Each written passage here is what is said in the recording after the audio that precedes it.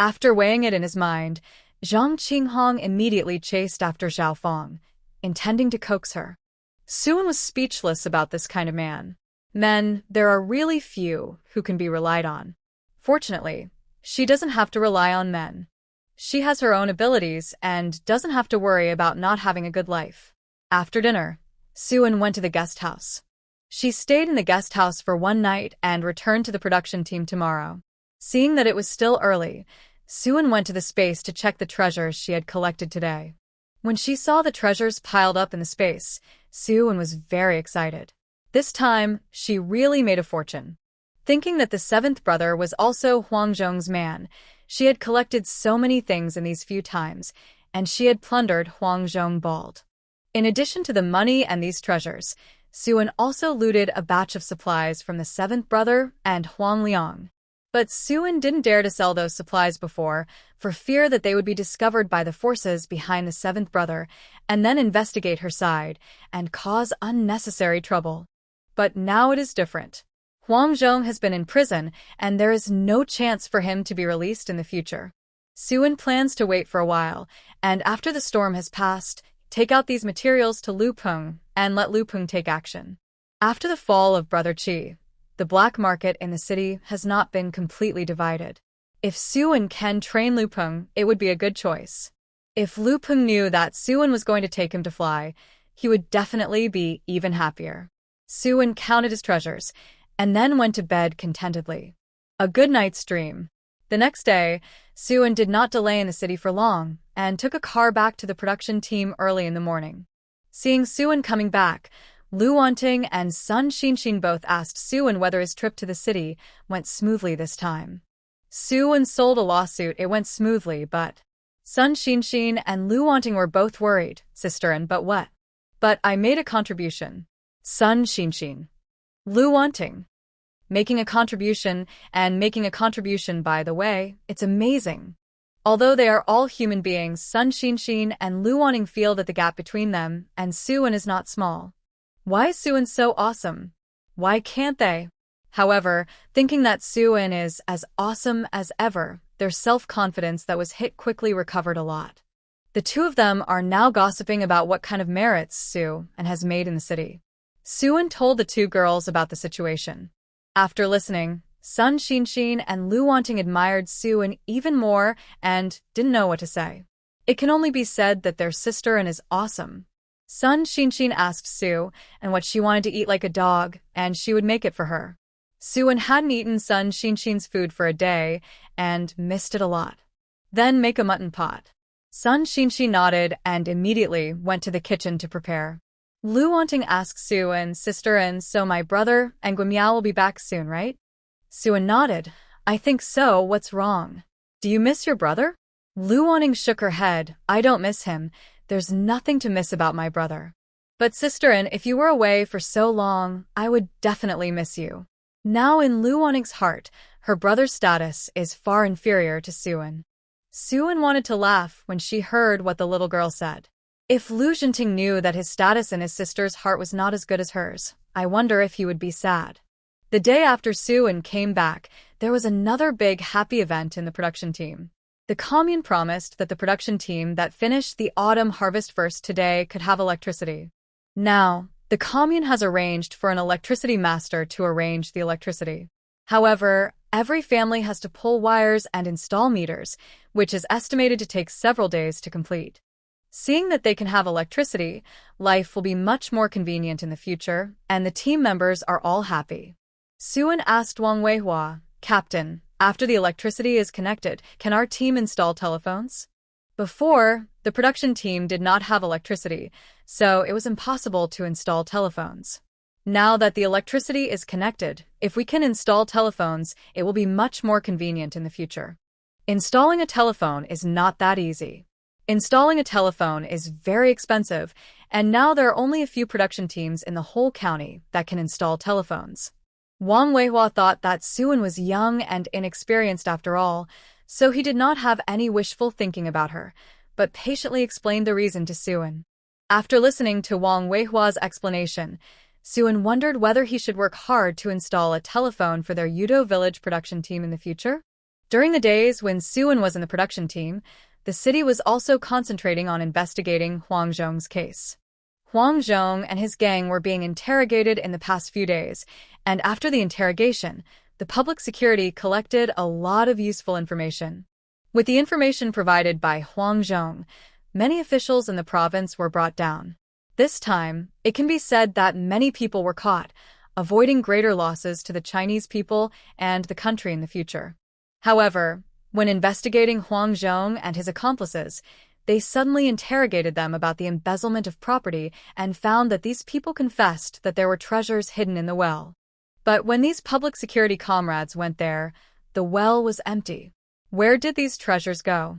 The only person who could do something was Suan. So when they found out about this matter, they felt that they had to call Suan over for questioning. The city's public security commissioned the county's public security to find Suan for investigation.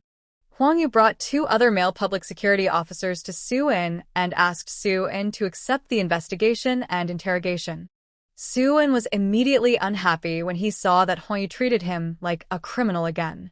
Huang Gong'an, may I ask what law I have violated? If you have something to ask, just ask it properly. Don't show off your face and scare anyone. Faced with Suan's arrogant attitude, Huang Yu was almost angry to death. Why is this woman so arrogant? Relying on his own ability, he is so arrogant. Huang Yu said unhappily, Comrade Su, our police suspect that you are related to the loss of a batch of property. You'd better cooperate with the investigation. If you continue to have this attitude, don't blame us for taking you back to the police station for interrogation. Suan was not scared. Hearing Huang Yu's threatening words, he sneered, You also said that you suspect it. Since it is a suspicion, it is not true. If you want to arrest me, please show me the evidence.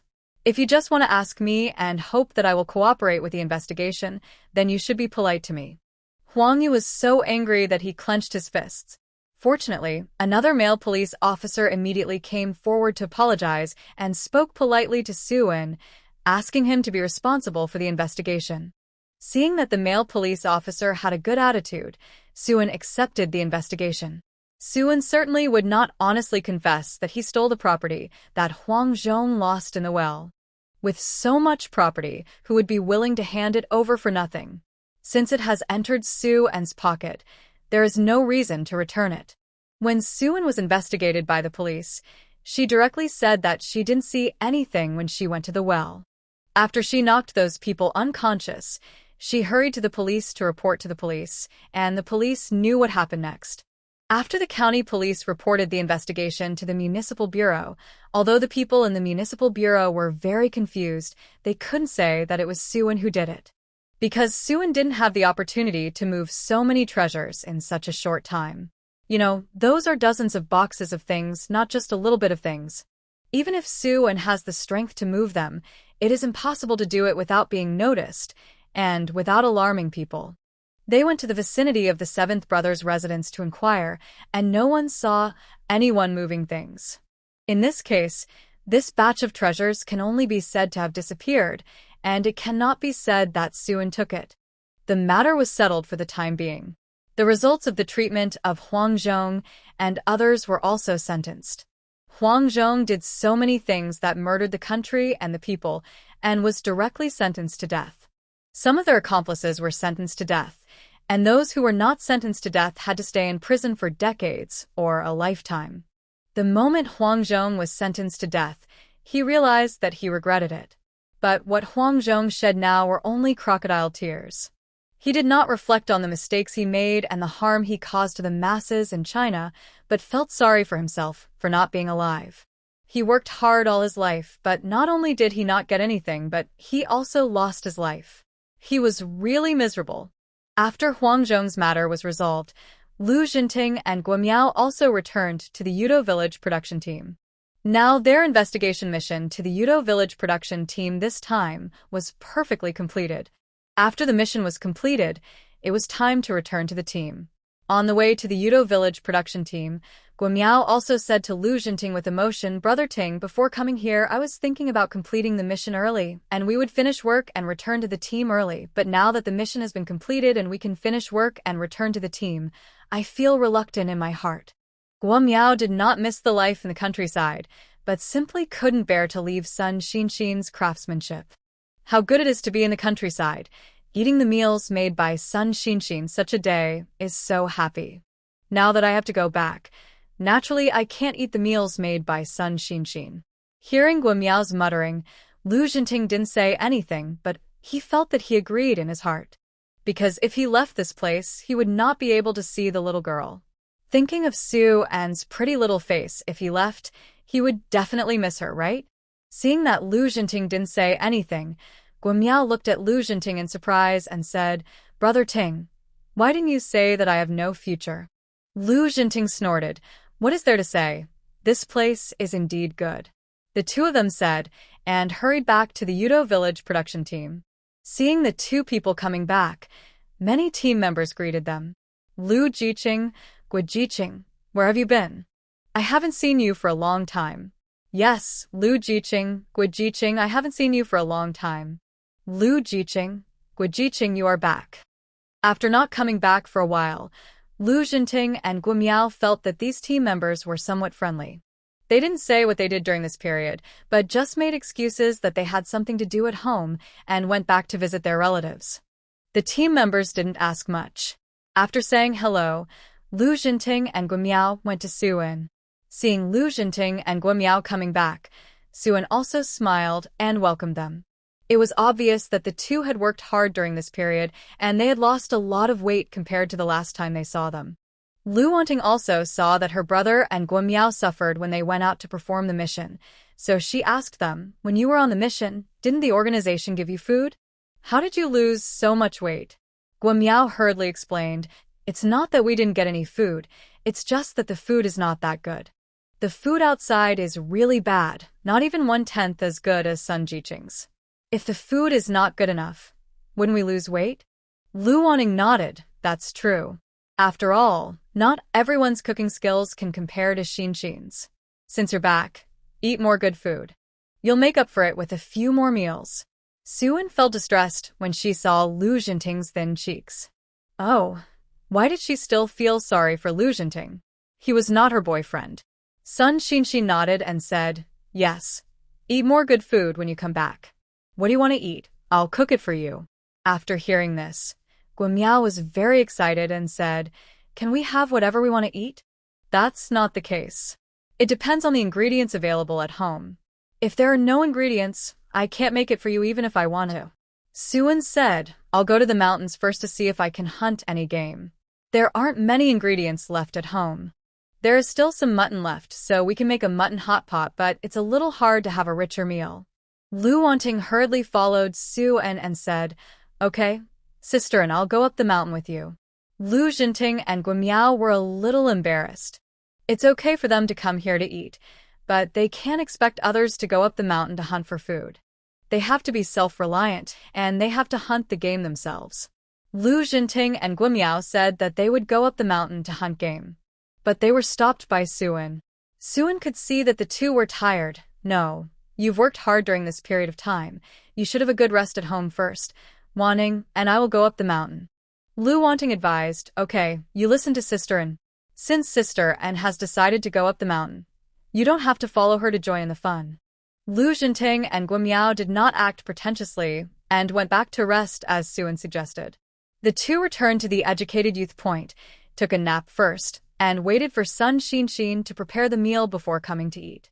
After waiting for Suan to go up the mountain, he was lucky enough to shoot 2 pheasants and 2 rabbits. The harvest was not particularly large, but these game meats would definitely be enough for Lu Jinting and Guo Miao to have a good meal. Suan and Lu Wanting came back after shooting the game. Then Suan and Lu Wanting were responsible for processing, and Sun Xinxin was responsible for cooking. The 2 hares were roasted and eaten directly. As for the 2 pheasants, one was stewed into chicken soup, and the other was made into salt-baked chicken. There was still some air-dried mutton left at home, so Sun Xinxin made a mutton pot. When the food was almost ready, Lu Wanting went to the Educated Youth Point and called Lu Jinting and Guo Miao to come for dinner. Lu Jinting and Guo Miao had taken a nap and felt much more energetic. When the two came to Suan's side, they smelled the delicious aroma of the food. They had been thinking about this smell for a long time. After waiting and sitting down, they saw a table full of sumptuous meals. Lu Jinting and Guo Miao felt that they could feast on their appetites again. They must now cherish the days in the production team of Yudo Village and eat more. After all, they won't be able to eat these after they leave here. At the dinner table, Su En and the other two took the initiative to eat less, allowing Lu Jinting and Guo Miao to eat more. They usually eat a lot of these good things, so they don't feel greedy now. But Lu Jinting and Guo Miao are different. They have been gone for so many days, and look how thin they have become. After eating, Lu Jinting and Guo Miao sat with Su En for a while. They had a brief chat about what happened during this period. They didn't expect that so many things happened in the production team after they left. After gossiping for a while, Lu Jinting and Guo Miao returned to the educated youth site. They had to leave after the follow-up work of the task here was completed. If you calculate the time, they will stay here for at most half a month or a month. But before going back, Lu Jinting felt that he had to confess to Su En and express his feelings. The day after Lu Jinting and Guo Miao came back, Cheng Siyuan brought people to the Yudo Village production team again. Seeing Cheng Siyuan bringing people over, many team members discussed this matter together again. Hey, why are the police here again? Did the young educated youth, Su, make merit again? One team member asked this question, and another team member replied, that's hard to say. Didn't the police come last time? At that time, they found the young educated youth Su and said that they came to investigate the young educated youth Su, not because of the meritorious service of the young educated youth Su. Well, the young educated youth Su won't go out and commit crimes and get into trouble, right? You can't say that. Young Su is a good educated youth. He will definitely not commit any crime. Just as everyone was talking, Cheng Siyuan got out of the car and went straight to Su En. Cheng Siyuan brought a silk banner and an envelope. Su En's contribution this time was very great, so the reward was more generous than before. Because of Su En, they were able to catch Huang Zhong and prevent him from escaping, and then arrested more people, thus avoiding greater losses for China. Therefore, the reward applied for Su, and this time must be more than before. After seeing the silk banner that Cheng Siyuan took out, the members of the Yudo Village production team knew that Su En did not commit a crime, but had really made another contribution. How could this young educated youth Su be so awesome? It is not easy for others to make a contribution once, but Su En is so good that he has made several contributions. Seeing that Su En had received so many rewards, many people became jealous. Su En took the silk banner handed over by Cheng Siyuan and looked at it again. Bonus. This time, the municipal bureau was not stingy and directly gave her 500 yuan. Su En continued to count the bonus in front of everyone as before. 500 yuan, a full 50 big unity bills. Seeing so much money, the team members were jealous again. Why so much reward? How much merit did the young educated youth Su do to make her so much money? Many rural people can't earn more than a few dozen yuan a year. Su En's one-time reward is equivalent to their lifetime hard work. Envy is envy, but everyone knows that Su En's ability is not something that ordinary people can have. This person, only if he has the ability, can make money, otherwise he can only suffer for a lifetime. After counting the money, Su En put the money into his pocket with satisfaction. In addition to money, there are also many bills. After receiving the reward, Su En thanked Cheng Siyuan. Cheng Siyuan hurriedly said, Comrade Su En, you don't have to thank me. We should thank you. Thanks to you for helping us. Otherwise Huang Zhong escaped this time, which may cause great trouble to our public security handling of the case. Su En was just polite, and when he heard Cheng Siyuan say that, he didn't say anything more. Thinking of what Su Wei had asked him to do before, Su En originally planned to ask Cheng Siyuan for help. Now that he saw him in person, he mentioned this matter by the way. So Su En asked Cheng Siyuan, Director Cheng, I want to ask you for help with something. I wonder if it's okay? Cheng Siyuan already had a good impression of Su En. When he heard that it was Su En who asked him for help, he agreed without thinking. He might not agree so easily to do things for others, but if he did things for Su En, he would try his best to help find a solution even if he couldn't do it. Chung Si-yuen hurriedly said, "Comrade Su-en, please let me know if you need any help. I will definitely do my best to help if I can." Su-en was not polite and mentioned to Chung Si-yuen where she needed help. She helped several children who wanted to go to school, but they couldn't go without a household registration. What Su-en asked Chung Si-yuen to do was very simple, that is, to register the orphans. For these police officers, it was not a difficult task. After listening to Su-en's request, Chung Si-yuen also felt that it was not a difficult task. After knowing what Su-en needed help with, Chung Si-yuen was more willing to help. He also had a better impression of Su-en and felt that the girl he liked was beautiful and kind. Most people would not care about orphans wandering outside, but Su-en was willing to help them like this. At this moment, Chung Si-yuen understood why Su-en was so greedy for money. It was probably because she hoped to become rich and help more people in need. Su-en didn't know what Chung Si-yuen was thinking, and she didn't know that she had imagined so much and raised her to such a high level. In fact, Chung Si-yuen was wrong. She was just greedy for money. She was not greedy for money to help others. And her choice to help others was not out of kindness in nature. "Okay, Comrade Su-en, I'll say hello to the municipal bureau later, and you can go directly with the children to handle it. If you think it's troublesome to go in person, you can tell me where the children live, and I'll take them there later." Su-en felt that it was already a big trouble for Chung Si-yuen to agree to help, so how could he let him help to this extent?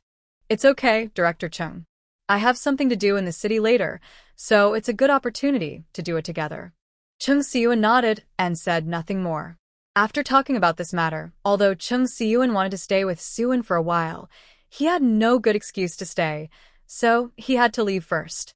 After waiting for Chung Si-yuen to leave, the members of the Yudo Village production team all gathered in the direction of Su-en. "Su Jiqing, have you made another contribution?" "Su Jiqing, you are too awesome. You have won honor for our Yudo Village again." "Su Jiqing, why are you so awesome? How can you make a contribution just by saying it?" Looking at the team members who were talking at once, Su-en smiled and said, "It's nothing. I just helped the police a little." If Lu Jinting and Guo Miao didn't know what was going on, they would really believe Su-en's deception. Is this just a small favor? Su-en helped catch Huang Zhong this time, but he is the key to the investigation of this case. If it weren't for Su-en, their investigation and tracking during this period might have come to nothing, with heavy losses. Wang Weihua looked at Su-en, and the more he looked at this young educated youth, the more satisfied he was, and the more proud he was. Since Su-en came here, he has won a lot of glory for their Yudo Village production team. If everyone could be as good as Su-en, it would be hard for the Yudo Village production team not to develop well. It's a pity that except Su-en, most of the educated youth are useless. Now, Wang Weihua has come to terms with it. It's okay if those educated youth are useless, but they must not cause trouble like Shen Rui did, which caused trouble for the Yudo Village production team. Seeing so many people at this time, Wang Weihua held a simple meeting for the team members, asking the Yudo Village team members to learn from Su-en in the future. Now the children in the production team completely regard Su-en as their role model. When they grow up, they must be heroes like Sister Su-en. After Wang Weihua finished the meeting, many team members dispersed. But there were also some who stayed. Some of these team members who stayed were thinking about the tickets in Su-en's hand. "Xiao Su, the educated youth, can you use up all the tickets you have? If not, can you give us some more?" At this time, the people in the production team were short of tickets.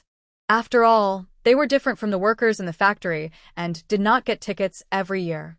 But now, everything needs to be supplied with tickets.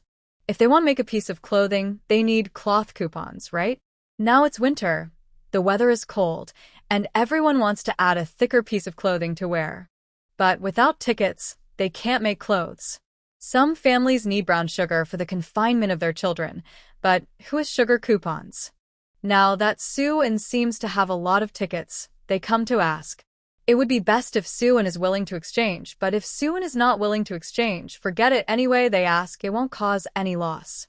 Su-en knows the situation of the production team, thinking that she really has enough tickets, so she might as well do favors to those who need tickets. Now she helps out, and maybe these people will stand up to help her when she encounters problems in the future. Of course, Suan felt that she didn't need much help, but there was no need to make enemies when she could make good friends with the team members. Suan exchanged some tickets for those who needed tickets. Some paid, and some exchanged for eggs from their own homes or other things Suan needed. After waiting for the tickets to be exchanged from Suan, these people went back happily. The team members of the Yudo Village production team kept praising Suan for being a good person. If it were someone else, they might not be willing to exchange. Who wouldn't like such a capable and kind girl? It's a pity that the conditions of the boys in their family are too poor, and they are not worthy of the young Su Jiqing. Otherwise, they would all like to let Suan be their daughter-in-law. After Suan saw that Chung Siyun agreed to help, she set off for the city the next day. Now that Suan has won so many credits and contributed so much benefits to the production team, she wants to go out and get a letter of introduction. And Wang Weihua is very cooperative. The young Su Jiqing is a hero of their Yudo village and must be treated well.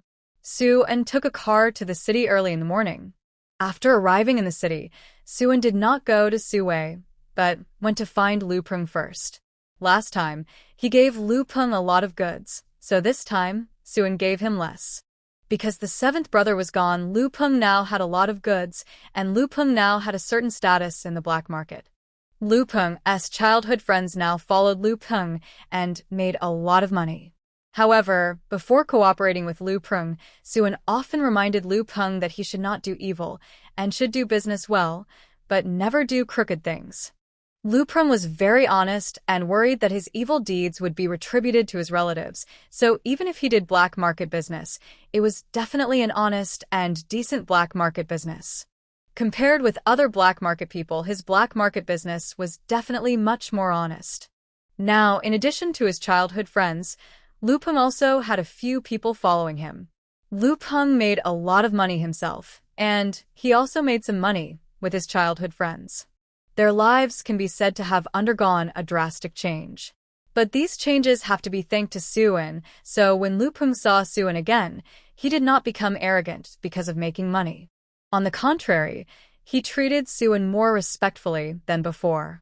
After receiving another batch of goods from Suan, Lu Peng settled the payment for the goods sold before to Suan. Before, because there were few goods, Suan did not receive much money. But now that Lu Peng has received more goods, Suan has received more money.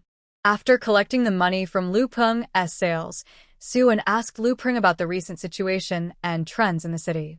Sister N, after the fall of the GW director, many officials were implicated. Recently, everyone in the government is in danger, and no one dares to cause trouble at this time. It is no exaggeration to say that this period of time is the most stable time in the city in recent years. After Suan understood the situation, he nodded. It is better to be stable so that the people can live and work in peace.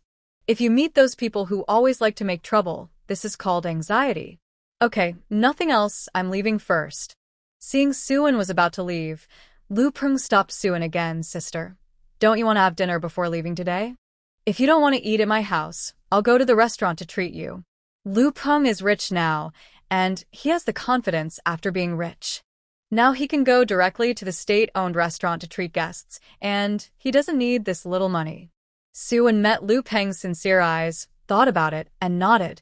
Since you want to treat me so much, then go. Seeing Suan agreed, Lu Peng was very happy. The two went to the state-owned restaurant together. When they arrived, Suan started to order dishes. Today's supply is really good. Suan ordered a braised pork trotter, a sauce duck, a salted chicken, and a stir-fried eel shreds. In addition to the meat dishes, Suan also ordered a few vegetarian dishes. White stewed radish, stir-fried Chinese cabbage, and radish meatball soup. For the staple food, he simply added a few more bowls of white rice and white flour buns. Seeing that Suan ordered so much, Lu Peng, who saw it for the first time, was shocked. Sister, you eat so much? Suan raised her eyebrows. What? Do you have any objection? Can't afford it?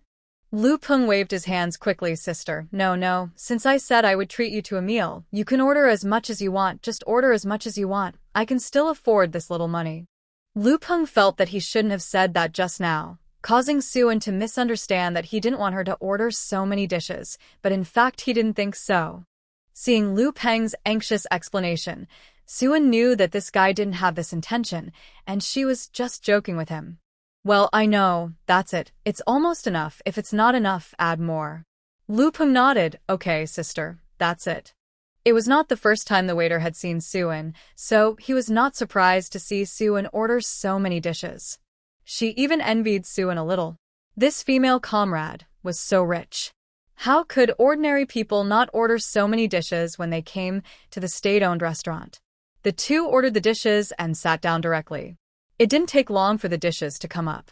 So Lu Peng witnessed with his own eyes how much Suan could eat. If he hadn't seen it with his own eyes, Lu Peng wouldn't have believed that a female comrade could have such a big appetite. But Lu Peng thought that Suan was so good at fighting, so he thought it was normal for this capable person to have his own special features. After Suan ate and drank enough, he said goodbye to Lu Peng and went to Su Wei and his friends. Of course, before leaving, Suan brought something for the children as usual. The children liked to eat candy, so Suan continued to buy 2 kilograms of fruit candy and 2 kilograms of egg cakes. She also stored some game in the space, including dozens of kilograms of fresh wild boar meat and dozens of kilograms of pickled wild boar meat. This time when she went to Su Wei's place, Suan planned to send some meat to these children. Although Suan left money and tickets for them, there were not many meat tickets.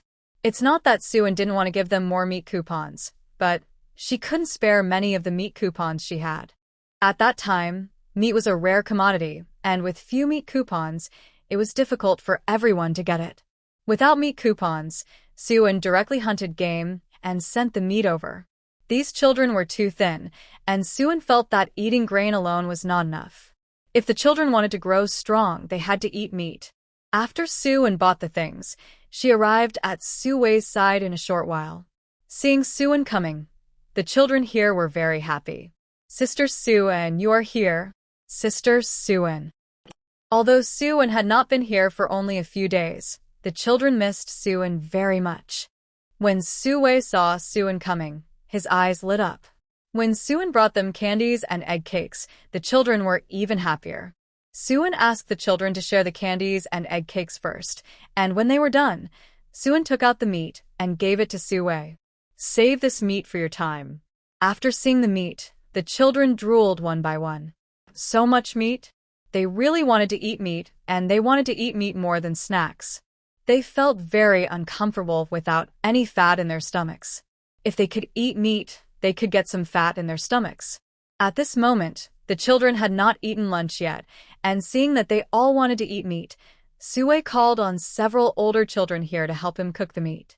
But Su Wei had not learned much about cooking, and at most knew that the food had to be cooked and eaten, but he did not know the complicated methods.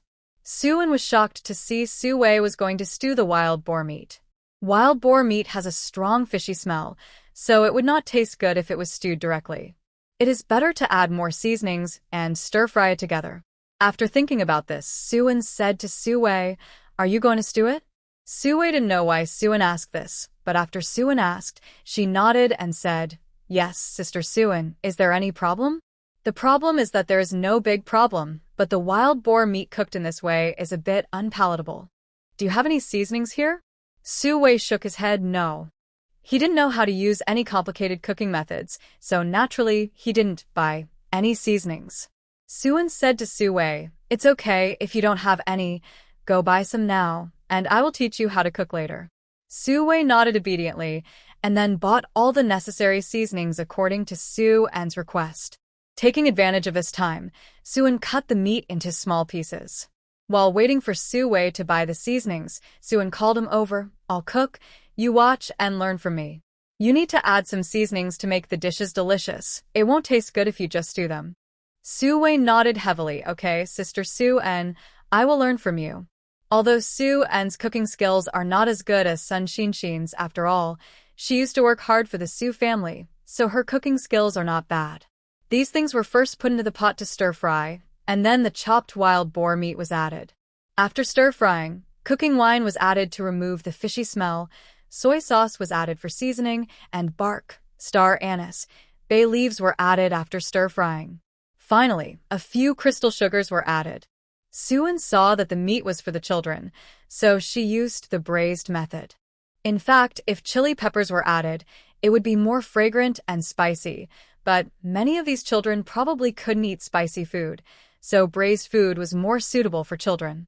While cooking, Suan explained to Sue. She knew that this child was smart and learned things quickly, and he would probably learn to cook quickly. The wild boar meat was stewed until it was soft. Suan collected the sauce and removed it from the pot, and then fried a portion of Chinese cabbage. When the meal was ready, the children smelled the aroma of the meat and happily lay down in front of the table waiting for the meal. Sue thought that Suan's dishes were really appetizing, much more fragrant than his usual stews. Suan taught him how to cook, and he followed these steps to cook. Maybe his dishes were not as delicious as Suan's, but they were definitely better than boiling them directly in water.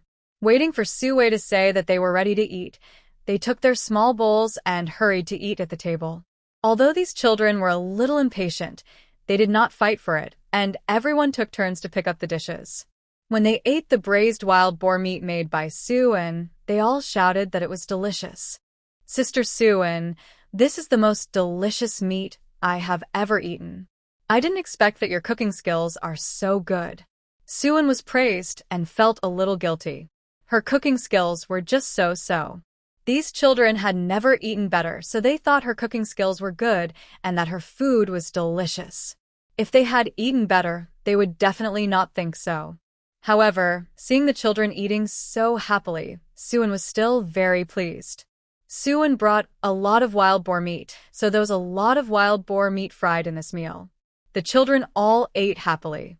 In the end, several large plates of braised wild boar meat cooked by Suan were all wiped out cleanly, without any waste.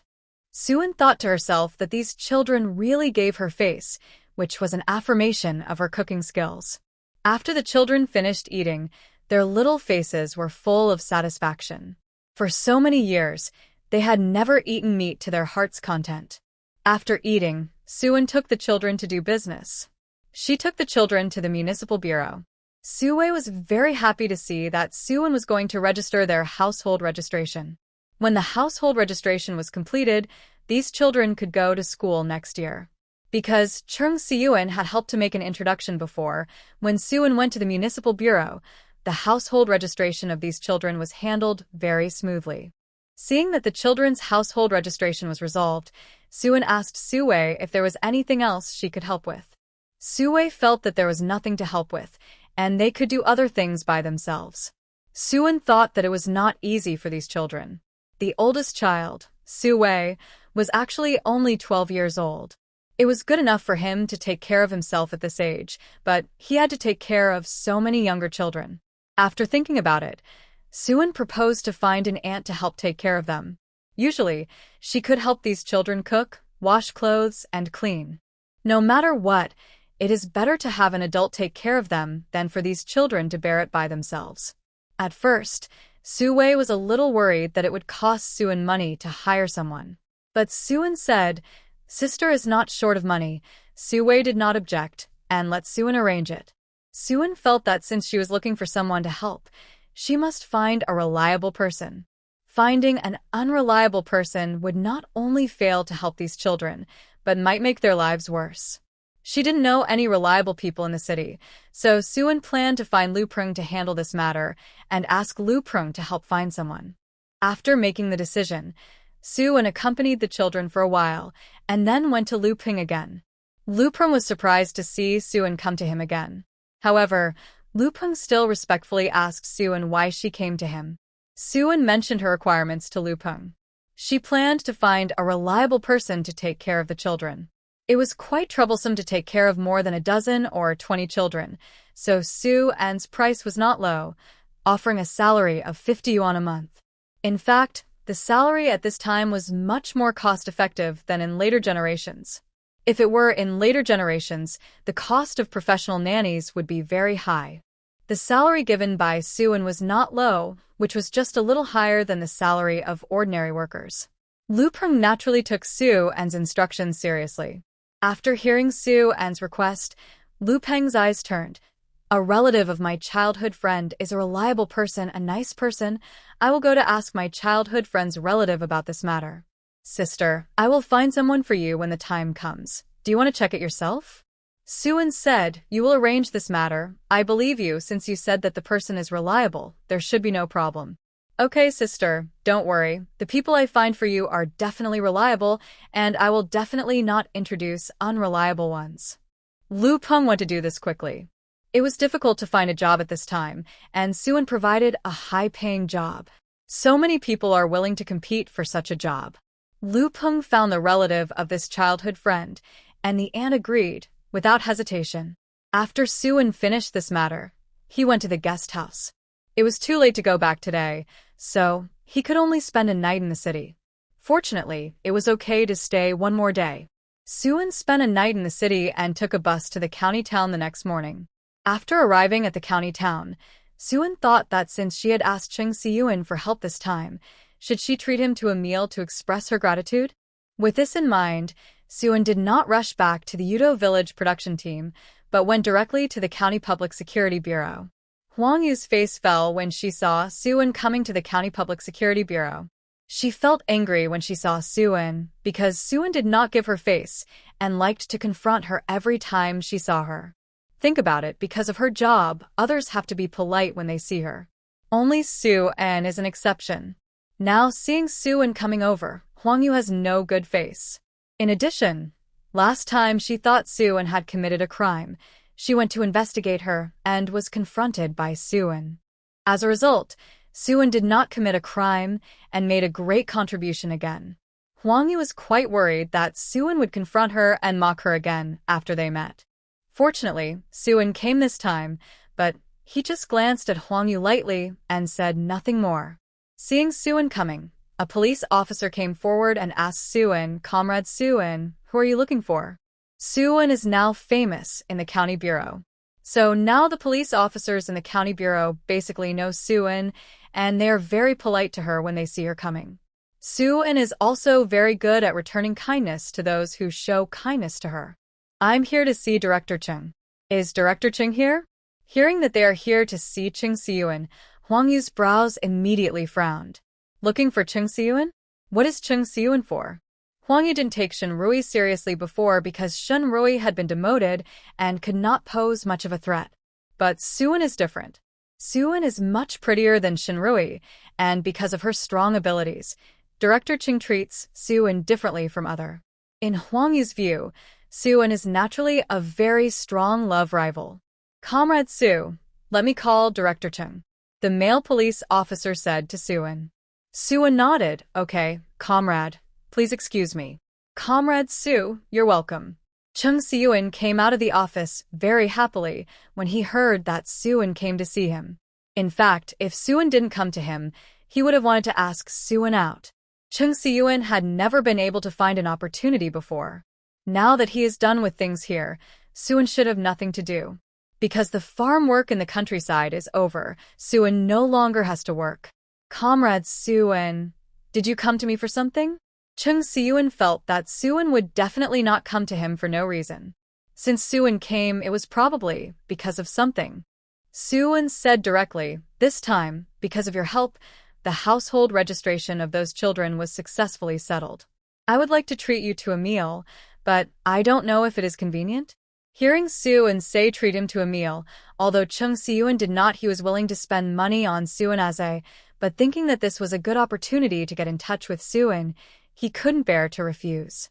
Cheng Siyuan nodded hurriedly. Convenient, convenient. Of course it's convenient. It's almost dinner time. Shall we go out now? Cheng Siyuan said, with a hint of impatient urgency in his tone. Seeing Cheng Siyuan like this, Huang Yu felt very unwilling. How could Director Cheng go out to eat with Suin? Wouldn't it be possible for two people to get along alone in this way? The unwilling Huang Yu wanted to prevent and destroy the opportunity for the two of them to be alone together. So he came to Cheng Siyuan and said, Director Cheng, you haven't finished processing the document I handed you today. Director Su is worried. Excuse me, do you still have time to go out for dinner? Seeing that Huang Yu was here to ruin his and Suin's chance to have dinner together, Cheng Siyuan looked at her with a bit of dissatisfaction. Public Security Huang, this is my job. I will plan to deal with it later. You don't need to take care of it. Are you teaching me how to do things now? Chung Siyun asked with a bit of coldness in his eyes and tone. Huang Yu's colleagues all felt that Huang Yu was ignorant. She is just an ordinary police officer. Not to mention that she can't offend Chung Siyun or teach him how to do things. Even if Director Su comes, she doesn't dare to say anything more about Chung Siyun. Director Chung is ostensibly the deputy director of their county's public security department, but his background and family background are not comparable to those of ordinary people. Chung Siyun came to their small county town purely for training, otherwise they would not have the chance to meet such a person. Huang Yu's face turned red at Chung Siyun's rebuke. Now that Huang Yu saw Chung Siyun angry, he felt a sense of fear in his heart. Director Chung, I'm sorry for. I just want to remind you, I didn't mean anything else.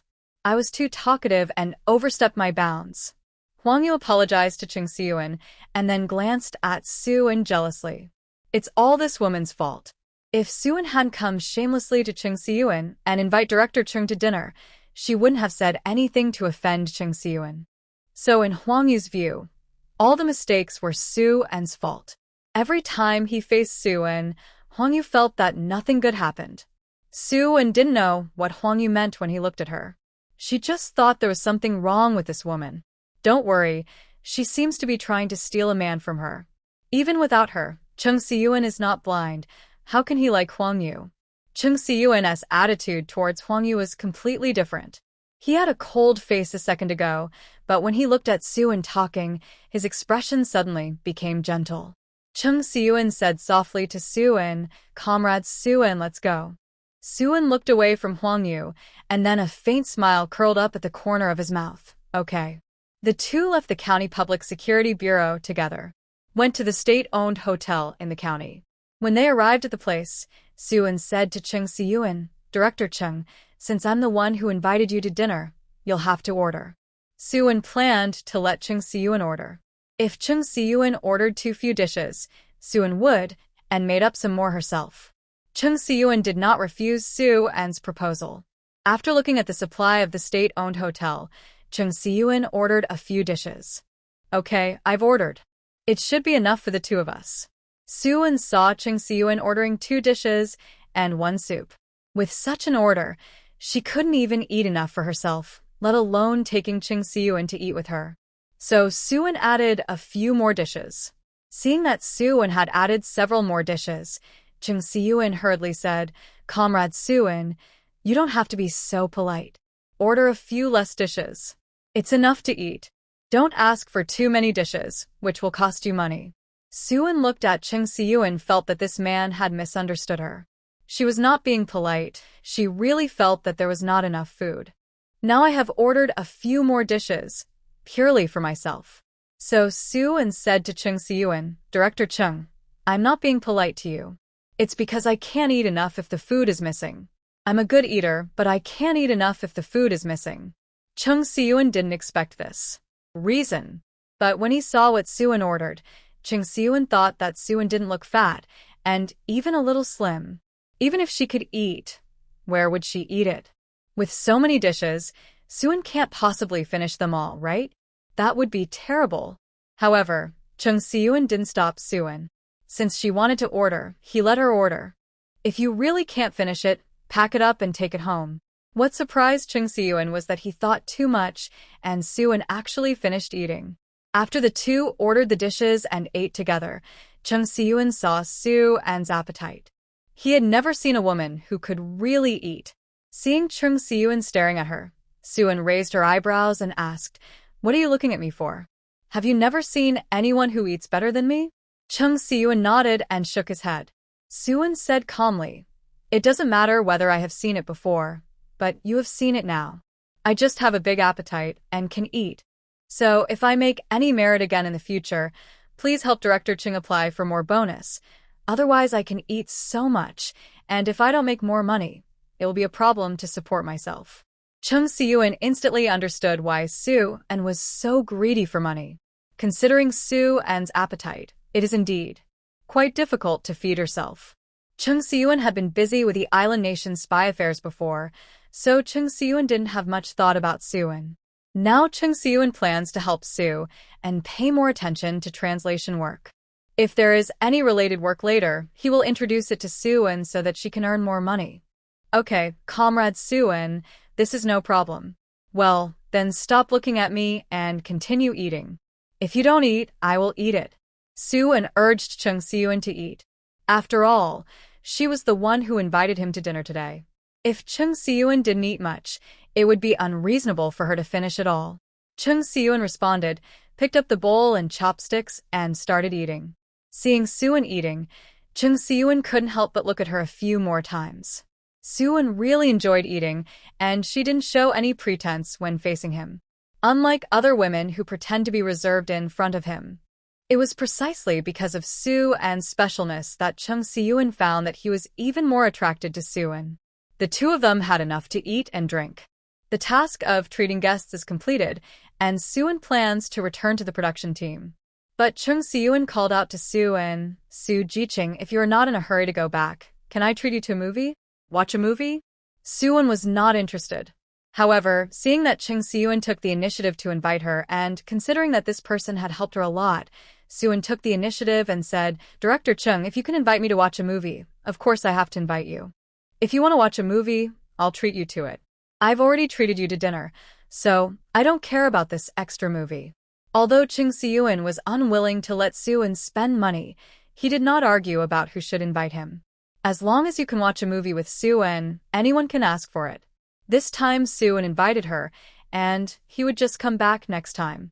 So Chung Siyun nodded and said, Okay, let us go see a movie together. Okay. The two left the state-owned hotel and went to the cinema together. When they were about to arrive at the cinema, Guamiao pulled Lu Jinting and said, Brother Ting, look quickly. Is that sister-in? Am I right? When Lu Jinting heard Guamiao's exclamation, he immediately looked in the direction he pointed. Isn't it Suin? But why did Suin appear here? Didn't she go to the city? Why are you with Chung Siyun? All kinds of speculations suddenly emerged in Lu Jinting's heart, and all kinds of uneasiness also emerged in his heart. It's her. Lu Jinting replied to Guamiao. Were the two of them watching a movie together? What's going on? Sister and isn't dating Chung Siyun, is she?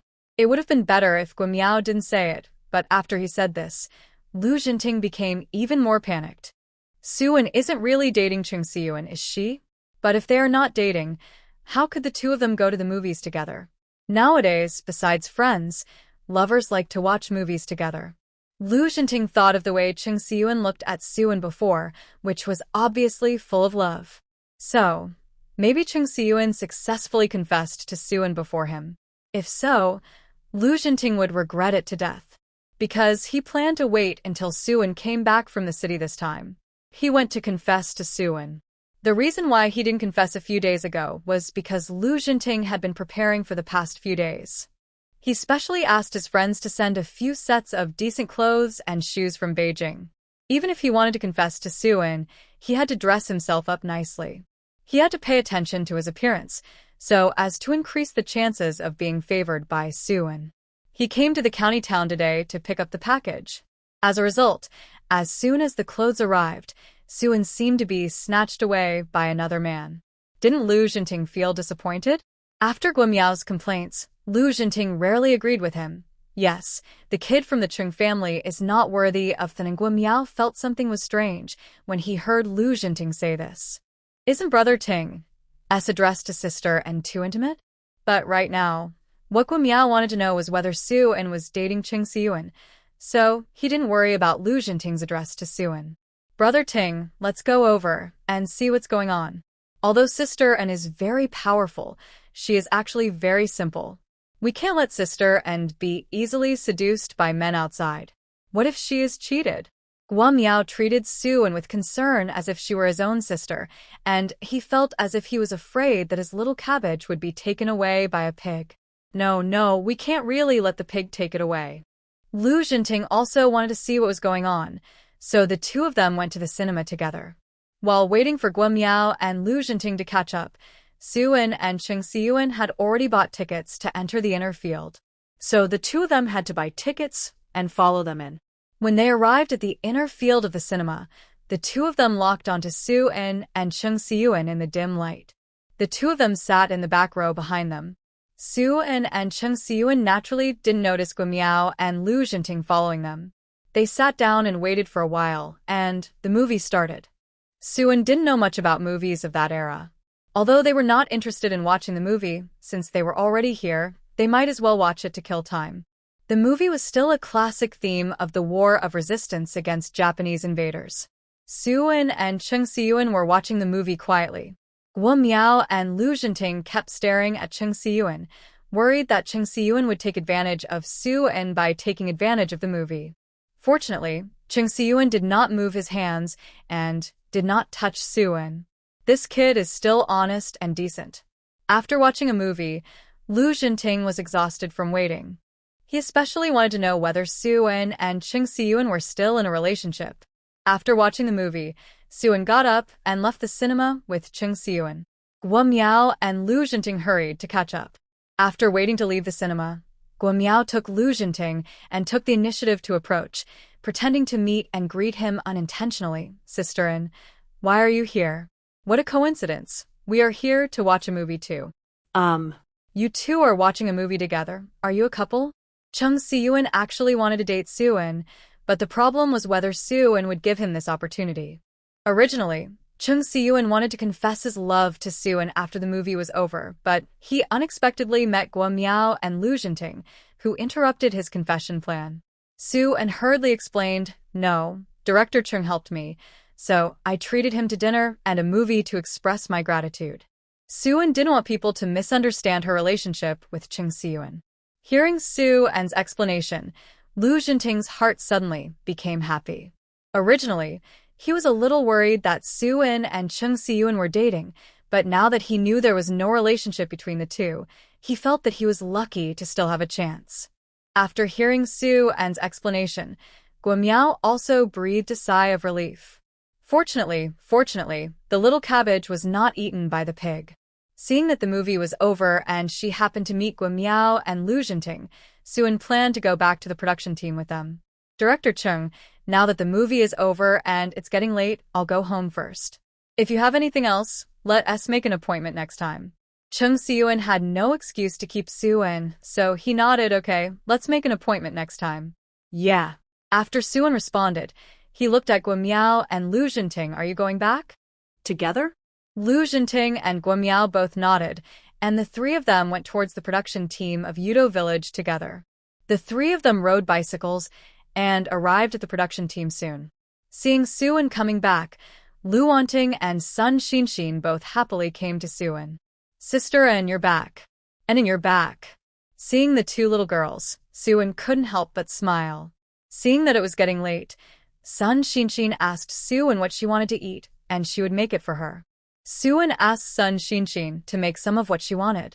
Anyway, this girl was a good cook, and everything she made was delicious, so she could eat anything. Sun Xinshin went to the kitchen to prepare. "There is some air-dried mutton at home, so make a mutton pot. And the air-dried chicken from before. Cut some potatoes and stew them together." During this period, Sun Xinshin made a lot of pickled vegetables. Sun Xinshin also took out a lot of pickled kimchi. Come. It must be said that this little girl's cooking skills are excellent, and the pickled kimchi is very delicious. Soo-in felt that this was more authentic and delicious than the kimchi she had eaten in the Korean restaurant. Seeing that Soo-in liked to eat kimchi, Sun Xinshin planned to make a portion of kimchi fried rice for Soo-in, and she thought she would like it too. The five of them ate together in the evening. At this time, the weather had begun to get cold, and eating the hot pot really made her feel comfortable. After eating and drinking, Soo-in washed up and then went to her soft big bed and slept comfortably. The next day, Soo-in did not go anywhere and planned to have a good rest at home for 2 days. Anyway, the firewood at home was almost used up, so it didn't matter if he didn't go to collect it again. Sun Xinshin got up early in the morning and prepared a hearty breakfast. After Soo-in had eaten and drunk his fill, he crossed his legs and boasted with Lu Wanting and Sun Xinshin at home. While Sun Xinshin was chatting with Soo-in and Lu Wanting, her hands never stopped moving. She was making cotton shoes. In the winter, in addition to winter clothes, cotton shoes are also important. She planned to make a pair for Su-eun and Lu Wanting. When the three of them were chatting happily, they saw Guimiao and Lu Jinting coming over. The two often came here before, so there was nothing strange about it. But when they came again this time, Lu Jinting's dress instantly attracted the attention of several people. Originally, Lu Jinting is good-looking, and now he is even more charming after dressing up. He is wearing a windbreaker, which makes him look taller and more elegant. Lu Jinting is also wearing a pair of new leather shoes today. This kind of dressing is naturally different from usual. It is said that clothes make the man, and gold makes the Buddha. Although good-looking people don't need to dress up, they will definitely be more eye-catching after dressing up. Facing such a Lu Jinting, Su-eun couldn't help but look at him a few more times. There is no way who doesn't like to look at good-looking people. She is a normal person, and she must like good-looking men. Seeing Su-eun staring at him, Lu Jinting became more confident. It seems that he is dressed well today, which seduced Su-eun. People who don't know would think you're going out to attract attention. Lu Jinting. He glanced at Su-eun. In fact, Lu Wanting had guessed aright. He was indeed thinking of attracting attention, and the target of his attention was Su-eun. After hearing what Lu Wanting said, Guimiao looked at Lu Jinting and felt something was wrong.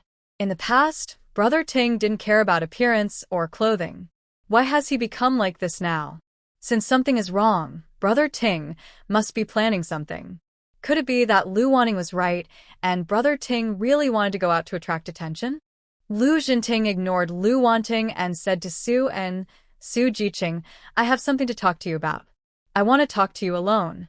Su-eun thought that Lu Jinting wanted to talk about Huangzhong and the island country's spies. Okay. Su-eun got up and followed Lu Jinting to the back of the house. Okay, there's no one here, Lu Jiqing. You can talk now. Lu Jinting mustered up his courage and handed a box to Su-eun. Looking at the box handed over by Lu Jinting, Su-eun was even more confused. This is a gift from me to you. Su-eun looked at Lu Jinting in confusion.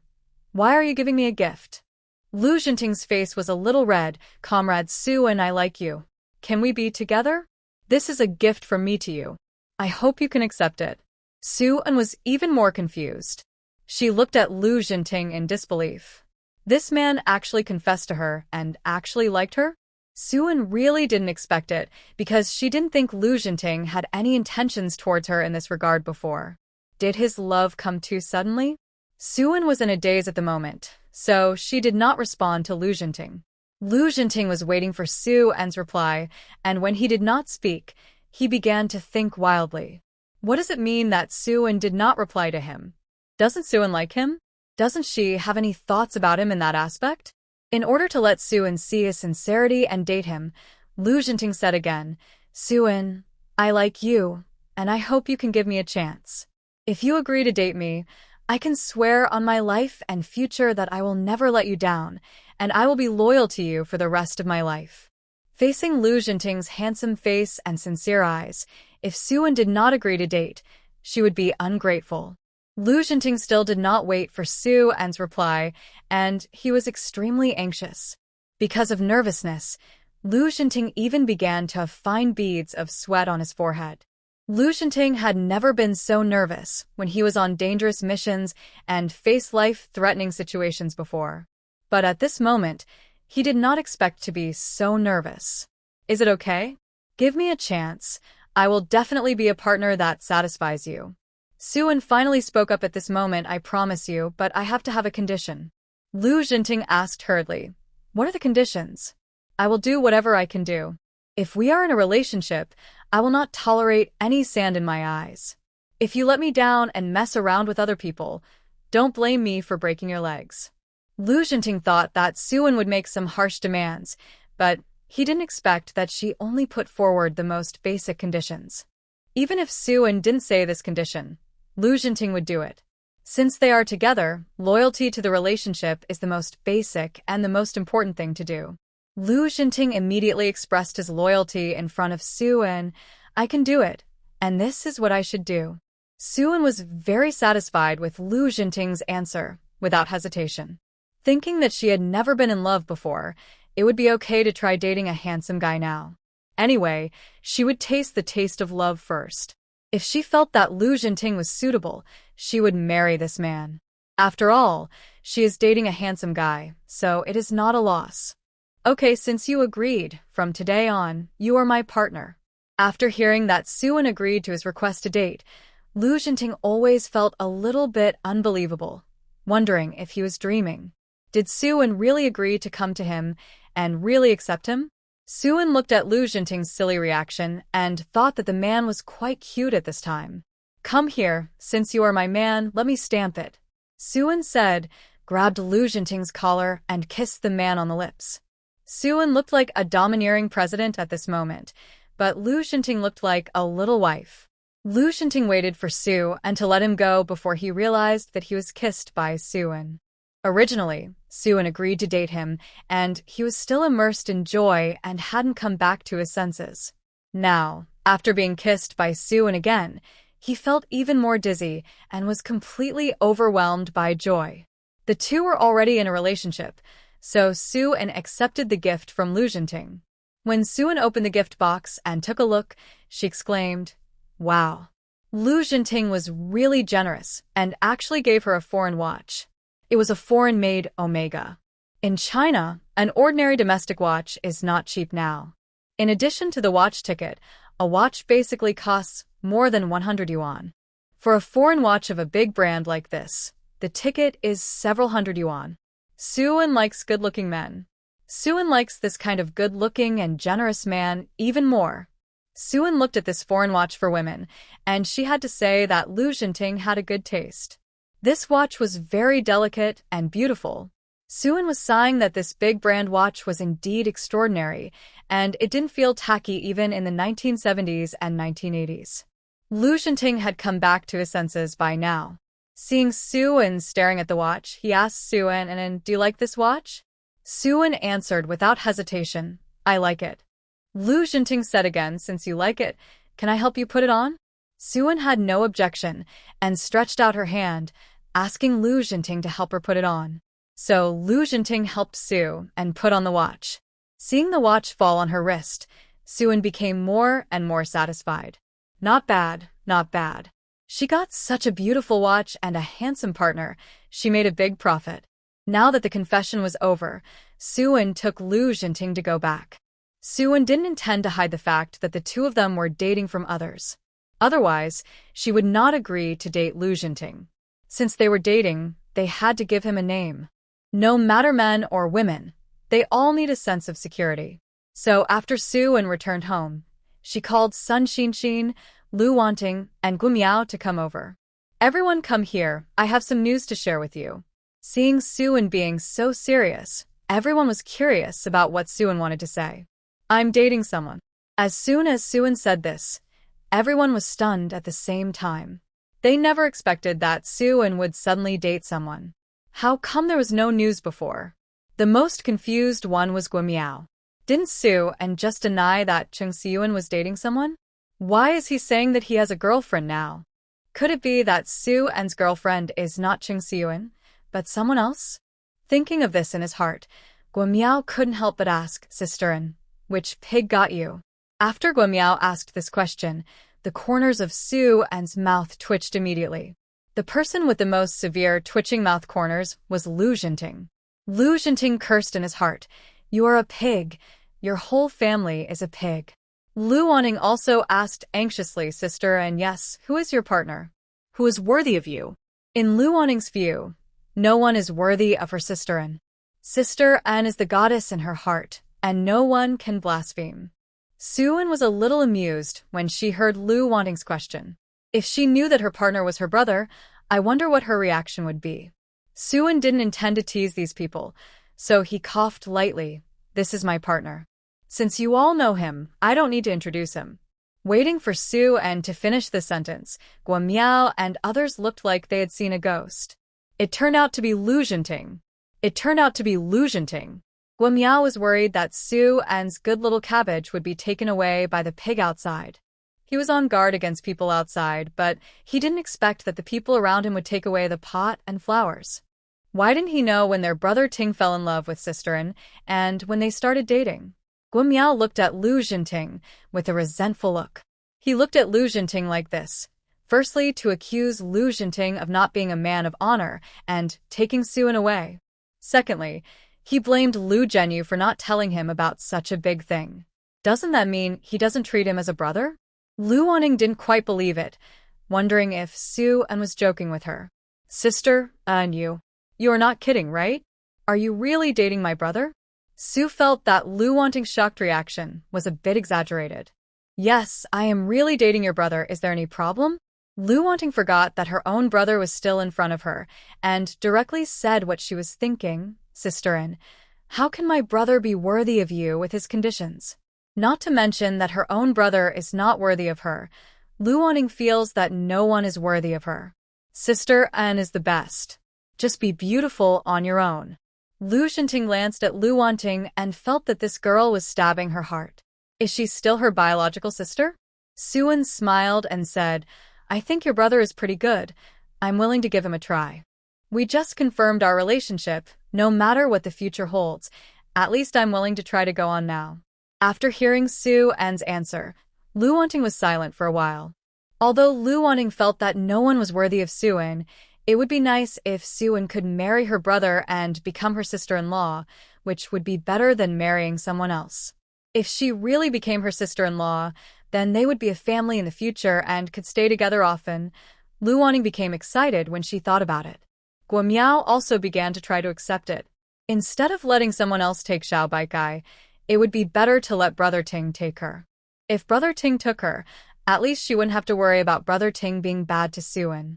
Sun Xinxin, on the other hand, accepted it faster than Lu Wanting and Guo Miao. In fact, she thought Su An was a very good person, and Lu Jinting was not bad either. To be honest, Lu Jinting was tall and handsome, and his family background was not bad. Together with Su An, the two were a perfect match. As for the fact that Lu Jinting couldn't have children, Sun Xinxin had already heard the truth from Lu Wanting. There was nothing wrong with Lu Jinting's body. He just said that on purpose to get rid of the entanglement of those ants in the team. Sun Xinxin smiled and said to Su An and Lu Jinting, and Lu Jiqing, congratulations. Lu Jinting felt that among these people, Sun Xinxin was the most cute, unlike Guo Miao and Lu Wanting, who said words to attack and oppose. Thank you, Sun Jiqing. Lu Jinting nodded to Sun Xinxin and thanked her. Lu Wanting did not congratulate, but said from Lu Jinting, brother, since you are dating Sister An, you must be nice to Sister An in the future. If I find out that you bully Sister An in the future, I will definitely be rude to you and will help Sister An deal with you. Lu Wanting said, and waved her fist at Lu Jinting threateningly. In the past, Lu Wan knew that her fighting ability was not as good as her brother, but now it is not certain. Now she is training with Sister An, and her ability has been rapidly improved. If they really compete and try her best, Lu Wanning feels that she may not be defeated by Lu Jinting. So if her brother really dares to bully Su An and let Su An suffer injustice, she will definitely help her out. Lu Jinting glanced at Lu Wanting, wondering if he is this girl's brother, why his position in her heart is not as good as Su An. Forget it, they are all family anyway. This girl likes Su An and she protects Su An more, and Lu Jinting is also happy to see it happen. Guo Miao said to Lu Wanting with a playful smile, Wanting, you don't have to worry about this. Brother Ting will never dare to bully Sister An. If he dares to bully Sister An's fists are not vegetarian. Who will suffer at that time? After hearing Guo Miao's reminder, Lu Wanting remembered that Sister An's martial arts value is unmatched, and even if her brother goes to Sister An, he may not be able to get any benefits. So it is hard to say who will bully whom. Lu Jinting. How can they think of him like that? The person he finally chased after is to be pampered, not to be bullied. There is no need to worry about whether Su An will be bullied by him. Su An also thinks there is no need to worry. If Lu Jinting dares to bully her, she will teach this man a lesson. Besides, she has legs and can run away by herself. What's the point of dating someone who doesn't treat her well? So Su An said proudly, don't worry, I'm lucky enough not to bully others. If anyone bullies me, I will definitely not let him off easily. since Suan said so, and she also started dating Lu Jinting. Everyone naturally expressed their blessings on this matter and hoped that Suan and Lu Jinting would be happy together. Suan told Sun Xin, today is a good day for me to have a partner. You should make more delicious food for lunch to celebrate for me. Sun Xin responded immediately, okay, sister, and no problem, I'll go right away. Do you want to eat anything? As for what to eat, no one cared. They just followed Sun Xin's arrangement. Anyway, this girl's cooking skills were good, and everything she cooked was delicious. Seeing that everyone was not picky, Sun Xin went to the kitchen to choose a few dishes by herself. Suan pulled Lu Jinting to sit down and rest. Lu Jinting sat down next to Suan. Since the two were dating now, she, as the partner, had to ask and understand the specific situation of Lu Jinting. Suan asked about Lu Jinting's family situation and his personal career. Lu Jinting naturally did not hide this and honestly explained it to Suan. The population of the Lu family was not complicated. He had 4 brothers and sisters in total. One is Lu Jinting, the other is Lu Wanting, and there are 2 twin brothers. In this era, basically every family would have many children. Lu Jinting has 4 brothers and sisters, which is not considered a lot at that time. I have never met Suan, Lu Jinting's other 2 brothers, and I don't know what they are like, but I know that Lu Wanting has a good personality. A family that can raise such a girl is not bad. As for Lu Jinting's occupation, he belongs to the Special Operations Team. People in the Special Operations Team often have to perform various special tasks. This time, Lu Jinting and Guo Miao came to the Yudo Village production team as educated youth to perform the mission. This mission has been completed, so Lu Jinting and Guo Miao will probably have to leave the Yudo Village production team soon. Speaking of this, Lu Jinting is quite sad. He has just confirmed his relationship with Suan. If he completes the mission and leaves the Yudo Village production team, he will have to live in a different place from Suan. After explaining his own situation, Lu Jinting began to introduce his parents' occupations. Lu Jinting's parents are both very powerful. In fact, the Lu family may be more powerful than the Xin family in Beijing. Lu Jinting's grandfather was a division commander in the army, and both his father and mother held important positions in state departments. So Suan was marrying up when she was with Lu Jinting without the support of the Xin family. But it's hard to say about feelings. Lu Jinting has met many female comrades who are well-matched, but none of them are interested in him. Suan listened to Lu Jinting's explanation of his family situation while eating melon seeds. Finally, she paused her movements, looked at Lu Jinting, and asked seriously, Lu Jinting, I believe you have investigated my conditions before. Do you think your family conditions are so good? Will your parents and family agree to let you be with me? Can they accept my background? I think the gap between us is too big, and we are not on the same level at all. Lu Jinting replied to Suan very seriously, and I can make my own decisions on my life events, and my parents and family will not interfere. You can rest assured about this. Although Lu Wanting felt that her own brother was marrying above his station, she also hoped that Suan could marry into their family and become her sister-in-law. It is said that good things should not be given to outsiders, and it is better for her brother to benefit from it than for other men. It just so happened that she did not want to leave sister-in. If Suan really married her brother and became her sister-in-law in the future, they would not have to separate. So Lu Wanting helped Suan and said, Sister-in, you have to be more confident. With such good conditions, who dares to look down on you? And my parents are not that kind of people, don't worry about this. Seeing that the brother and sister were so talkative, Suan felt relieved. If they really don't agree, then forget it. At most, she can kick Lu Jinting out and find another one. The world is so big. Are you afraid that you can't find a good-looking little brother? Suan didn't dwell on this matter anymore. After waiting for a while, Sun Xin prepared lunch, and several people sat at the dining table happily and started eating. In the afternoon, Suan had nothing to do and continued to lie at home. While Suan was resting, Lu Jinting took Guo Miao up the mountain to collect firewood. He had to take a look by the way to see if there was any game on the mountain and bring it back for Suan's meal. Before, they relied on Suan to hunt, but He was a big man, and Lu Jinting felt that he couldn't expect a female comrade to hunt for him, right?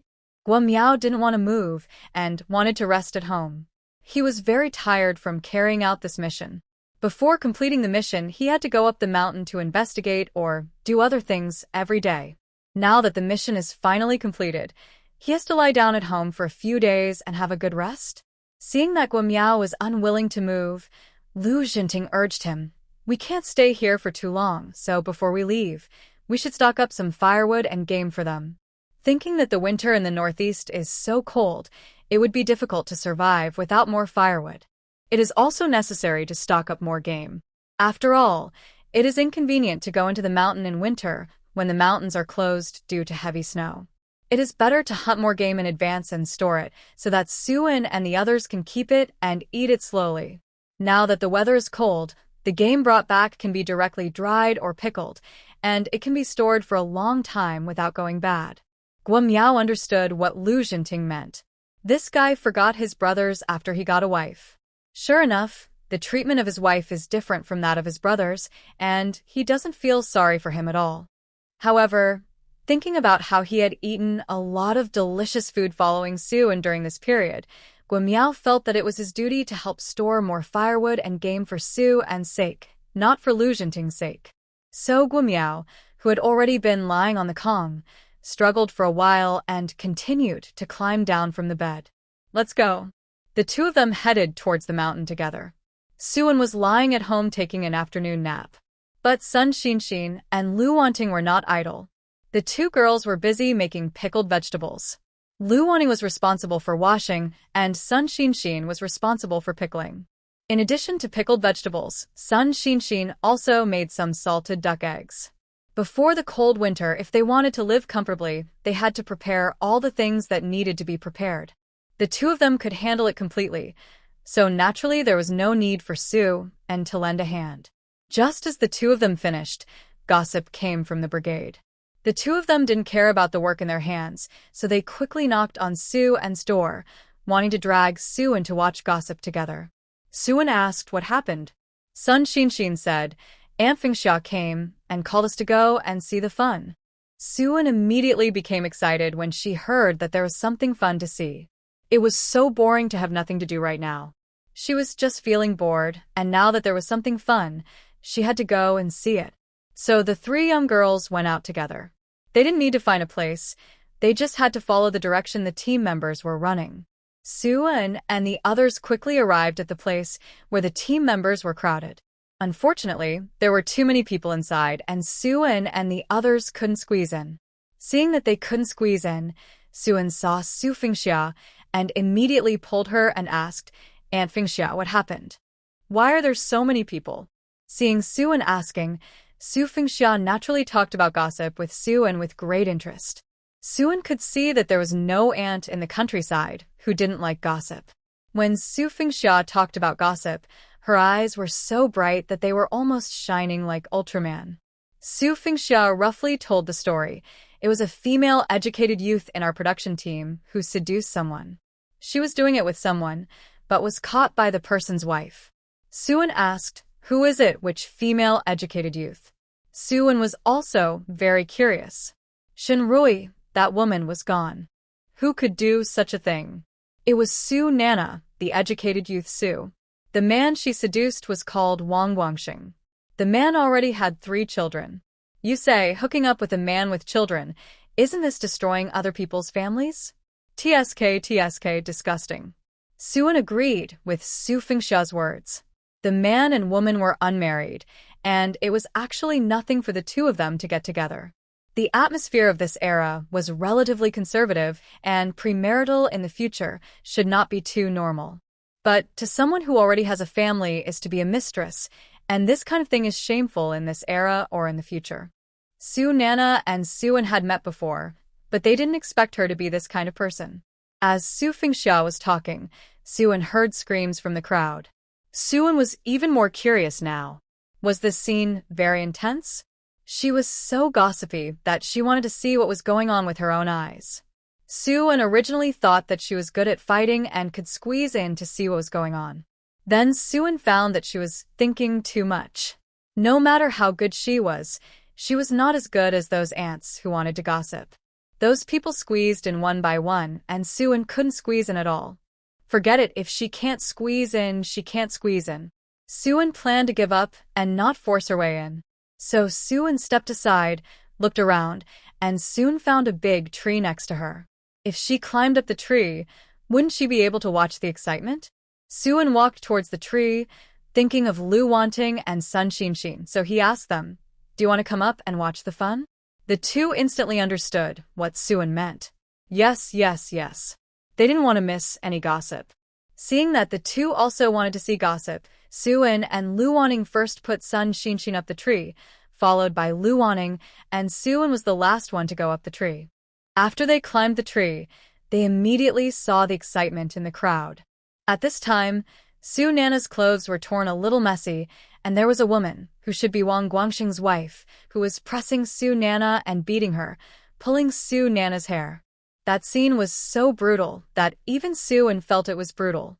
Sure enough, you can't mess with women. Seeing Su Nana being beaten, no one stepped forward to dissuade her. Because everyone understood Wang Guangxing's wife, if it were them, they might beat her more fiercely than Wang Guangxing. Sun Xinxin and Lu Wanting had obviously never seen such a scene, and they both called it horrible. In other words, they had come into contact with Su Nana, but they didn't expect Su Nana to be such a person. How could she do such a thing as snatching someone else's husband? After all, she was an educated youth sent to the countryside from the city. It really brought shame to them. After Wang Guangxing's wife had a tantrum, she finally calmed down a little. At this time, Wang Weihua also came here to deal with it. Seeing this situation, Wang Weihua didn't know what to say. His first reaction was that if such an indecent thing was made, would the selection and evaluation of their Yudo village production team be affected? The young educated youth Su worked hard to win glory for the production team, but these people deliberately dragged them down. At this time, having an affair between a man and a woman is very serious. Wang Weihua discussed with the brigade cadres how to deal with these two people. He didn't want to make a big deal about it, but the problem was that so many people saw it, and it was not easy to make a small matter disappear. It's better to hand it over to the commune and see how the commune handles it. However, according to Wang Weihua's guess, they will most likely be sent to the farm for reform. After the decision on the matter was made, Wang Weihua asked the team members to disperse. At the same time, Wang Weihua also reminded the team members that they must correct their thoughts and not make the same mistake as Su Nana. Female comrades must be self-disciplined and not have promiscuous relationships. After watching the excitement, Suin also jumped down from the tree. When the three of them went back together, they saw Lu Jinting and Guomiao coming back with firewood, and they were holding a hare in their hands. Seeing that they had just returned, Lu Wanting said, "You came back too late and missed a lively event." Guomiao was also a gossiper. After hearing what Lu Wanting said, he hurriedly asked, "What lively event?" Lu Wanting roughly repeated it. After listening, Guomiao said with a lack of interest, "It's nothing. Brother Ting, sister, and I saw how Jianxi having with others in the wild." Good guy. When Guomiao mentioned this, Suin also remembered it. The two white buttocks he saw at the time were really eye-catching. As a gay man, Guomiao did not feel embarrassed when he said this, but Lu Wanting and Sun Xinxin blushed after hearing it. Suin hurriedly changed the subject when he saw this. "You are lucky. You even shot a wild rabbit." Guomiao chuckled. "It's okay, sister, and Brother Ting and I are not as good as you. You can shoot more game in one trip." Although there was only one wild rabbit, it was better than nothing. Sun Xinxin took the wild rabbit to deal with it, and she could eat rabbit meat in the evening. Suin, who had rested for a day, planned to go hunting in the mountains the next day instead of resting at home. She thought that she really needed to hunt more game and prepare more food before winter. In addition to keeping some for herself, Suin planned to send more to Su Wei and the other children. The children were too thin, and they would grow stronger if they ate more meat. So the next day, Suin continued to walk towards the mountain with Guomiao, Lu Jinting, and Lu Wanting. Lu Jinting and Lu Wanting were responsible for collecting firewood, Suin and Lu Jinting were responsible for hunting, and the four of them split up into two groups. This was Lu Jinting's idea, mainly because he wanted to have a chance to be alone with Suin. He and Suin were already in a relationship, so how could they get close when there were other people around?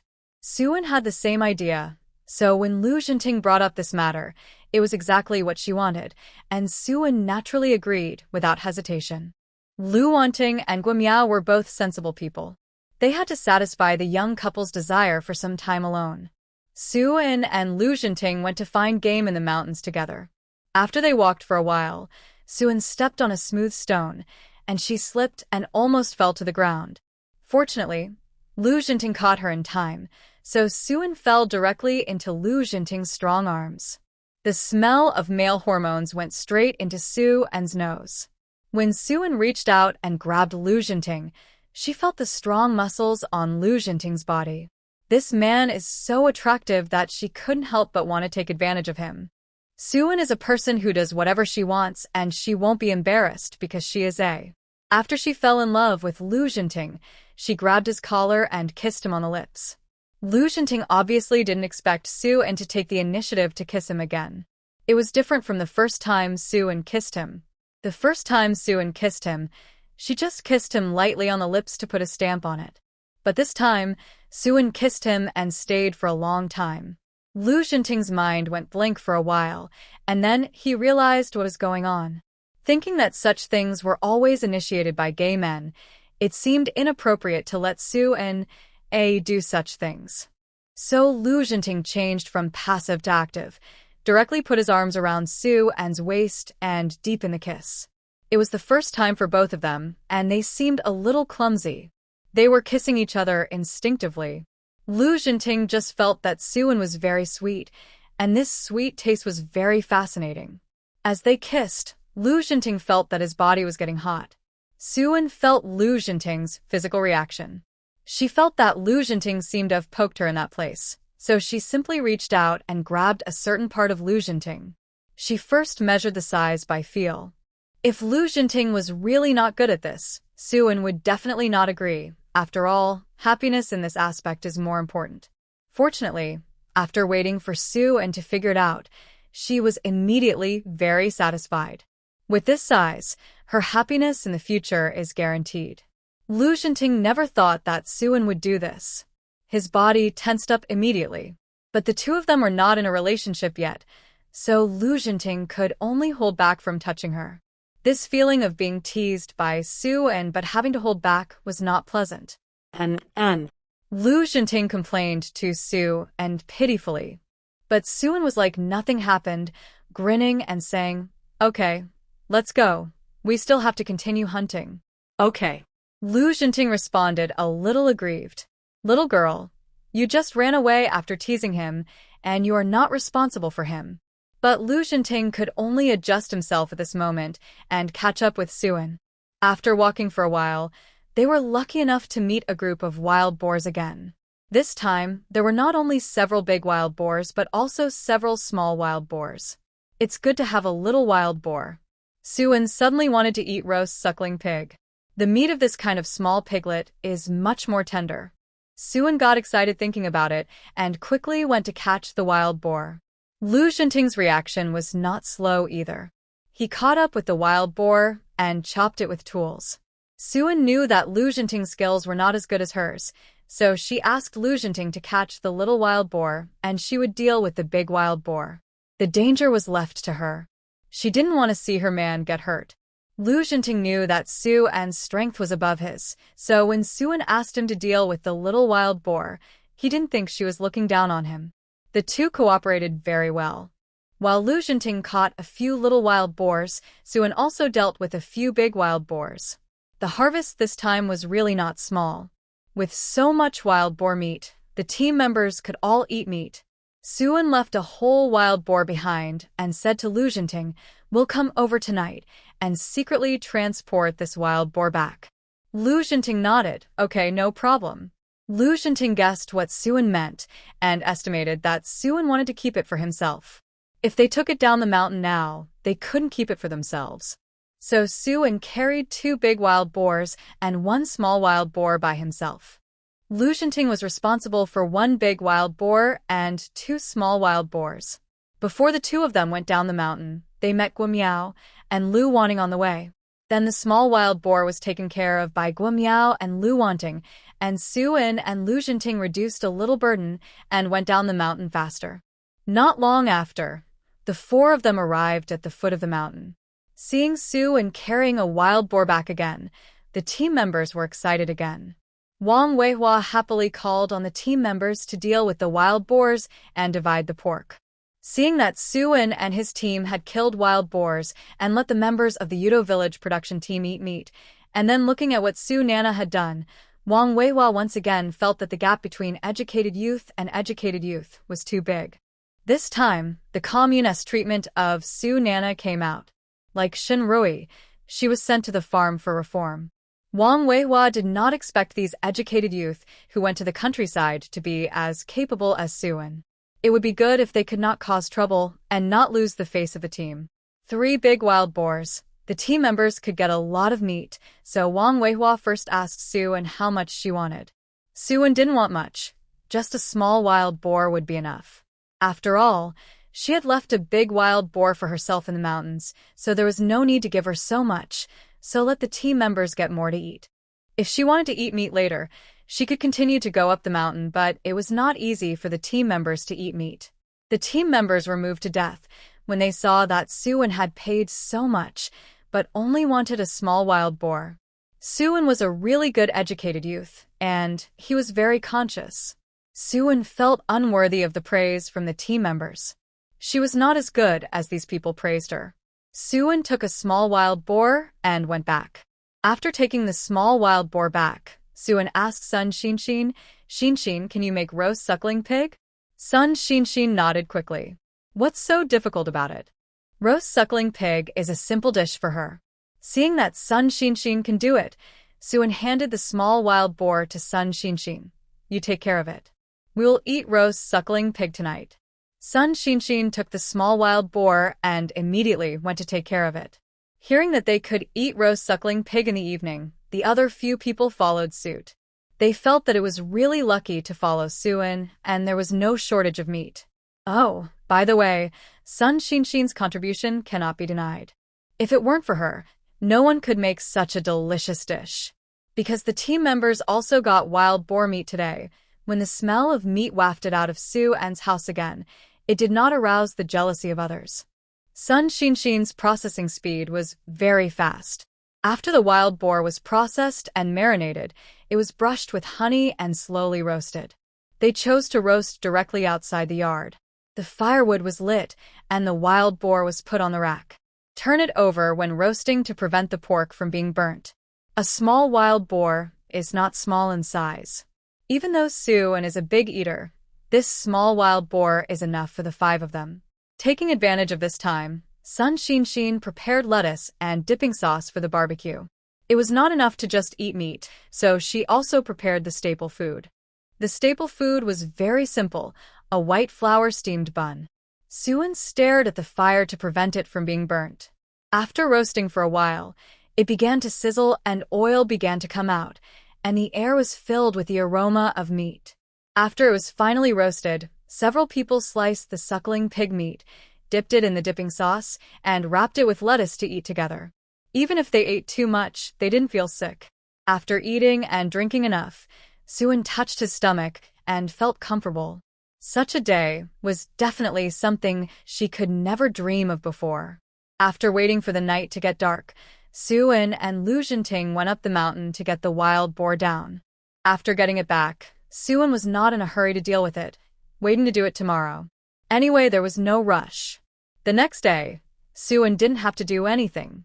Unexpectedly, Lu Jinting came to help deal with the wild boar early in the morning. Su In felt that her man was not only handsome, but also capable. This wild boar, the meat alone weighed more than 200 kilograms. Su In divided 5 kilograms of the wild boar meat to send to the Jiang family and another 5 kilograms to send to Wu Mingzhong. They kept 20 kilograms for themselves, and Su In asked Sun Xinshin to smear salt on the rest and pickle them all. After all, pickled meat can be preserved for a longer time. After pickling, it can be kept and eaten slowly, and there will be no problem eating it until next spring. Suan made more, just in time to send some to Su Wei and others. Seeing Suan saying that they all needed to be pickled, Sun Xinxin said, and the salt at home seems to be insufficient. Hundreds of pounds of meat would require several bags of salt. There was still some salt left from the previous purchase, but it was definitely not enough to pickle so much meat. Hearing what Sun Xinxin said, Suan said, "It's okay, I'll go to the county town to buy some." "How much do you need?" Sun Xinxin calculated. "About 5 more bags of salt are needed, but then you can buy a few more bags and buy more salt for backup." Suan nodded, and she would buy a box directly when she went to the county town. In the future, she would probably hunt a lot of game, all of which needed to be pickled with salt. If the salt was not enough, she would have to go to the county town to buy it, which was quite troublesome. Fortunately, they had bicycles. If they didn't have a car, it would take a long way to walk to the county town. Seeing that Suan was going to the county town, Lu Jinting immediately wanted to follow her. So Lu Jinting said to Suan, "And I'll go too and accompany you." Suan glanced at Lu Jinting and naturally had no objection. Suan pushed out the bicycle. Originally, according to Suan's plan, she and Lu Jinting would each have one. But Lu Jinting suggested, "And there's no need to ride two. We can just ride one. It's so hard for you to ride a bike by yourself. We can ride one, and I can just take you." Suan thought about it and agreed to Lu Jinting's request. Well, this man is quite considerate. So the two of them rode out on a bike. Seeing the two of them riding out on a bike, an ant immediately saw them. One ant saw Suan hugging Lu Jinting's waist while riding a bike with him, and her brows were immediately twisted tightly. The old ant muttered to Suan, "Sun Jiqing, can you pay attention to the impact? Why are you so close to Lu Jiqing?" Su Jiqing was just sent to the farm for having an affair. You won't follow Su Jiqing, will you? I tell you, you educated youth who went to the countryside, don't do anything that will affect the reputation of our Yudo village production team. The corners of Suan's mouth twitched. "Aunt, what are you talking about? When did Lu Jiqing and I have an affair? Are we the same as Su Jiqing?" Su Jiqing hooked up with a married man, but Lu Jiqing and I are both unmarried. We are boyfriend and girlfriend, so what if we are a little closer? The old lady's eyes almost popped out when she heard Suan's answer. What? What did you say? Su Jiqing, you and Lu Jiqing are dating? Suan did not intend to hide the relationship between her and Lu Jinting. "Yes, we are dating. Is there a problem?" After hearing Suan tell outsiders about their relationship, Lu Jinting felt that he was recognized and was very happy after being given a status by Suan, and the corners of his lips could not help but rise. The old lady was immersed in shock and did not come back to her senses, so she did not answer Suan's questions for a while.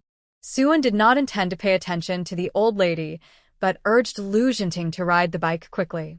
Lu Jinting naturally listened to Suan's words. He kicked his long legs, and the bicycle immediately rushed out. After waiting for the bicycle to start again, Lu Jinting said softly to Suan, "And sit tight. Be careful not to fall." Suan nodded. "Okay. She will definitely not fall, because Suan is now hugging Lu Jinting's waist. If it were another girl, she would probably feel embarrassed and be reserved when she just started dating. But Suan is still reserved. If you can touch your partner, you can touch him. Wouldn't it be stupid not to take advantage of her? It must be said that Lu Jinting's body feels really good. Suan felt the solid muscles on this guy. Alas, it's a pity that they are not married, otherwise she would have wanted to do it against the wall on the bed. Lu Jinting also felt that Suan seemed to be taking advantage of him. But being touched by Suan, Lu Jinting not only had no objection, but was very excited. The two rode bicycles and soon arrived at the county town. Because Lu Jinting was the one riding the bicycle, Suan saved a lot of energy today. Suan sighed again. It's great to have a partner. After the two went to the county town, Suan went directly to the supply and marketing cooperative to buy a box of salt. Lu Jinting asked, "And do you want to look at something else? If you like anything, I will buy it for you." Lu Jinting looked like a wealthy man. He felt that since Suan was his girlfriend now, he had to treat her well. Suan thought it was rare that Lu Jinting had such affection. As for the things in this supply and marketing cooperative, Suan didn't like anything much. The styles of clothes and shoes here were not as good-looking as those in the city. Even if she needed to buy clothes and shoes, she would not come here to buy them. No. Hearing Suan say that there was nothing he wanted to buy and that he couldn't give Suan a gift, Lu Jinting felt sorry, but he roughly guessed the reason. There are no good things in the county town. Later, he can ask his friends in Beijing to send him some things that his children like. Suan might like the goods in Beijing. After buying salt, Suan bought some daily necessities. After buying the things, Suan asked Lu Jinting to go back. As a result, the two of them didn't expect to meet Cheng Siyuan on the road. Seeing Cheng Siyuan, Suan took the initiative to say hello. After all, they are acquaintances, and they must say hello when they meet. Cheng Siyuan saw Suan and Lu Jinting riding a bike and looking quite intimate, and he immediately had a bad premonition in his heart. However, Cheng Siyuan didn't show anything on his face, but asked Suan, "Comrade Suan, what a coincidence. I didn't expect to meet you again. What are you doing in the county town?" Before Suan could answer, Lu Jinting said first, "We are here for a date in the county town." Lu Jinting knew that Cheng Siyuan liked Suan. So, he had to tell Cheng Siyuan that he was Suan's girlfriend now, and he shouldn't think about it in the future. Suan glanced at Lu Jinting. Didn't they just come to the county town to buy salt? How did it become a date? But Suan didn't dwell on this issue. Today, the two of them came out alone, so it was fine to treat it as a date. When Cheng Siyuan heard what Lu Jinting said, his face turned pale for a moment. They came on a date? Are they in a relationship? Cheng Siyuan hasn't said that he likes Suan and hasn't confessed his love for her. But Suan is already in a relationship? Cheng Siyuan took a long time to calm himself down. Suan just felt that Cheng Siyuan's reaction was a little strange. "Comrade Su and Comrade Lu Jinting, you are in a relationship?" Cheng Siyuan asked with a hoarse voice. He squeezed this sentence out of his throat with difficulty. Although Suan felt that Cheng Siyuan's reaction was wrong, he nodded and admitted, "Yes, Comrade Lu and I are in a relationship. We confirmed the relationship yesterday." After hearing this, Cheng Siyuan was hit even harder. Suan and Lu Jinting had just confirmed their relationship yesterday. If he had been braver last time, when Suan and Lu Jinting were not together yet, would he still have a chance? Now, Suan and Lu Jinting have confirmed their relationship, and it's too late for him to confess. Cheng Siyuan felt very regretful. It was because he backed down last time and gave up the woman he liked. Seeing Cheng Siyuan's face getting uglier and uglier, Suan asked hurriedly, "Director Cheng, are you feeling unwell? Do you want to go to the hospital?" Cheng Siyuan shook his head hurriedly. "No, I'm not feeling unwell. Comrade Su, Comrade Lu, congratulations.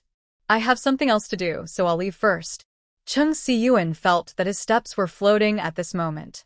If he faced Suan and Lu Jinting again, he was afraid that he would lose his composure, so he quickly found an excuse to leave. Suan didn't think much about it and followed Lu Jinting on his bike back. Along the way, Lu Jinting was in a good mood. He was glad that he got there first, otherwise such a good partner would have been snatched away by Cheng Siyuan. Suan bought the things and returned to the production team.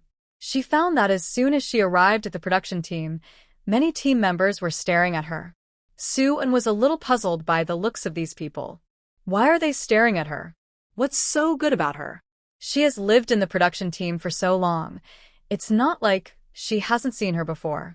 Soon, Suan knew the reason why these people were looking at her. Then, the team leader's wife Tao Danny came to the door and asked Suan, "Little Su Jiqing, people in the team are saying that you and Lu Jiqing are dating. Is this true or false?" Meeting Tao Danny's gossipy eyes, Suan gave a very affirmative answer. "And Danny, this is true. Since Suan and Lu Jinting are dating, they must be open and above board. Men and women are the same, both should be given a status. If Suan and Lu Jinting are dating and Lu Jinting is unwilling to give her a status, Suan will definitely be angry." After Tao Danny got Suan's answer, her mouth opened so wide that an egg could almost fit in. This. I didn't expect this to be true. Seeing Tao Danny's reaction, Suan wondered if she was exaggerating a bit. "Hey," Tao Danny said, and sighed heavily again. Facing Tao Danny's exaggerated reaction, Suan asked, "And Danny, why are you sighing?" "I'm dating Lu Jiqing. Is there any problem?" If it were someone else, Tao Danny would definitely not meddle in other people's business. But Suan is different. Tao Danny treats Suan as her own junior. Since she treats him as her own junior, she will definitely not want Suan to suffer any loss. So Tao Danny said to Suan in a serious face, "Little Su Jiqing, I think you are a very good female comrade. With your conditions, you can definitely find a partner with better conditions. As for Lu Jiqing, I admit that he is good-looking and capable, but he has problems in that aspect and cannot have children. If you marry him, don't you have to be a widow for the rest of your life? You are young now and don't understand these things. When you are older, you will understand. This man is not good, and a woman's happiness for life will be ruined. I treat you as a junior in the family, so I tell you this. I hope you can think about it carefully. Now you are still young, there is no need to rush to find a partner. You can slowly find a better one." Suan was very moved when she heard Tao Danny's heartfelt words. She knew that Tao Danny said these to her because she really cared about her. It was rare that there were so many people who treated her sincerely in this life. In response to Tao Danny's kind dissuasion, Suan smiled. "And Danny, if this is what you are worried about, then put your heart back in your stomach." Tao Danny was stunned for a moment, not understanding Suan's intention. Then she heard Suan explain, "And Danny, actually my boyfriend is quite normal in that aspect, there is no problem at all. He is worried about being entangled by those ants, so he deliberately made up this story about himself." Tao Danny. This Lu Jiqing is really a ruthless person. Lu Jinting can even make up such a thing for himself. "Aunt Danny, now I tell you that there is no problem with my boyfriend in that aspect. Do you think I am a good match for him?" Suan looked at Tao Danny's stunned expression, smiled and blinked, and asked her. Tao Danny came back to her senses and said, "If there is no problem with Lu Jiqing in that aspect, well, you two can be considered a good match. But Annie still thinks that you are too outstanding and no one is worthy of you." Suan said with a smile, "Aunt Danny, you are praising me too much. I am not as good as you say." The two chatted for a while, and while waiting for Tao Danny to come home, they felt much more relaxed, not as heavy as when they came. When Tao Danny returned home, Wang Weihua asked about Suan's situation with concern. "How is it? What did little Su Jiqing say? Are you really dating Lu Jiqing?" Tao Danny nodded. "Yes, they are really dating." Wang Weihua's face suddenly turned ugly. Seeing her husband like this, Tao Danny knew what he was thinking, so she explained, "They are dating, but Su Jiqing said that Lu Jiqing is fine." Lu Jiqing was worried that those ants would bother him, so he deliberately made it up. Wang Weihua really didn't expect it. This Lu Jiqing really didn't care about a man's face. But after knowing this news, Wang Weihua's worries were put down. Wang Weihua muttered, "Since Lu Jiqing made up the story, I guess Gui Jiqing's family situation is also made up. Don't reveal this matter first. Say whatever you want outside. Don't cause trouble for Lu Jiqing and Gui Jiqing." Tao Danny responded, "Okay, I won't talk about this for now." In the next 2 days, Suan went up the mountain to hunt as usual. He had good luck these days, and he got a lot every time he went up the mountain. But after they came back from the mountain that day, they found that Sun Xinshin was missing. Normally, they would not bring Sun Xinshin with them when they went hunting or collecting firewood in the mountains. The girl had her own things to do at home, so she did not go with them. In broad daylight, there were so many people in the production team, so Suan felt that Sun Xinshin would not encounter any danger. Who knew that after they came home that day, Sun Xinshin disappeared. Suan and Lu Wanting initially thought that Sun Xinshin might have gone out for something, so they waited for her at home for a while. But after waiting for 2 hours, they did not wait for Sun Xinshin to come back. Even if Sun Xinshin had something to do, 2 hours would be enough. And if Sun Xinshin really had something to do, she would definitely notify them and would not leave alone without saying a word. Seeing that Sun Xinshin did not come back, Suan and others went to the production team to look for her, but after searching for a while, they did not find Sun Xinshin. Suan asked the team members again and asked if anyone had seen Sun Xinshin, but the team members all said they had not seen her. Suwon wondered if Sun Shinshin had gone up the mountain to look for them, so they went up the mountain and looked for her again, but still didn't see the girl. Suwon suddenly had a bad feeling in his heart. Could this girl have been abducted by human traffickers? After this idea came into his mind, the more Suwon thought about it, the more he felt it was possible. Sun Shinshin is very beautiful, and it is normal for her to be targeted by human traffickers. As long as someone wants to cheat, there is always a way to cheat people. Seeing that it was almost dark, Suwon was very anxious. Sun Shinshin had no ability to resist at all, so she hoped that nothing serious would happen. At this time, information was not well developed, and it was difficult to find her if she really disappeared. Some women were thrown into the mountains after being abducted and could not escape for the rest of their lives. China is really too big. It is so easy to find a person in such a large place with underdeveloped information. Not only Suwon was worried about Sun Shinshin's situation, but Lu Wanting and others were also worried about Sun Shinshin. They have been together day and night during this period of time, and their feelings for each other are very deep. Especially since Sun Shinshin made all kinds of delicious food for them every day, they all regarded Sun Shinshin as their own family. They were all very worried when they thought that something might happen to Sun Shinshin. When it was night, even if Suwon wanted to find someone, he couldn't find her anymore, so he could only come home to rest. But they planned to go to the County Public Security Bureau to report the case tomorrow to see if they could get more people from the Public Security Bureau to help find Sun Shinshin.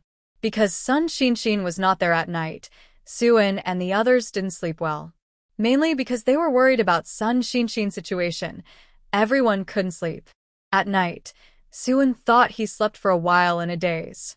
When he got up early the next morning, Suwon planned to find the Public Security Bureau. But as soon as he opened the gate, he found a small note stuffed in their house. After Suwon opened the small note and read it, his brows immediately frowned deeply. The small note said that if you want to find Sun Shinshin, you must designate Suwon to go to the ruined temple in the west of the city alone. After receiving this small note, Suwon immediately understood what was going on. The reason why Sun Shinshin disappeared this time was probably because they were targeting her, right? After receiving the note, Suwon notified the others that she had to go to the ruined temple in the west of the city to see what was going on. Lu Jinting frowned and said, "And could this be a trap? A trap to lure you over there? Maybe those people are targeting you, and if you really go there, you will definitely be in danger." Guimiao also agreed, "Yes, and these people are probably targeting you, and you will fall into their trap if you go there." How could Suwon not know that this might be a trap? But even if she knew it was a trap, Suwon had to go. If she went, at least there was hope to rescue Sun Shinshin. If she didn't go, there would be no hope at all. Suwon really regarded Sun Shinshin as a friend, and, of course, she would not ignore this girl. "I know, I will be careful. If I don't go, Shinshin doesn't know what kind of accident will happen." Lu Jinting and others did not stop Suwon's decision, because they also knew that if they wanted to save Sun Shinshin, they had to go. "And then, I'll go with you." Lu Jinting was worried about Suwon being alone, so he had to go with her. Guimiao also said, "I'll go too." Seeing that Lu Jinting and Guimiao were going, Lu Wanting felt that she must not be left behind. "Let's all go and take a look." Although the note specified that only Suwon could go, Lu Wanting and others could not show up. They were all worried about Sun Shinshin's safety, so they hurriedly rode their bikes to the ruined temple in the west of the city. An hour later, they arrived at the ruined temple in the west of the city. Suwon asked Lu Jinting and the others to wait outside. Since she was designated to go in alone, if someone else went in, it might bring danger to Sun Shinshin. This temple has been abandoned. In recent years, feudal superstitions have been eliminated, and such places are not allowed to worship. The abandoned temple has accumulated a lot of dust. After entering the temple, Suwon realized that there were already several people waiting for her inside. As soon as she entered, the two men and a woman standing there all looked at her. Suwon knew this woman. She was Shun Rui, who was sent to the farm for reform. When Suwon saw Shun Rui here, she understood why this matter was directed at her. It was Suwon who sent Shun Rui to the farm for reform, so this woman wanted to take revenge on her. But Shunrui knew that it was not easy to act directly against Suin, so she summoned Shinshin to lure Suin out. Shunrui's sinister eyes swept up and down at Suin. This woman finally appeared. Haha, this which hurt her so badly. Today she finally has a chance to get revenge. Shunrui saw Suin and said sarcastically, Suin, you really came? Suin looked at Shunrui's smug face and said coldly, yes, I'm here. Do you have to let Sun Shinshin go? At this time, Sun Shinshin was, and there was a knife against her neck, just to prevent Suin from taking any action. Shunrui snorted. Let her go? I can let her go, but I have to tie you up first. Then I can let her go. Shunrui said, and took out a bundle of ropes. Come here. I'll tie you up first, and then let Sun Shinshin go. If you cooperate obediently, Sun Shinshin will be fine. If you don't cooperate, then she will be in danger. Suin naturally ensured Sun Shinshin's safety first and cooperated with Shunrui. Okay, I'll come over and let you tie me up. As he said, Suin cooperated and walked toward Shunrui. Shunrui was not afraid of Suin's tricks. After all, Sun Shinshin was still in their hands. As long as Suin dared to act rashly, Sun Shinshin would die. Suin's cooperation was beyond Shunrui's expectations. Seeing Suin like this, Shunrui was happy but also worried that she would play some tricks. After Shunrui tied Suin's hands and feet tightly with ropes, she breathed a sigh of relief. Now, no matter how capable Suin was, he couldn't play tricks with his hands and feet tied. After Suin was, he asked Shunrui, now that I'm by you, you can do whatever you want of me. You should let Shinshin go, right? Shunrui's target was not Sun Shinshin. She had been targeting Suin from the beginning to the end. Now that Suin was, Sun Shinshin was useless. Shunrui gestured to the other two men. Then the ropes tied to Sun Shinshin were untied. Get out of here. Sun Shinshin was pushed and urged to leave. Sun Shinshin didn't mean to leave, but looked at Suin. Her eyes were red. Suin put himself in danger to save her. Thinking that these people would definitely hurt Suin, how could Sun Shinshin be willing to leave? Suin gave Sun Shinshin a look. Go quickly, don't worry about me. But Suin gave Sun Shinshin a reassuring look. Sun Shinshin gritted her teeth. Although she was worried about Suin, she still listened to Suin's words. She knew that she had no ability, and if she stayed here, she would become a burden to Suin. Thinking of this, Sun Shinshin felt that she couldn't stay here anymore. Sun Shinshin hurriedly ran out of the ruined temple. Seeing that Sun Shinshin had left the ruined temple and Lu Jinting and others were outside to meet her, Suin was relieved. If there was no one who needed protection, Suin would not have to worry about it when fighting. Although she was now, these ropes could not do anything to her. After Sun Shinshin came out, she met Lu Jinting and the other two. Lu Jinting hurriedly asked about the situation inside. Seeing Lu Jinting asking about this matter, Sun Shinshin roughly told the situation again. Lu Wanting cursed in a low voice. I really didn't expect it was that Shunrui. She was sent to the farm.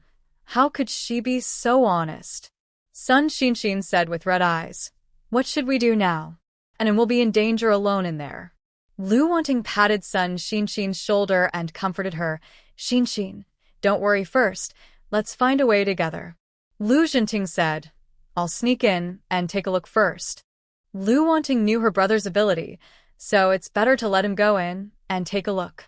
As for herself, although she was worried about Suin's situation, she also knew that she was not a professionally trained person, so she didn't want to alarm the people inside and bring danger to Suin. At this time, Suin was lying on the ground. Shunrui looked down at Suin and sneered, Suin, you have come to this day. You hurt me so badly, I will make you pay the price. Shunrui had already figured out how to deal with Suin. Letting Suin die directly, this is not okay. Wouldn't it be too easy for her to die? Shunrui thought that it would be better to torture Suin slowly. Isn't Suin so arrogant just because she has some ability? She wants to cut off Suin's capital for arrogance. I wonder how she can jump around after her legs are broken. After Shunrui finished speaking, she smiled at Suin with a sinister face. Suin, when your legs are broken, I will sell you to the mountains and let you give birth to a child for an old bachelor, so that you will never see the light of day in your life." At this time, Lu Jinting had sneaked into the ruined temple and heard what Shinrui said. Seeing Shinrui treating Su-in so viciously, Lu Jinting's eyes were full of coldness. If this woman dares to hurt Su-in, he will definitely pay her back double. Su-in, lying on the ground, stared at Shinrui, thinking that he was too lenient when he dealt with this woman. However, Shinrui could only talk about it. If she wanted to do something to her, she had to see if she really had the ability to do it. Just as the two were about to do it, the rope tied to Su-in was suddenly shaken away, like in a martial arts novel. Su-in held down the two men approaching her with one hand, and then stood up and slammed them heavily to the ground. After the two men were slammed to the ground, they were in so much pain that they could hardly get up. Because Su-in's movements were so fast, Shinrui was still in a daze and didn't react. How could it be? How did Su-in break free from such a thick rope? Shinrui had only heard of this kind of thing in novels, and this was the first time she saw it in real life. Not to mention Shinrui was shocked. Song Shurchin, who sneaked in, was also shocked. He knew that Su-in was strong, but he didn't know that Su-in was so strong. Su-in sneered at Shinrui. "Dare to provoke me? You're looking for death." Su-in was about to attack Shinrui, who knew that at this time, Shinrui suddenly took out a gun from his pocket and shot it in the direction of Su-in. "Be careful." Seeing Shinrui's action, Lu Jinting rushed in and pushed Su-in away. Unfortunately, because Lu Jinting helped Su-in block the gun, he was gloriously shot in the chest. Su-in did not expect Shinrui to carry a gun, so she was not prepared. If Lu Jinting had not appeared in time, she might have been shot. Why did this woman have a gun in her hand? This was not the time for Su-in to entangle these things. Su-in saw that Lu Jinting was injured, and a chill suddenly burst out of his eyes. Very good. This woman can't be kept. After Su-in knew that Shinrui had a gun, he was on guard.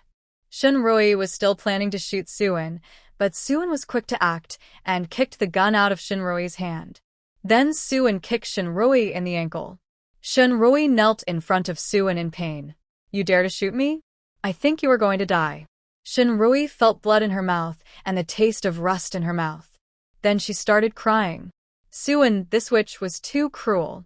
How could he treat her like this? What Shinrui couldn't understand was why Su-in still had a chance to fight back after reaching this point. The unlucky situation that Su-in imagined did not happen at all. Guo and others heard the gunfire outside, and they were worried about the situation inside, but they were worried that they would not be able to help, so only Guo would be in trouble. We went in to check first. When Guo entered, the fighting inside was over. At this time, Su-in, Shinrui, and the two men who were accomplices. They would have to be sent to the police later. After tying up these people and eliminating the danger, Su-in went to Lu Jinting and asked him, "Lu Jinting, how is your situation?" After Lu Jinting was shot in the chest, he lost a lot of blood, and his face was a little pale now. But Su-in checked his condition. This guy is also a good fortune teller. Although he was shot in the chest, it was not at the location of his heart. So although it's a little serious, it's not life-threatening. "I'm fine, and don't worry about me." Su-in. This man shed so much blood because of her injury. He told her not to worry about him. How could she not worry? Su-in helped Lu Jinting up and said, "I'll send you off right now. Go to the hospital and get some treatment for you. Now we have to go to the hospital and deal with it in time.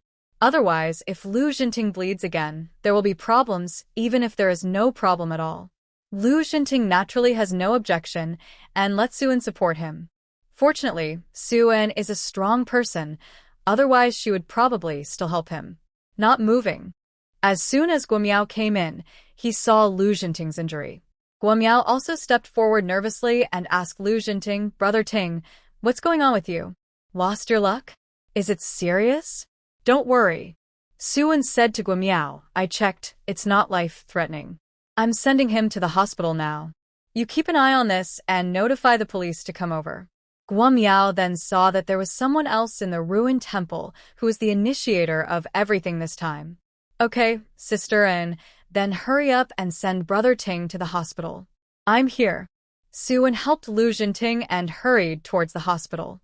Walking was too slow, so Suan asked Lu Jinting to get on the bicycle, and she would ride him there. Suan asked Lu Jinting to hold her waist and hold her tighter. "Son, please don't fall off the car." So Lu Jinting hugged Suan tightly.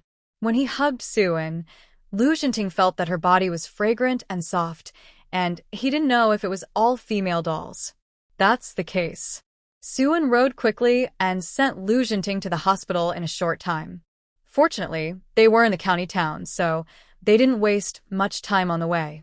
The doctor immediately gave him a call. Lu Jinting arranged for surgery, removed the bullet, and helped Lu Jinting stop the bleeding. This time, Lu Jinting's life was not in danger. Although the bullet was hit, it was not in a vital position. If it had hit a vital location, Lu Jinting might have died this time. It was a long time coming. Suan felt relieved when the doctor said that Lu Jinting was okay. If something happened to Lu Jinting, Suan would feel bad. After all, it was because of her that Lu Jinting was injured. He rushed over to block the bullet for her without hesitation, and Suan was very moved. The man he chose cared about her. Otherwise, he would not have risked his own life for her. Suan valued friendship, which was what he lacked in his previous life. Love, so she would repay those who are kind to her. Now that Lu Jinting is doing this to her, she will risk his life for her. In the future, she will do this for Lu Jinting. Because of his injury, Lu Jinting still needs to stay in the hospital for a few days. Suan plans to stay here for the next few days. On the other hand, Guimiao has notified the police to arrest Shen Rui and her 2 accomplices. This time, they committed kidnapping and murder. This time they informed the police directly, and this matter would definitely be punished severely. Lu Wanting knew that everything was Shen Rui's handiwork, and knowing that her brother was injured because of this woman, she regretted letting her go if she had known better. As for what happened next, she and Suan sent her directly to prison instead of letting her go to the farm, but no one could have imagined that Shen Rui would be so dishonest and cause such a big trouble. And brought Shen Rui and others directly to the bureau, and Sun Xinxin and others also had to go to the Public Security Bureau to make a record of this matter. Although they were worried about Lu Jinting's situation, they had to make a record. Let's talk about it after the matter is completed. The police investigated and recorded the matter. In addition to Sun Xinxin and others, Shen Rui and others were questioned.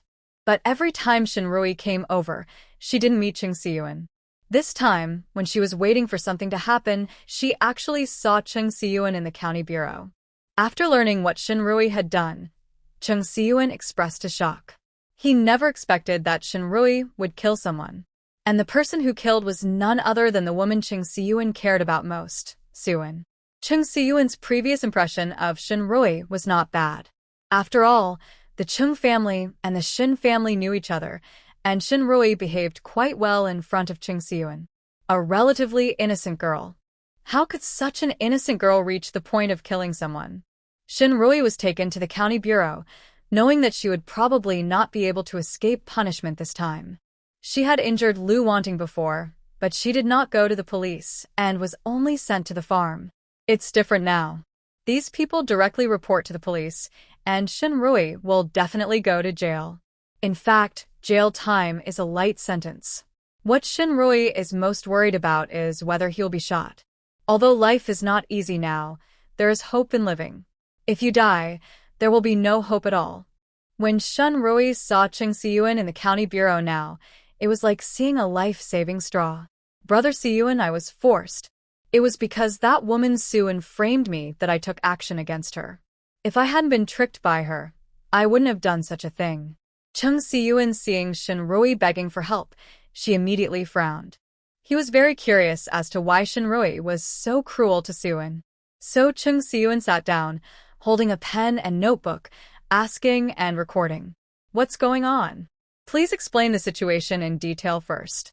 Shen Rui thought Cheng Siyuan said this and thought he believed her, and immediately told the cause and effect of Suan's attack.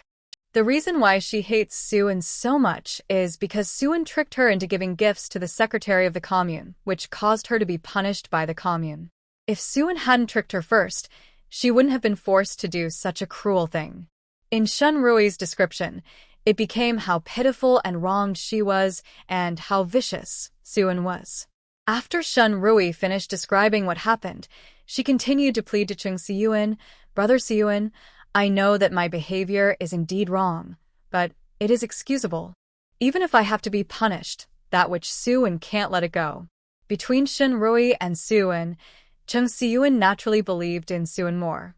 He didn't have much contact with Shun Rui, so he didn't know much about her character, but Chung Siyun felt that he still knew what kind of person Suan was. Suan has helped the police to make so many meritorious deeds. What does this mean? It shows that Suan is a very upright and righteous person. In addition, Suan also helped so many helpless children. How could such a person do what Shun Rui said? Chung Siyun felt that Shun Rui might have deliberately poured dirty water on Suan in order to escape guilt. Before Chung Siyun could respond to Shun Rui, Lu Wanting, who heard their conversation, immediately swore, "Shun Rui, you are talking about your mother's nonsense. It's okay. Don't falsely accuse Sister Lion. Do you have any evidence for what you said? Myself, you were thinking of some evil ways, learning to give people gifts through the back door to get an exam spot at the workers, peasants, and soldiers' university, and when something went wrong, you actually blamed Sister. Even if what you said was true, if you had done it in the first place. If you don't have any improper thoughts, can you withstand Sister Anne's temptation?" Chung Siyun strongly agreed with Lu Wanting's words. Even if what Shun Rui said about this matter was true, it was Shun Rui who asked for it, who made her have improper thoughts in the first place. If Shun Rui hadn't thought of giving gifts through the back door, no one would be able to trick her. And she is such an old person, so she has no ability to distinguish? Being able to be cheated by others can only mean that she is too stupid. Shun Rui's eyes turned red with anger when he saw Lu Wanting defending Suan. What she said was true, but no one around her believed her. They all believed in Suan. Shun Rui could only look at Chung Siyun pitifully. "Brother Siyun, no one else believes in me, but you will believe me, right? I dare to slap my chest and swear that everything I say is true, not a single lie. I was tricked by that which Suan, so now I am impulsively thinking of revenge against her." Chung Siyun looked at Shun Rui with a somewhat cold look. "Shun Rui, our police must pay attention to evidence when handling cases. If what you say is indeed true, you can cooperate and provide evidence. Without evidence, we cannot conclude that Comrade Suan did these things based on your statement. Brother Siyun, why do you even say that? Don't you believe me too? Why were you all deceived by that witch?" Shun Rui's mood collapsed more and more. Chung Siyun still had a cold expression on his face. "I don't believe you. When we handle cases, our police only focus on evidence. Everything you say must be supported by evidence. If you have no evidence, we cannot convict others casually." Seeing what Chung Siyun said, Shun Rui's eyes were full of despair, and her hatred towards Suan became even stronger. Lu Wanting and others breathed a sigh of relief. This Shun Rui knew Chung Siyun, and they were originally worried that Chung Siyun would protect her. Now it seems that there is no need to worry about this. Director Chung seems to be quite upright. I believe that Shun Rui and others will not escape the punishment they deserve. After registering, he planned to go to the hospital. When Chung Siyun saw that they were leaving, he asked a few people uneasy, "How is Comrade Suan? She wasn't hurt, was she?" Lu Wanting replied, "Sister Anne is fine. Director Chung doesn't need to worry." Seeing that Suan was not injured, Chung Siyun felt relieved and said, "Okay, I will inform you after the outcome of our case is reached." Lu Wanting responded politely, "Okay, thank you, Director Chung." As they said, they left the county bureau and rushed towards the hospital. On the way to the hospital, Guimiao muttered to Lu Wanting and Sun Xinxin, "Do you feel that Director Chung treats Sister Anne differently? He seems to be very nervous and concerned about Sister Anne." Before Guimiao could explain clearly, Lu Wanting and Sun Xinxin guessed what he meant. "Brother Guimiao, you mean that Director Chung likes me, Sister Anne?" Guimiao nodded. "Yes, I've long noticed that something was wrong with that boy. Then I have to remind my brother carefully not to let my sister-in-law be snatched away. No matter what, Lu Jinting is her brother, better than outsiders. A good woman like Suan must take advantage of her own family and not take advantage of outsiders." Guimiao nodded and said, that's not the case. Brother Ting must be more careful.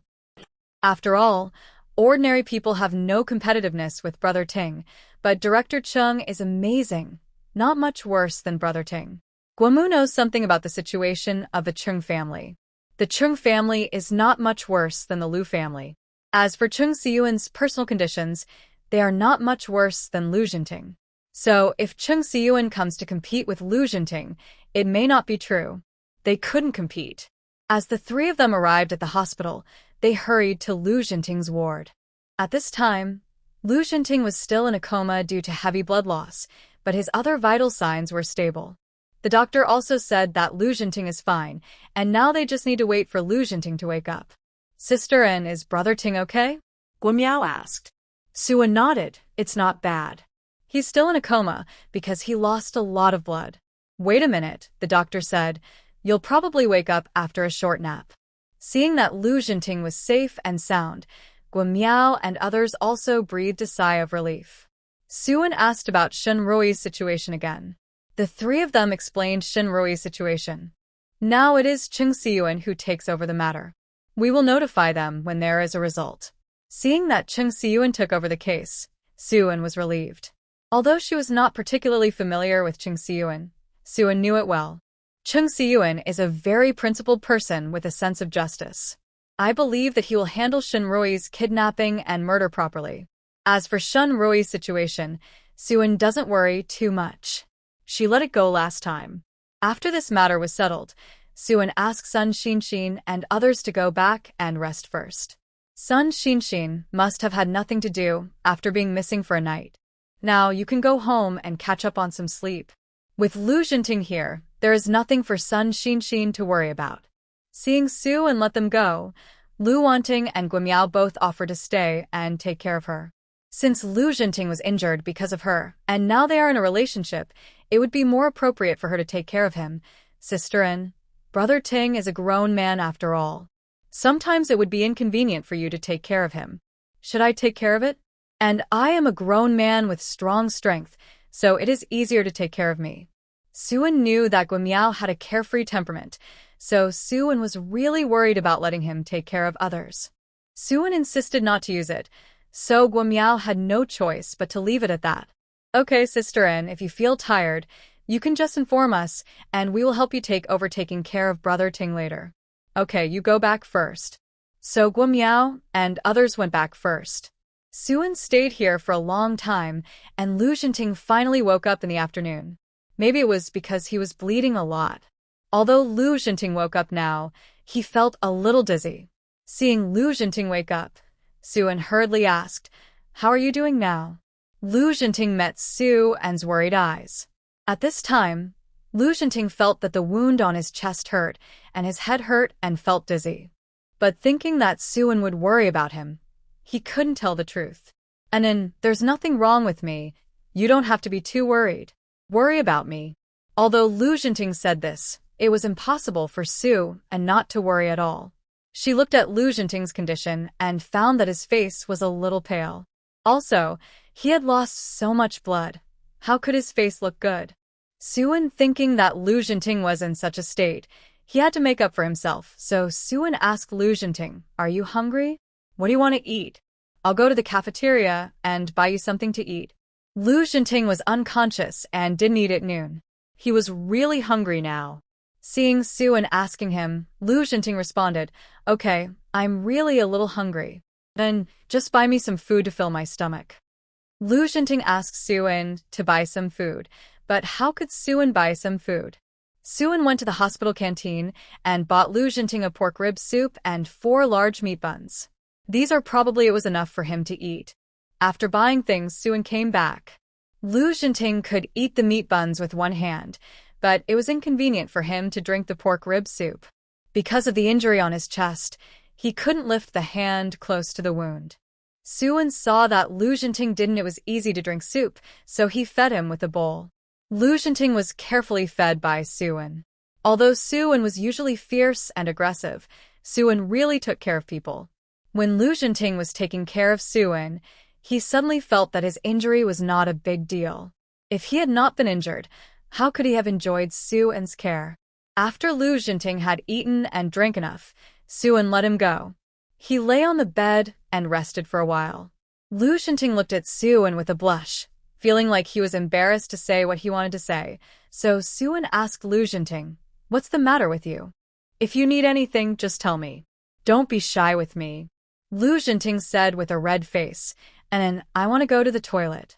Suan immediately understood why Lu Jinting blushed. At this moment, Lu Jinting was injured and lying in bed. It was not suitable for him to get out of bed to exercise, so Suan directly brought the over for him to urinate. Because Lu Jinting's hand was injured, he couldn't take off his pants, so Suan had to help him take off his pants. Suan thought that there was nothing embarrassing in this situation, and naturally helped Lu Jinting take off his pants. Compared with Suan's naturalness, Lu Jinting seemed much more embarrassed. Who made him never have the opportunity to have close contact with women before, let alone let a woman help him take off his pants like this. After Suan took off Lu Jinting's pants, he picked up and put it on Lu at the same time. Suan's eyes swept over his legs. Being stared at by Suan, Lu Jinting blushed even more. Although the two are in a relationship now, Lu Jinting has never experienced this before, and even as a man, he still feels shy and embarrassed. When Lu Jinting was about to go to the bathroom by himself, Suan took the lead. After being touched, Lu Jinting felt like he was electrocuted. Then Lu Jinting's face and ears turned red. Lu Jinting was relieved when he saw that Suan was no longer looking at him. Then Suan heard the sound of water splashing. After the sound ended, Suan turned her head and said, "You're done peeing, right?" Lu Jinting nodded with a flushed face. Suan came to help him take away and found that something of Lu Jinting had been taken out by himself. Suan realized that she was reckless just now. It's not that both of her hands can't move, but one of them can't move. Lu Jinting could have put something into the by himself just now, but she helped him put it in. Oh, I wonder if Lu Jinting will think that she deliberately found an opportunity to take advantage of him. In fact, Suan didn't mean that. After Suan stared at a certain part of Lu Jinting again, she helped Lu Jinting pull up his pants. "Well, Lu Jinting, I'm sorry, I didn't mean to touch you there just now." It would have been better if Suan hadn't said it. After she said that, Lu Jinting's face got even redder. Seeing Lu Jinting like this, Suan couldn't help but make a joke. "Lu Jinting, you're a grown man. Why are you so shy?" I am not shy at all. Ahem, and I've never experienced this before. This is the first time. We'll be a couple in the future. If we get married, we will definitely have to do that. You don't have to be shy. Lu Jinting nodded with a blushing face. Okay, I will overcome it. Looking at Lu Jinting like this, Suan felt that this man was really innocent. If it were in the future, it would be difficult to find such an innocent man. After serving Lu Jinting's urgent matter, Suan let him rest. Lu Jinting was indeed a little weak at this moment, so he lay on the bed and continued to sleep for a while. When Suan came back, he had just bought dinner and some fruits. Suan carried a bag of big red apples and went back to peel some for Lu Jinting. When Lu Jinting woke up, he saw Suan brought food to him. The food Suan bought for Lu Jinting was very rich, including braised pork, pork rib soup, cabbage stewed with vermicelli, and white rice. Suan had eaten in the cafeteria, and this was extra for Lu Jinting. Because Lu Jinting was not convenient to eat with one hand, Suan helped to feed him again this time. Suan helped Lu Jinting to finish the meal, waited for the food in his stomach to digest for a while, and then began to peel an apple for Lu Jinting. Lu Jinting ate the crisp and sweet big apple and asked in surprise, "And where did you buy such a good apple?" Lu Jinting thought that the supply and marketing cooperative should not have it for sale because he had never seen it. Suan blinked. "I bought it from the black market." So that's it. At this time, many things may only be bought on the black market. Thinking of Suan's trip to the black market, Lu Jinting worriedly reminded, "Anan, next time you go to the black market, you must pay attention to safety." Suan nodded. "Don't worry, I know." Lu Jinting did not doubt Suan's ability. If Suan really met someone who caught the black market, it would not be easy for others to catch her because of her skills. So as long as Suan was careful, she would probably be fine. If Suan did not have this ability, Lu Xinting would definitely not let Suan take risks in the black market again. After dinner, it was getting late outside. Suan chatted with Lu Xinting for a while, and then urged Lu Xinting to go to bed. Lu Xinting looked at Suan, and how do you sleep and rest at night? Suan pointed to the stool next to him. I'll sit on the stool and lie down next to you and sleep for a while. Lu Xinting looked at Suan with heartache. How can this be? How hard it must be for you to sleep like this all night. Why don't you sleep on my bed? Suan's mouth twitched. Lu Xinting, you are injured and hospitalized, not me. Do you think it's okay for me to sleep on the bed? Although Lu Xinting knew it was inappropriate, he still felt sorry for Suan and was reluctant to let her suffer. Why don't we squeeze together? It's so painful for you to sleep on your stomach all night. Lu Xinting put forward a neutral opinion. But Suan still said, no, if we sleep together, what if I accidentally hurt you at night? Okay, just rest and don't worry about me. That being said, how could Lu Xinting not worry about Suan? Seeing that Lu Xinting was so worried about herself, Suan simply said, I'll go ask if I can ask the nurse to get an extra bed. If possible, I'll sleep on the bed too. Lu Xinting thought this proposal was acceptable. He would definitely be heartbroken if Suan was asked to sleep on her stomach all night. Suan actually didn't think it was a big deal. After all, she had encountered even more difficult situations in the end of the world. Being able to sit and sleep soundly for a night was a luxury. Suan went to the nurse's station and asked the nurse if she could add an extra bed. The nurse said, of course you can, but we charge by bed. If you sleep in a bed, you have to pay 1 more day's hospitalization fee. The last thing Suan lacks now is money. Things that can be solved with money are not a big deal for her. So Suan said, okay, no problem, then I'll pay 1 more hospitalization fee. The young nurse saw that Suan was rich and powerful, so she didn't say anything more. As long as he could afford the money, everything else would be easy. So Suan didn't have to sleep on his stomach at night, but slept on the bed and slept comfortably with Lu Xinting. The next day, after Suan woke up, Lu Xinting also woke up. Probably because of a night of recovery, Lu Xinting looked much better than yesterday. Suan was relieved to see that Lu Xinting's physical condition had recovered. Suan said to Lu Xinting, why didn't you call me when you woke up? I'll get you something to eat. Lu Xinting looked at Suan with some doting in his eyes. It's okay. I'm not in a hurry to eat. You sleep a little longer. I see you are sleeping soundly, and I can't bear to wake you up. Suan didn't expect this to be the reason. Well, this man is really good to her. Suan got up and washed first, and helped Lu Xinting to wash as well. After both of them washed, Suan went to the cafeteria to buy breakfast. After buying it, Suan fed Lu Xinting. In the morning, Guo Miao and Lu Wanting came to the hospital to visit Lu Xinting.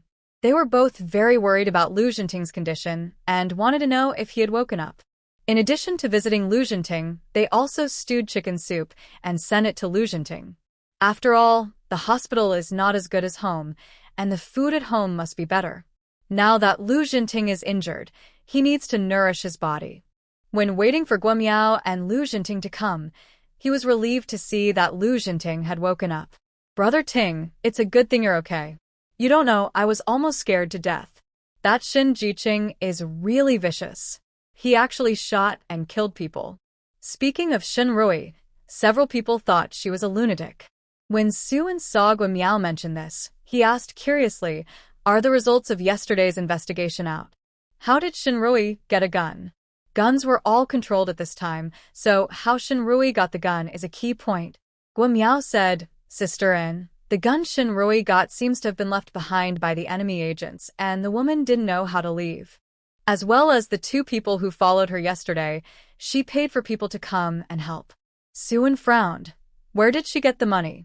Didn't she steal all Shin Rui's money? So where did she get the money? I don't know, but I think she might have stolen the money from the people on the farm because today I saw the people on the farm. Someone nearby went to the police to report the incident, saying something was lost. Hearing Guo Miao's explanation, Suan knew the source of Shin Rui's money. Suan couldn't understand Shin Rui's behavior now. After all, he is an educated youth from Beijing. She knows Ching Siyuan and must be from Beijing. She was born into a wealthy family in the city, but ended up in this situation. Now she does everything, murders, arson, steals, and commits all kinds of crimes. Siyuan will not care about Shinrui's affairs, and the police will take care of them. Lu Jinting and Guo Miao didn't continue to talk about Shinrui. They were more concerned about Lu Jinting's situation. Worried that Siyuan couldn't take care of her alone, Guo Miao suggested, "Sister-in, why don't you come back? Rest at home. I'll take care of Brother Ting here, right? We might as well have a replacement. What do you think?" After Guo Miao finished speaking, Lu Jinting looked at this guy with resentment. Although Guo Miao meant well, Lu Jinting felt that he didn't need it. Because Siyuan was taking care of him in the hospital, they had the opportunity to be alone together. Lu Jinting cherished this very much. The opportunity must not be ruined by Guo Miao. So Lu Jinting gave Guo Miao a hint in his eyes, but Guo Miao didn't understand Lu Jinting's hint immediately. "Brother Ting, what's wrong with your eyes? Why are you blinking so hard? Is it the sequelae of yesterday's injury? Have you had it checked by a doctor?" Guo Miao looked at Lu Jinting with worry in his eyes. Lu Jinting twitched the corner of his mouth again because of Guo Miao's words.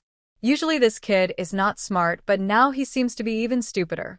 Fortunately, he thought Guo Miao this time if you can be smarter and understand his hints. It seems that he overestimated Guo Miao. "I'm fine." Lu Jinting replied with a somewhat pleasant expression. But Guo Miao insisted, "Brother Ting, I think you should see a doctor, so that you can feel more at ease. You see, not only is there something wrong with your eyes, your face is also wrong, but there is something wrong with your body." Lu Jinting. "What should I do if I feel like hitting someone?" Siyuan covered her mouth and snickered. She couldn't tell that Lu Jinting was fine. She was angry with Guo Miao. She knew that Lu Jinting wanted her to stay. To take care of her, Siyuan must fulfill his wishes. What can he do? He can just pamper his own man. So Siyuan said to Guo Miao, "Don't worry about Lu Jinting. The doctor has already checked him. There is nothing serious about my health. Now I just need to take a good rest in the hospital. And I can keep busy here by myself. I'll take care of him. You don't have to worry about it." Seeing that Siyuan insisted on taking care of Lu Jinting, Guo Miao naturally had nothing to say. He wanted to do it himself, so he couldn't force this job on him. Although Guo Miao didn't take care of Lu Jinting, he would deliver food every day. He took over the work. Siyuan also felt that the food at home was more palatable. There was nothing she could do about it, otherwise her picky mouth would really not want to eat it. Siyuan would spend the next few days taking care of Lu Jinting in the hospital. After Siyuan's careful care, Lu Jinting's condition is getting better day by day. After staying in the hospital for about a week, Lu Jinting will be discharged. Of course, after being discharged from the hospital, it does not mean that the injury will be completely healed. You have to continue to rest. The doctor said that within a month, stay in bed as much as possible and avoid strenuous exercise to prevent the wound from rupturing again. Siyuan took the doctor's advice to heart and looked back at Lu Jinting more. Don't let this guy do anything else. When Lu Jinting could be discharged, Siyuan went through the discharge procedures and took Lu Jinting back from the hospital. Siyuan was worried that the bicycle would be too bumpy and it would be inconvenient to lie down. They borrowed an ox cart from the county town.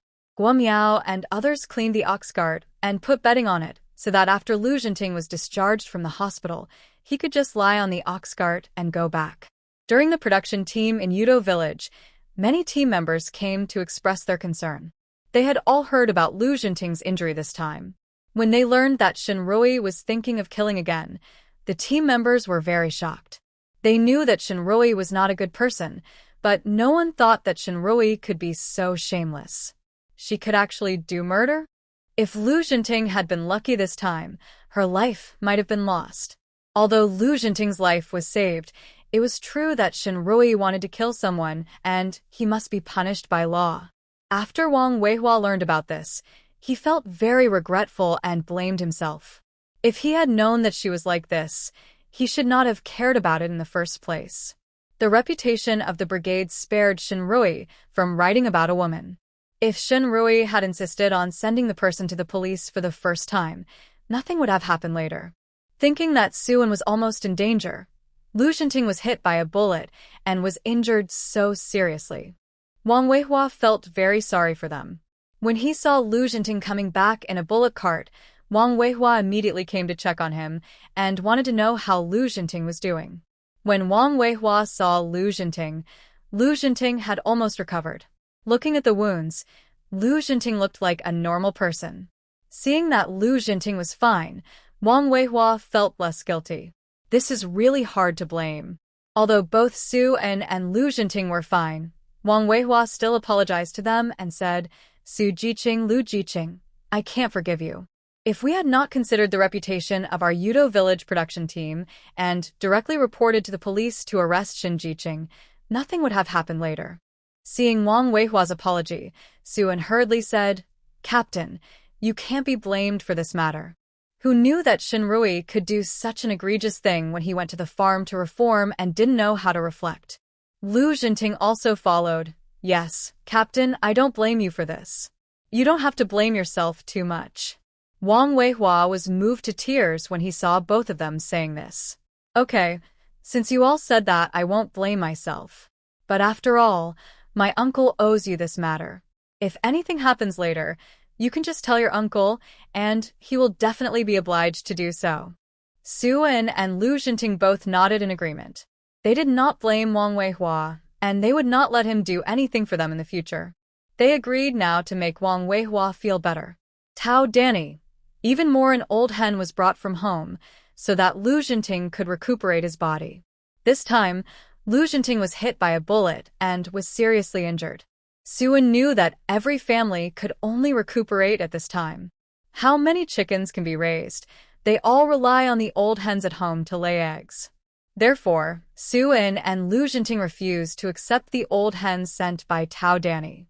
Aunt Danny, we understand your and Uncle's wishes. That is, this chicken is really no longer needed. You can take it back and keep it for laying eggs. We have no shortage of tonics here and we can get our hands on game. There was a lot of back and forth between the two parties, and finally Tao Danny went back with the old hen. She thought that Lu Xinting was injured and had to be taken care of. Living in the educated youth point was not as convenient as theirs, so Jiang Xinhua asked Lu Xinting to Su and Guo Miao moved directly to live with them. Originally, Su-an built 3 rooms. If Guo Miao and Lu Xinting moved here, the room would not be enough, but the 2 Lu Wanting and Sun Xinxin shared 1 room, so that they could share the space. 1 room was given to Guo Miao and Lu Xinting. Lu Xinting was very happy because he could see Su-an every day. After Lu Xinting was discharged from the hospital, Su-an was more concerned about the outcome of Shin Rui's treatment.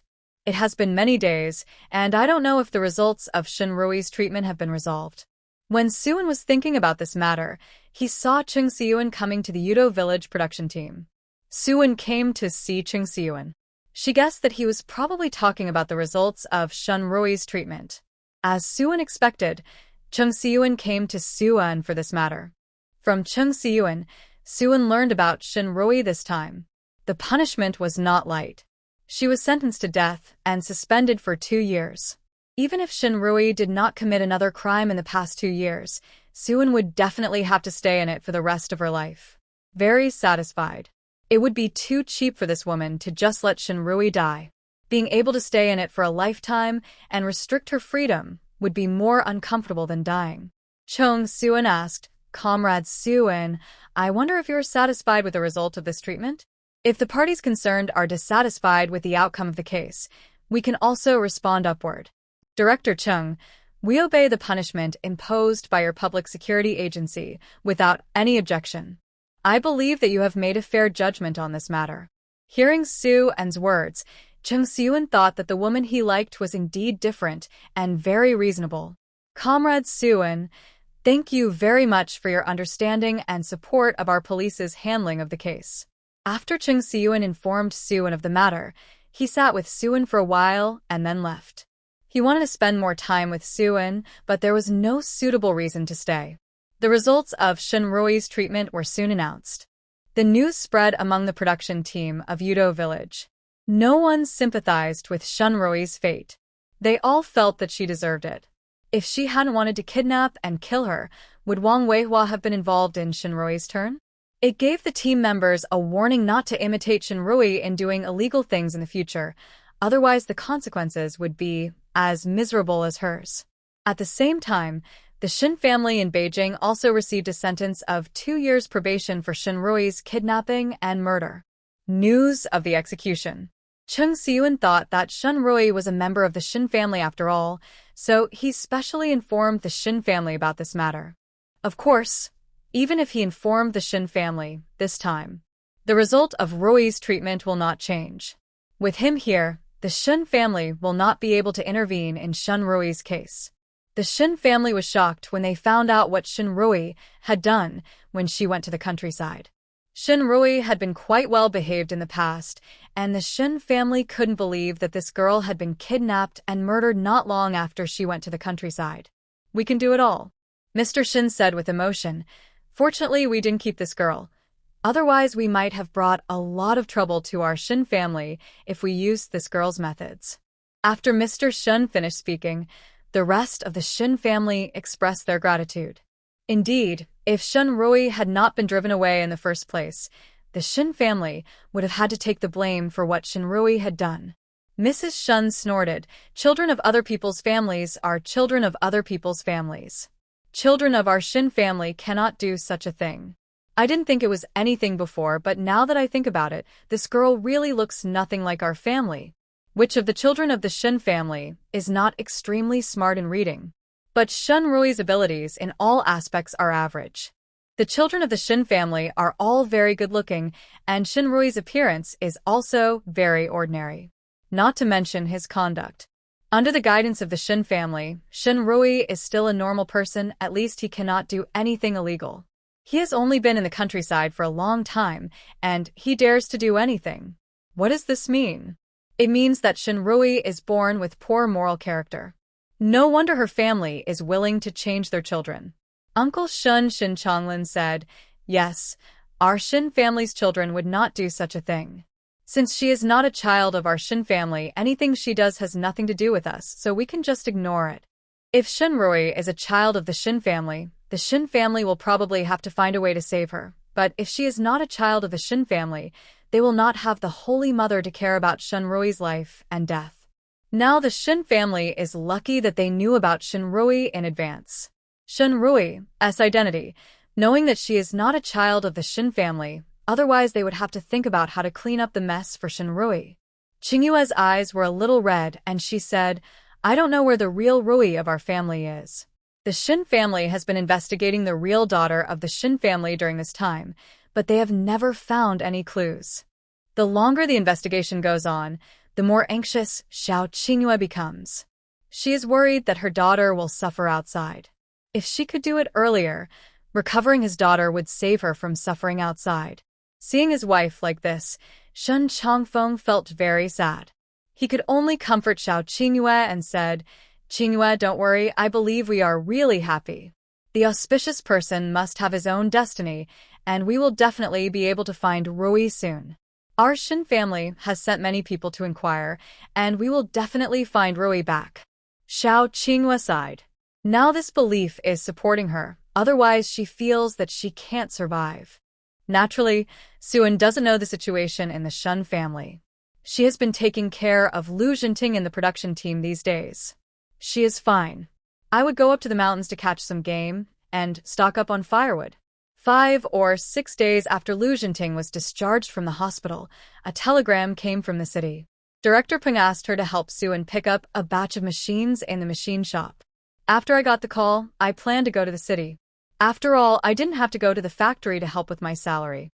Now that there was a problem with the factory's machinery, Suan would definitely have to go and help with it at home. Suan is not worried. Lu Jinting's injury is almost healed now. In addition, even if she leaves, Guo Miao and Lu Wanting are still at home. With them taking care of Lu Jinting, it doesn't matter if Suan doesn't intervene this time. Suan could also replenish supplies for Lu Peng and send some supplies to Su Wei's children. After Suan planned to go to the city, she went to Wang Weihua to write a letter of introduction. We took a car to the city. It was already past 11 o'clock when we arrived. Suan planned to wait for the matter at the machine factory to be settled before doing other things. So Soo-in went to the machine factory first and found Director Peng. Comrade Soo, please come over. Hey, there are problems with several machines in the factory this time, and they're still a bit tricky. Please help me later to see if the machines can be repaired. Soo-in nodded. Okay, Director Peng, then please take me over and have a look. Peng Chong saw that it was getting late. Even if he was anxious about the machine, he had to finish the meal before talking about it. After all, the machine is tricky to deal with, and it couldn't be finished in a short while. Soo-in thought it was okay. It would only be done after eating. Only when you have strength can you work better. Soo-in is very interested in the skills of the master of the machinery factory. This time, Director Peng took Soo-in to the canteen and ordered a table of dishes for her. After eating, Director Peng took Soo-in to the workshop. After checking the machines, Soo-in frowned and said, Director, where did you buy these machines? These machines are defective products and are not good products in the first place. It is very difficult to repair this kind of machine which has production problems. If the machine just breaks down, Soo-in can just solve the problem directly. But there are problems with the production of these machines. They are all defective products. If you want to repair them, it is better to start production again. Although Director Peng has already guessed the result, but when I heard Soo-in say this, I was still very disappointed. Hey, this time our machinery factory was cheated again. These are machines imported from beautiful countries and cost a lot of money. Foreign exchange is so rare at this time. As a result, these foreigners bullied others. We spent a lot of money to give us a machine like this. Don't you say that the beautiful country is a civilized and free country? Who knew people over there could do such a thing? This is not a civilized country. This is simply a country of gangsters. Director Peng didn't say it was okay, but the more he talked, the more he wanted to cry. It hurts to think about spending so much foreign exchange. The country is at a critical moment of construction. How rare is foreign exchange? The foreign exchange that was finally earned was used by those beautiful countries. How could he be willing to accept the fact that his manufacturer was cheated? Soo-in heard factory director Peng's complaints and echoed, there are low-quality people everywhere. Don't think that everyone in this beautiful country is civilized and qualified. Those capitalists cheat people more ruthlessly than anyone else. Now that things have happened, Director Peng, it is useless to scold them. He has to think of a follow-up solution. They provided such a defective machine. Can we return it and get back the money we spent? Director Peng shook his head and sighed. How can it be so easy? It would be fine if it were a domestic manufacturer, but the worst-case scenario would be a lawsuit. But this is a manufacturer from a beautiful country, and it is difficult for us to protect our rights and interests across borders. Soo-in heard what Director Peng said and felt it made sense. After all, it's a multinational country, and the Chinese can't control the manufacturers in the beautiful country. The cost of filing a lawsuit across borders is relatively high, and more importantly, it may not succeed. Needless to say, the government of beautiful country will definitely try its best to protect the interests of beautiful country's manufacturers. Now that legal rights protection is unavailable, factory manager Peng can only think of other options when Soo-in doesn't say anything, thinking that Soo-in has nothing else to do. After finding a solution, he sighed and said, it's over now. This matter cannot be solved. I have caused such a big loss to the factory. I will definitely not be able to continue my job as the factory director. Hey, it's my fault too. I didn't let anyone check it when I received the goods. If you check it carefully, you may be able to avoid it. Soo-in felt that Director Peng was a pretty good person, so he was willing to help him solve the problem. Director Peng, this matter is not unsolvable.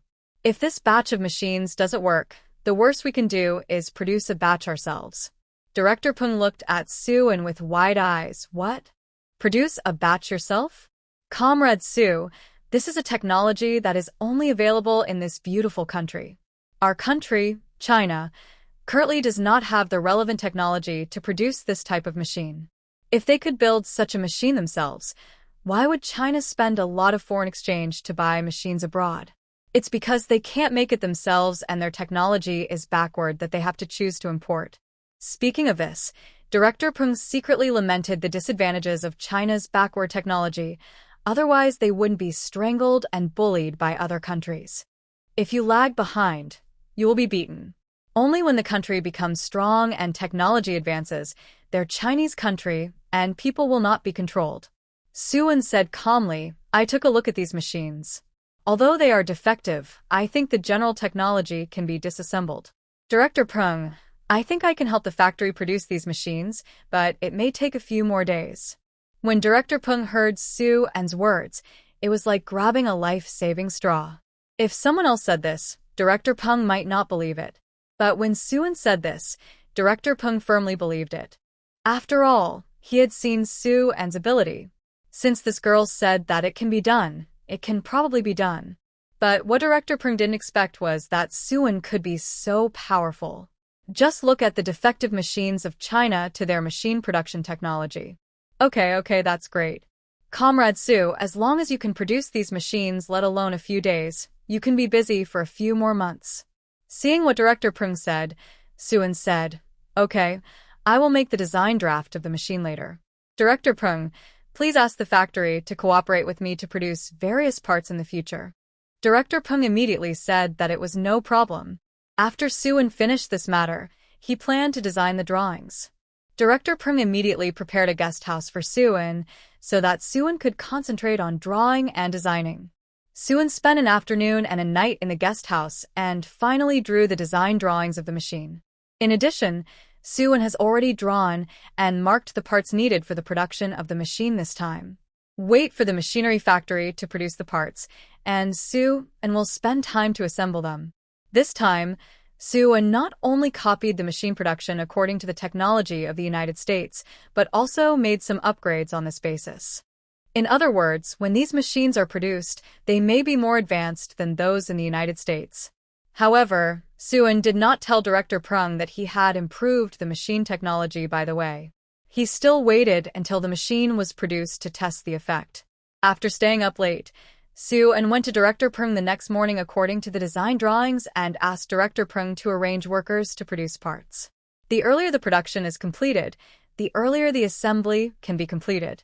Director Peng was stunned when he saw Suan came up with the design draft so quickly. Is this girl's ability too great? How could she complete the design drawings so quickly?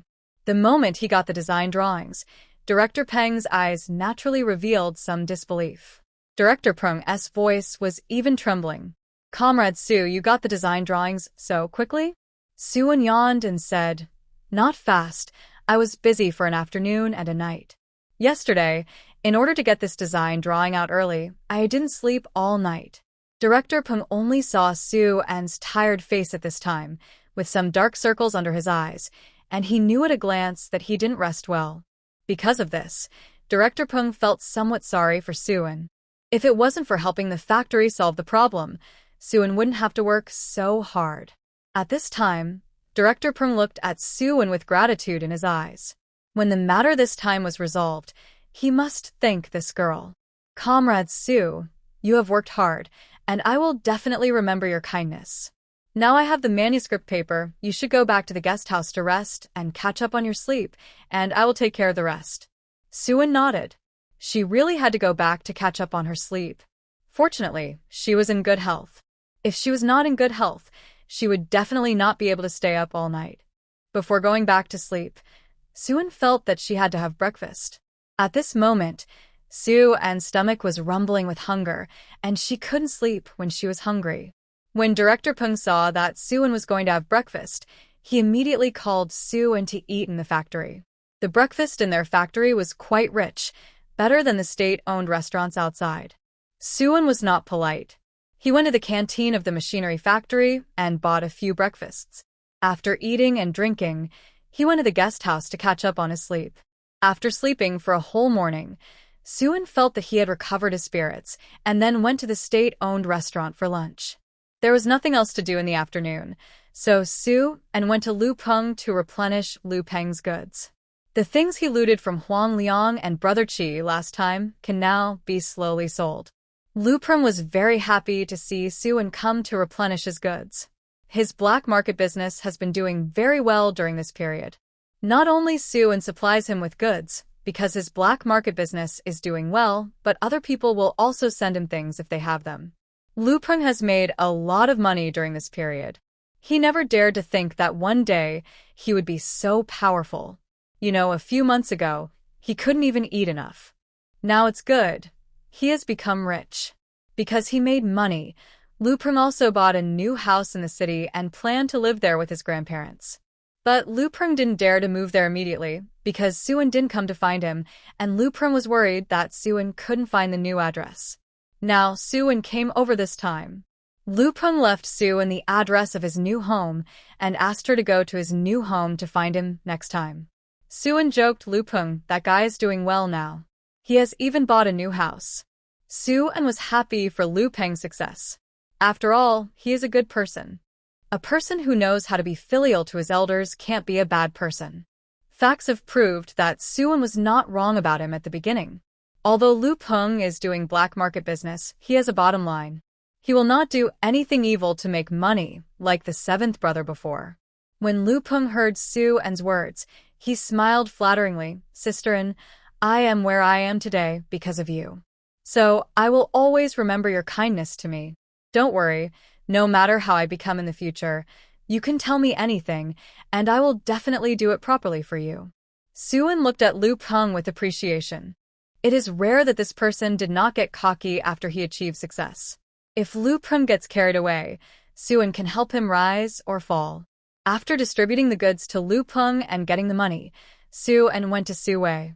When she went to Suwei, Suan gave the children some candies as usual and also carried a sack of pickled bacon. Although it was pickled wild boar meat, it was meat after all. The children here were very happy to see Suan coming. Suan asked about their situation during this period with concern. After seeing that the children were doing well, Suan felt relieved.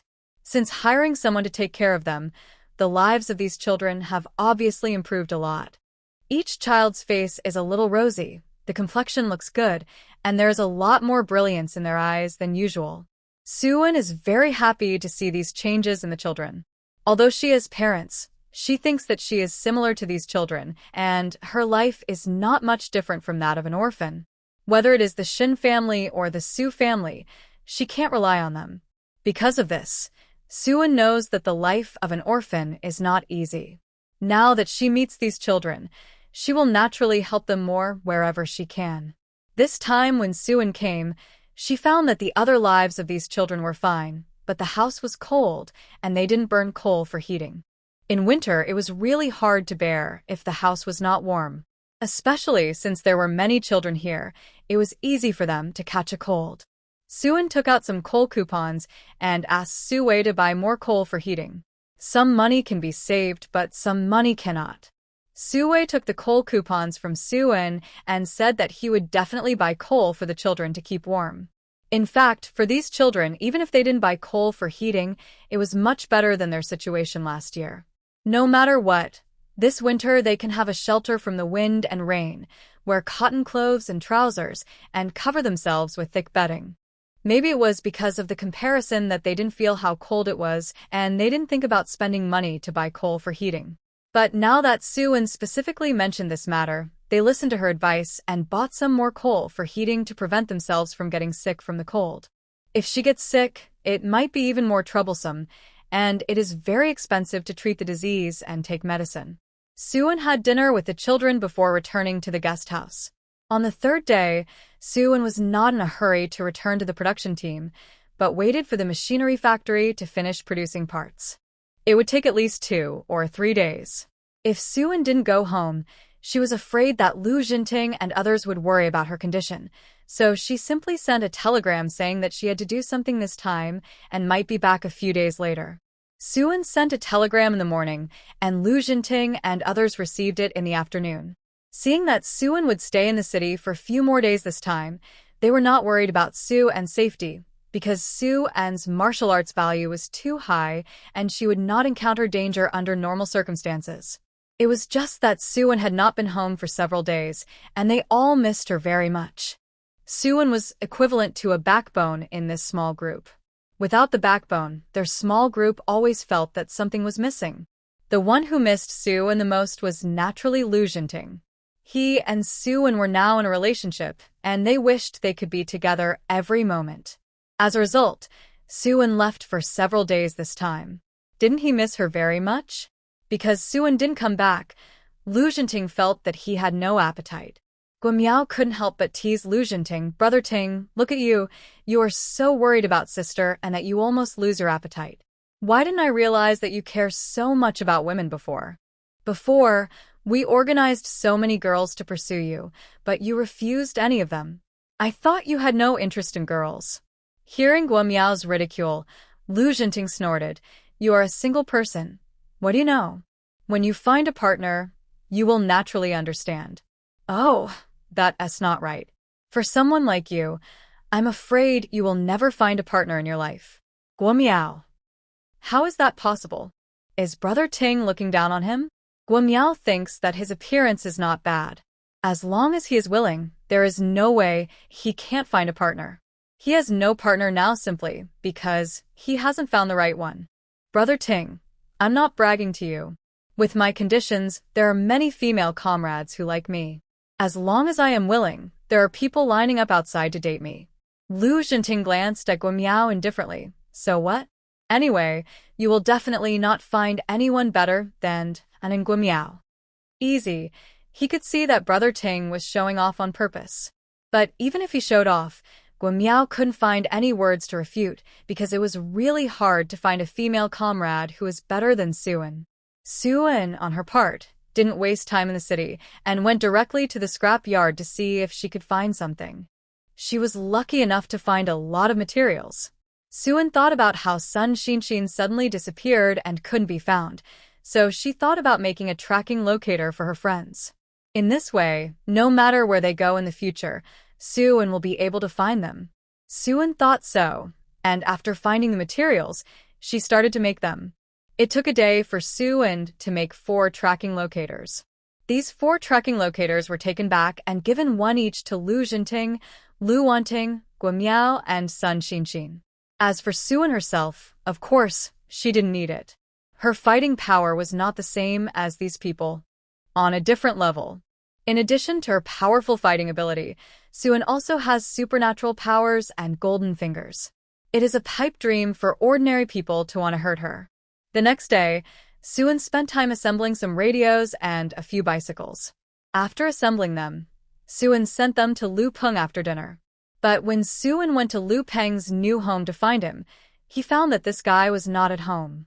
But when Lu Peng's grandfather saw Suan, he warmly invited Suan into the house. Seeing that the old man was very enthusiastic, Suan followed him into the house. It was just right that he could wait slowly in the house. It was getting late at this time, and it was estimated that Lu Peng would have to go home soon. Grandpa Lu heard from Lu Peng that Suan was his benefactor. If it weren't for Suan, their family would not have such a good life now. So Grandpa Lu treated Suan very enthusiastically. Seeing Suan coming over, he even served her tea and water. Seeing that Grandpa Lu, an old man, entertained her like this, Suan was a little embarrassed and said, "Grandpa Lu, don't just entertain me, sit down." Grandpa Lu smiled and responded, "Okay, sit down." Grandpa Lu had nothing to do at the moment, so he started chatting with Suan. Suan felt that the old man was in very good mental state, and his physical condition was much better than before. During this period, Lu Peng made money, and their family's living conditions improved a lot. They don't have to work hard every day, and they can eat and drink well. With better living conditions, the old man's physical condition will naturally improve. Seeing the changes in Grandpa Lu, Suan was also happy for him. Grandpa Lu felt that Suan was a very polite and sensible girl. Unconsciously, he pulled her to talk a lot, and also said a lot of words to thank Suan for taking care of his grandson. Although Lu Peng did not work properly before, in Grandpa Lu's eyes, his grandson was still a very filial and sensible child. Now that he met Suan, he was like meeting a noble person who helped him.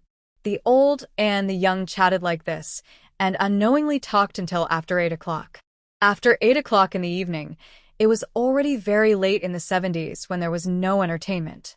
Seeing that Lu Peng had not come back so late, Grandpa Lu muttered worriedly, "Why hasn't our Pengzi come back yet? Did something happen? Normally, he would have come back at this time. Why hasn't he come home today?"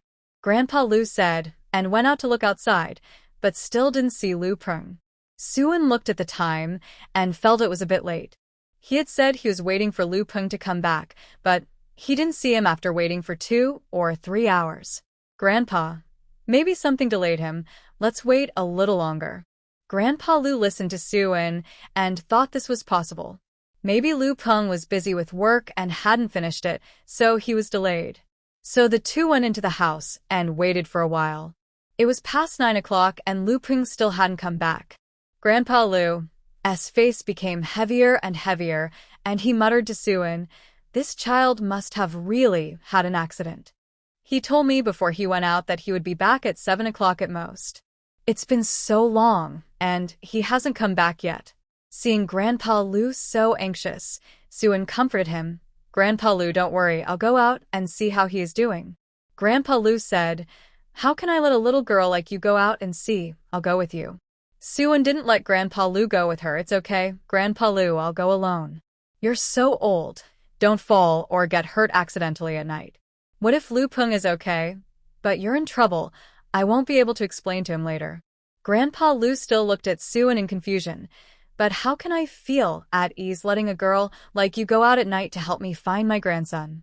Grandpa Lu felt that Suan looked weak and frail, and it goes without saying how dangerous it would be for a girl like this to go out at night. If someone were to target her, and she were in danger, Grandpa Lu would definitely feel guilty. "Grandpa Lu, don't look at me as a girl. My skills are better than Lu Peng. Don't worry, I can make Lu Peng a success, so he is not as simple a person as you think. You just wait at home, I'll go out and take a look." When Grandpa Lu heard Suan say this, he thought about it and felt that it made some sense. A little girl can make his eldest grandson call her sister left and right, and also help his grandson to make a fortune. Can she be an ordinary person? Grandpa Lu thought that he was old, and even if he went out, he would probably not be able to help much, and might even cause trouble. So Grandpa Lu said to Suan, "Okay, girl, then you should be careful when you go out alone, and be sure to pay attention to safety." Suan nodded. "Okay, I know," Suan said, and hurried out the door. I don't know where Lu Peng has gone, and Suan has no clue to find him. She can only try her supernatural power to see if she can use it to sense Lu Peng's location. It would be great if her supernatural power level could be improved so that she can track and lock on to the person she wants to find. Thinking of the last time Sun Xinshin disappeared, and this time Lu Peng didn't know where he was, Suan felt that after returning, she had to work hard to practice her supernatural power. Suan hadn't worked hard to practice her supernatural power before, mainly because she felt that there were not many places to use supernatural powers in this age without zombies. But now it seems that sometimes. At that time, she had to borrow her supernatural powers to do some things. Although Suan could not lock on Lu Peng's specific location, fortunately, she roughly locked on a direction. It was located on the outskirts of the city. Suan walked in the direction of her perception. After Suan walked for a while, she saw a person stumbling over with blood on his body. When Suan saw the person running over clearly, she immediately recognized that it was none other than Lu Peng's childhood friend. Suan remembered that Lu Peng's childhood friend was named Liang Fei. When she saw Liang Fei, Suan wondered if Lu Peng was also nearby. Suan walked towards Liang Fei and shouted to him, "Are you Liang Fei?" Liang Fei also recognized Suan at a glance. The moment he saw Suan, Liang Fei seemed to have seen a life-saving straw and said to Suan excitedly, "Sister, it's you? That's great." Liang Fei knew that Suan was strong, and he could save his life if he met her. He was injured now, and he could not hold on any longer after running around for so long. He thought he was going to die outside, but he did not expect to meet Suan. Suan responded, "Yes, it's me. You were shot?" Liang Fei said, "Yes, I was shot." "Sister, can you take me to the hospital? I feel like I can't hold on any longer." Suan looked at Liang Fei's condition and said, "It's too late to send you to the hospital now. Let me help you with your injuries first," Suan said, and asked Liang Fei to sit down. Liang Fei didn't know where Suan got the medicine box from. Although it was strange to see Suan carrying a medicine box with him, Liang Fei didn't think much about it. Liang Fei was shot in the leg. Suan asked him to roll up his pants, and then helped him remove the bullet from one of his legs. He lost a lot of blood, and it would be dangerous if the bleeding was not stopped. If Liang Fei's own foundation was not good, he would have fainted from excessive blood loss. Suan took out a dagger, disinfected the dagger first, and then began to help Liang Fei dig out the bullet. Lu Peng's childhood friend is still a man. Suan helped dig out the bullet, and this guy didn't say a word. He waited for Suan to dig out the bullet, and then quickly applied medicine to him. After Suan's treatment, Liang Fei's bleeding finally stopped. Liang Fei looked at Suan gratefully and said, "Sister, thank you so much."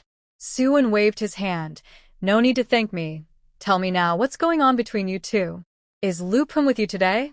Seeing Suan asking about this, Liang Fei remembered that Lu Peng and several of his other childhood friends were in danger. He quickly told Suan about today's situation. Today, Lu Peng and several childhood friends were planning to do a deal with someone.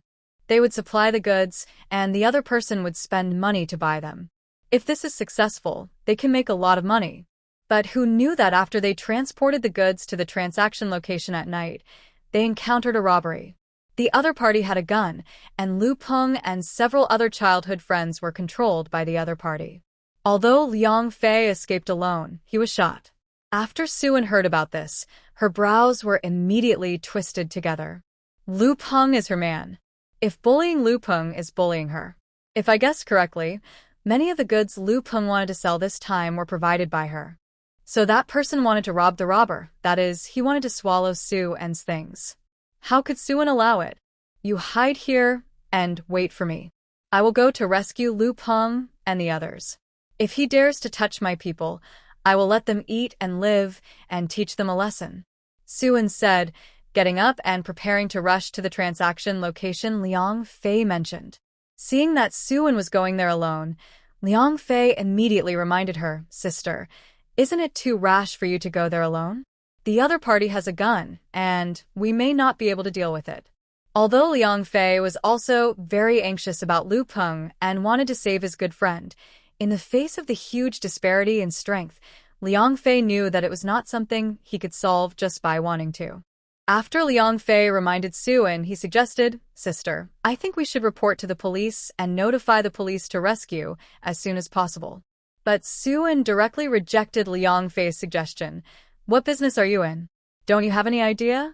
Once you report to the police, you'll have to go to jail after the matter is over." Suan was still thinking about letting Lu Peng continue to help her run the black market business, so she didn't want Lu Peng and others to go to jail. Liang Fei had already considered the situation Suan mentioned. They were engaged in a business of speculation and profiteering, and if they were caught by the police, they would definitely be locked up for a few years. "Sister, I know, but even if you go in, it's better than losing your life. Those people will definitely not let Brother Peng and the others go easily. The other party took so many goods from Lu Peng at once, and the probability of him letting them go is very low. He is likely to be killed to silence them." Suan said calmly, "I will handle this matter. If I can't handle it, I will report it to the police. You just wait here, don't worry, I won't let your childhood friends get into trouble." Seeing Suan's certainty, Liang Fei couldn't help but believe that she could really do it. "Oh, never mind." Lu Peng had said before that Suan was not an ordinary person, so he would believe her this time. Suan left Liang Fei and hurried to the place where they were trading. The two places were not far apart, probably only 1 or 2 miles away. Suan quickened her pace and arrived at the place in less than 10 minutes. When Suan went there, the group of people who wanted to rob the robbers were moving the goods. Suan saw with sharp eyes that Lu Peng and the others were. Suan was relieved to see Lu Peng and the others. Fortunately, when she arrived, the other party had not killed them all. If the other party had already attacked Lu Peng and the others when she arrived, Suan would have no chance to rescue them even if she wanted to. Suan looked at these people, stood up directly, and said to them, "You dare to have ideas about my aunt. Are you courting death?" The group of people were shocked to see a man suddenly rushing out. The leader of this group of gangsters was a middle-aged man with one eye. The one-eyed man looked in the direction of Suan and saw a young and beautiful girl. A little girl actually jumped out and talked to him so arrogantly. She really didn't care about her life. Lu Peng and others opened their mouths in surprise after seeing Suan. They never expected that Suan would come to rescue them. The moment he saw Suan, Lu Peng was like seeing a savior, and his eyes were red. Suan was really his benefactor. Not only did he make money with him, but he also came to save his life. If Suan came a little later, the one-eyed man and his group would have put sacks on their brothers and thrown them into the river to drown. As for why they didn't just shoot them to death, it was mainly because they were worried that the gunshot would attract attention. If Liang Fei hadn't escaped just now, this group of people would not have shot unless the situation was urgent. The one-eyed man looked at Suan and said, "Little girl, you are quite arrogant. You dare to talk to me like this. I want to see who of us is really desperate." After the one-eyed dragon finished speaking, Suan saw two big men pointing guns at her head. If it were an ordinary person, he would definitely be scared if someone pointed a gun at him like this, but Suan was not afraid at all. When Lu Peng saw these people pointing guns at Suan, his heart skipped a beat. He forgot that these people had guns in their hands.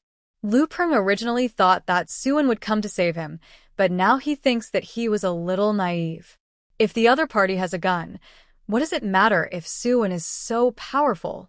Can ordinary people resist guns? Lu Peng didn't want to implicate Suan because of his own affairs. After all, Suan has helped him enough. So Lu Peng begged the one-eyed dragon, "Brother Long, please, can you let her go? She is a female comrade, so don't do anything to her. I have no objection to you taking all my things, but I only have one request: don't hurt her." After Lu Peng made a request to the one-eyed dragon, he quickly said to Suan, "Sister, don't worry about me." Seeing Lu Peng protecting her like this, Suan sighed silently. This kid still has some conscience. Because of this, Suan felt that he should save this guy. The one-eyed dragon took a look at Suan and felt that although this girl was a little arrogant, she looked good. Although the one-eyed dragon and his brothers prefer charming and coquettish women, Suan's type may taste different. So the one-eyed dragon replied obscenely, "Let her go? It's not impossible. Let her serve us brothers one by one, and I will let her go." Suan's face was immediately filled with anger when she heard what the one-eyed dragon said. She spat at the one-eyed dragon. "My aunt is not someone you can dream of. Are you worthy?" Suan said, and suddenly he flashed to the side of the one-eyed dragon under everyone's eyes. Because the speed was too fast, no one could see the situation clearly. By the time they could see the situation clearly, Suan had taken out a gun and pointed it at the one-eyed dragon's forehead. The gun that Suan took out was the one he had looted from Huangzhong last time. This is a gun from Country R, which has stronger attack power and greater power than domestic guns. The one-eyed dragon did not expect that he was still teasing this girl in the last second, and in the next second, he would be pointed at the head with a gun. This girl looked weak and fragile, but her skills were so strong that it was terrifying. The one-eyed dragon now understood why Suan was so arrogant. She was not born arrogant. She just had the capital to be arrogant. As Suan pulled the trigger, the one-eyed dragon was scared to the point of peeing his pants. The one-eyed dragon, who was originally a little arrogant, suddenly became honest and humble and prayed to Suan, "Auntie, please spare me. Please spare me. I have offended you because I didn't recognize you. Please forgive me this time. I know I was wrong." Seeing that the one-eyed man was so scared that he peed his pants, Suan's eyes revealed a trace of contempt. He peed his pants after being scared like this? Is he still a man? Lu Peng and others didn't expect such a scene. Where did Suan get the gun? Because Suan's gun was pointed at the head of the one-eyed dragon, none of his men dared to act rashly. They also felt that Suan's skills were unfathomable, and if they dared to make any movement, they might be defeated by her in advance. Suan sneered, "You dare to covet my things, you dare to touch my people. You are really brave." The one-eyed dragon continued to beg for mercy, and I really know I was wrong. I didn't find out clearly before I took action. If I had known the situation earlier, we would never have done such a thing. The one-eyed dragon really didn't know that there was such a powerful person behind Lu Peng. He always measured what he did, and only dared to take action against those who he could deal with. For those who he couldn't deal with, he would stay away. If he had known that Suan was so terrible, his idea of robbing the thief would never have hit Lu Peng's head. The one-eyed dragon said, and then said, "Aunt, since I know I was wrong, can you give me a chance? I will return all the things to you, and from now on let's just pretend that nothing happened, okay?" Suan sneered, "Forget it? You hurt my people, how can I just let it go like this?" The one-eyed dragon also had a good eye, and immediately said to Suan, "Aunt, let me get compensation for you. I have prepared 6,000 yuan here, which was originally for buying goods, and now I give it all to you as my apology." Suan was quite satisfied when he heard the 6,000 yuan compensation. But she still threatened the one-eyed dragon, "If I kill you, won't the money you brought this time belong to me?" The one-eyed dragon was frightened and immediately raised the price. "Sister, let us go. We really know we are wrong and dare not do it again. In addition to the 6,000 yuan we brought this time, I will give you another 4,000 yuan after we go back. What do you think?" Although the one-eyed dragon did not make any profit this time and lost 10,000 yuan, he felt a little painful. But he also knew that no matter how important money is, it is not as important as his own life. The most important thing at the moment is to let Suan not do anything to him so that he can save his life. Suan originally did not plan to kill the one-eyed dragon. Because killing is against the law, if he really kills these people, Suan will have to think about how to deal with them later. It's okay if Lu Peng and others are not here, but Suan can't do it in front of them. "Okay, since you say so, then I'll give you this opportunity." Suan put away the gun. The one-eyed dragon breathed a sigh of relief, and his legs softened. He relaxed too early. Although Suan put away his gun, he kicked a thick tree trunk next to him. The thick tree trunk was kicked in half by Suan. Seeing Suan's strong fighting ability, the one-eyed dragon was stunned. Is this woman really a human? Under Suan's warning, the one-eyed dragon was completely honest. He had some small thoughts, but now that he knew Suan's strength, he dared not make any small moves. The one-eyed dragon first honestly asked his men to give the 6,000 yuan directly to Suan, and then arranged for someone to untie Lu Peng and the others, and then continued to apologize to Suan. Suan stared at the one-eyed dragon and said, "Remember to send the remaining 4,000 yuan. Send it within 3 days. Otherwise the ant will come after you to collect it. I can't guarantee what the consequences will be." The one-eyed dragon immediately responded, "Okay, Aunt, I will send the money to you as soon as I get back." Suan saw that the one-eyed dragon was really honest, so he didn't say anything more. It was getting late, so Suan directly asked the one-eyed dragon's men to help them send the goods back first. Since someone could deliver the goods, Suan didn't need to use his own people. The one-eyed dragon didn't dare to disobey anything Suan said now. This ant was so scary that he really didn't dare to offend her.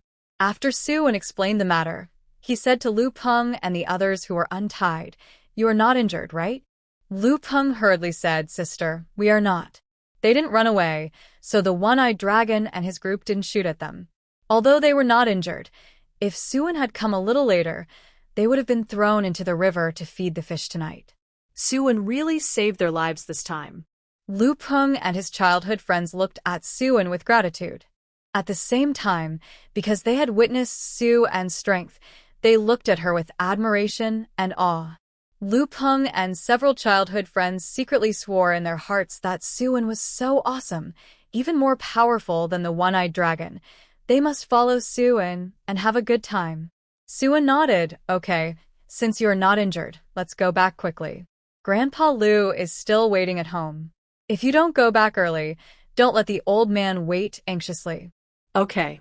Lu Peng hurriedly caught up with Suan's steps and headed towards the city together. Suan didn't forget Liang Fei and took Liang Fei with him on the way back. Liang Fei was originally thinking about whether he should report to the police, in case Lu Peng and the others got into trouble, and Suan also got into trouble. As a result, the thing he was worried about did not happen at all. Suan not only stood in front of him at this moment, but also rescued Lu Peng and others safely. Liang Fei's eyes were full of disbelief. How could it be? What kind of monster is Suan?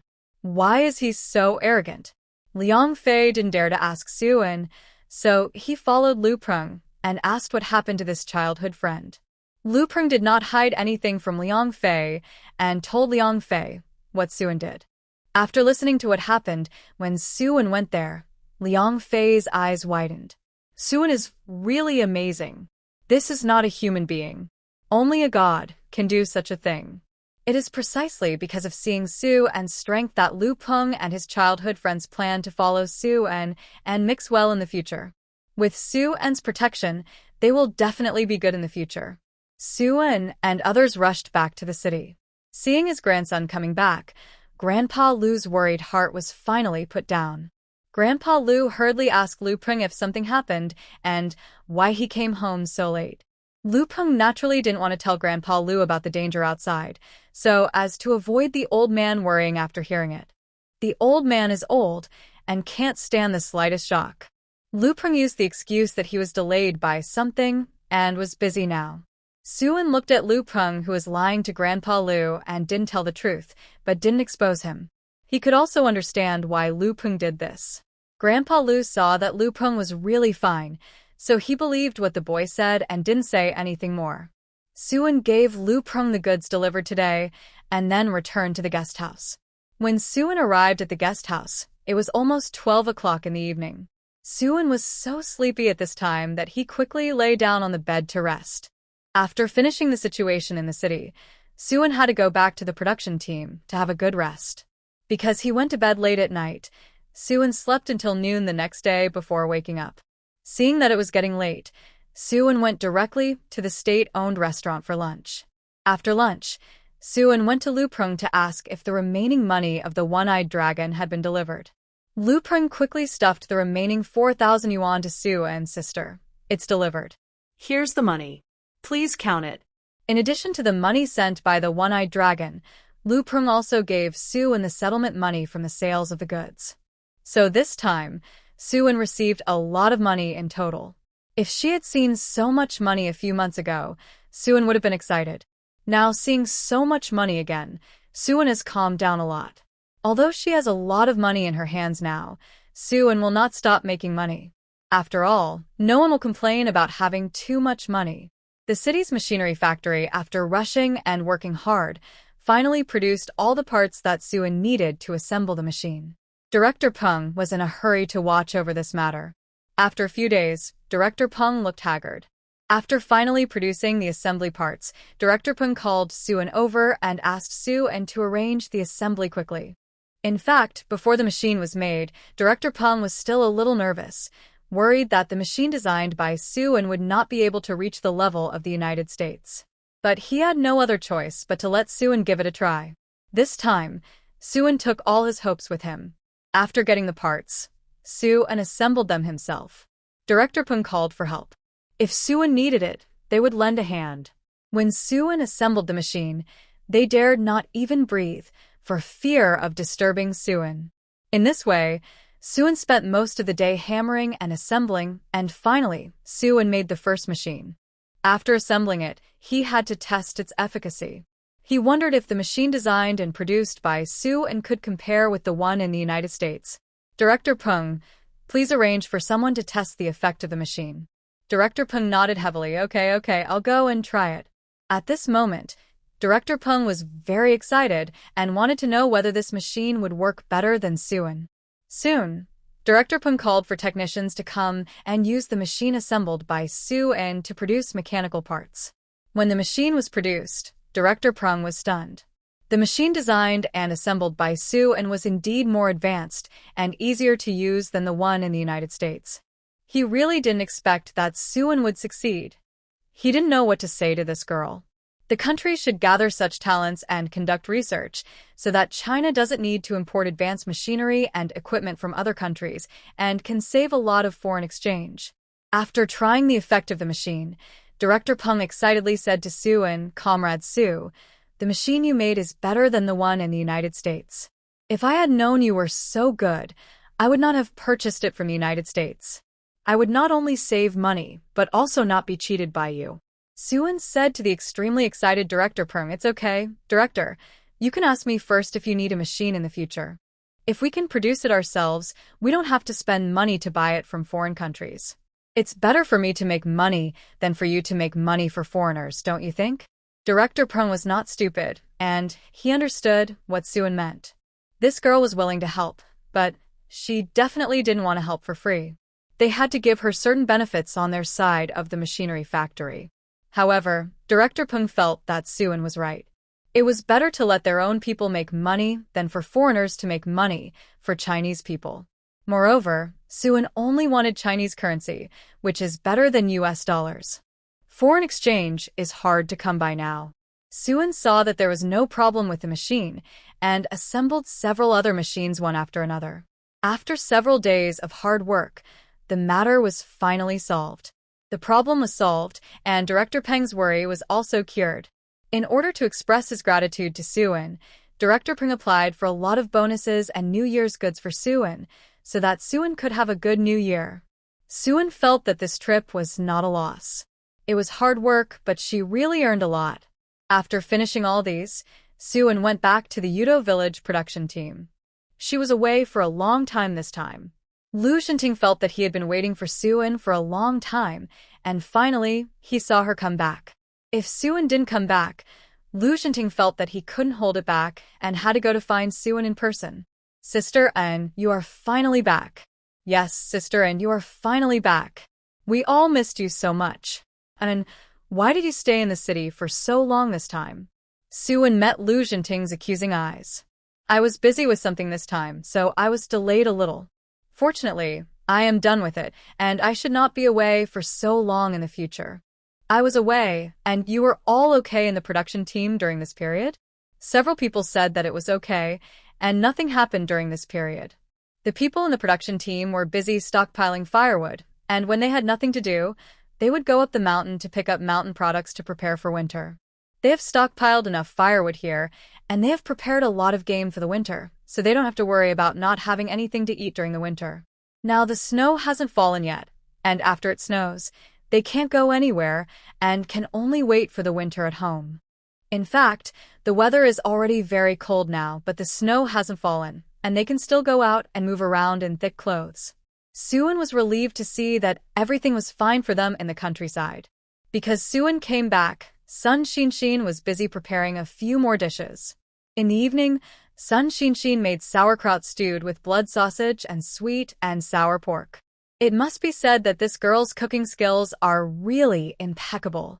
After dinner, Suan went into Lu Xinting's room alone again and asked about his recovery from his injuries. Lu Xinting was shot and was hospitalized for treatment. When he was discharged from the hospital, his wound had scabbed over.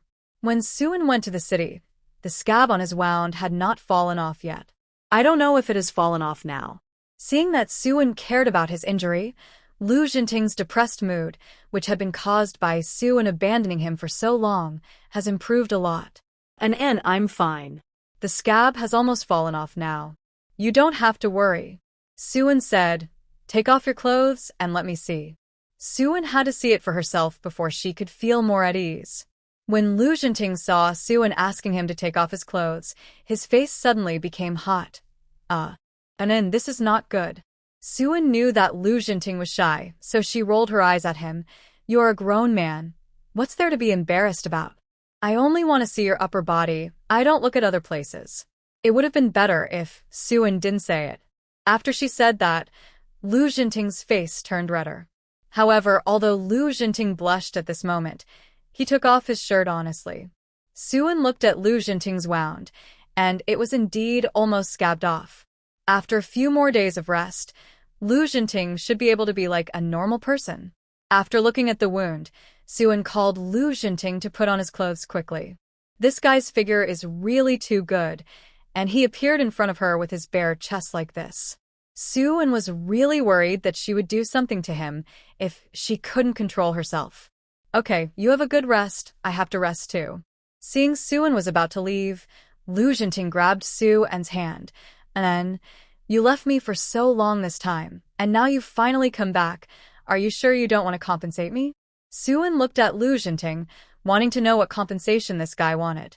Facing Suan's questioning eyes, Lu Xinting directly pulled Suan into his arms and then covered her with soft flips.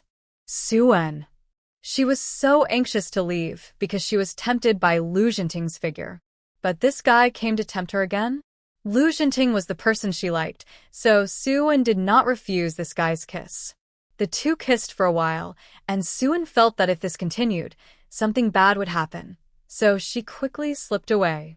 A few days after returning from the city this time, it started snowing in the Yudo village production team. This was the first snow in their winter. I have to say that the snow in the north is really heavy. This snow fell for several days and nights. When the snow stopped, the snow at the door was very deep. Seeing such a heavy snow, the team members were not very excited, but worried about how to survive. The weather was getting colder, and many people had no warm clothes and bedding. In fact, this was secondary. The main point was that the snow was heavy and the snow was thick. Many people's thatched houses could not hold such thick snow. Since the snow fell, Wang Weihua has told the team members to complete the cleaning work to avoid the collapse of houses. But even though everyone was paying attention, several houses still collapsed. Wang Weihua immediately summoned the team members to go to the accident to rescue. Su En, Lu Wanting, and Guo Miao all actively participated in the rescue operation. Lu Jinting wanted to participate in the rescue, but was stopped by Suen. After all, he was injured. Although he has recovered well, he is still not fully recovered and needs to continue to recuperate. It doesn't matter if he is missing one person. It's better for him to take care of himself first. Lu Jinting is also an obedient person. Since Suen didn't let him go, he didn't go. It was not until Suen participated in the rescue that he realized what it meant to have a rope that broke at the end of its length. These families were already in financial difficulty, and they suffered such a disaster. The male owner of one family even had his leg broken. In this era, the mainstay of a family has fallen, and no one can earn work points or food, so life is not easy. Wang Weihua sighed again and again. They had no way to deal with such a thing. The brigade was very poor and had no extra money to help the team members. This family had several children. After the accident, the women and children surrounded the man and cried. Wang Weihua called a meeting of the team members and asked if they could donate money to send this person to the hospital for treatment of his leg. If he was not treated, he would not be able to do farm work after his leg was broken, and the whole family would starve to death in the future. Wang Weihua's meeting was not very effective. Now every household is having a hard time. Even if the team members sympathize with such a plight, it is impossible to ask them to pay. If they can't even make ends meet at home, how can they afford to help others?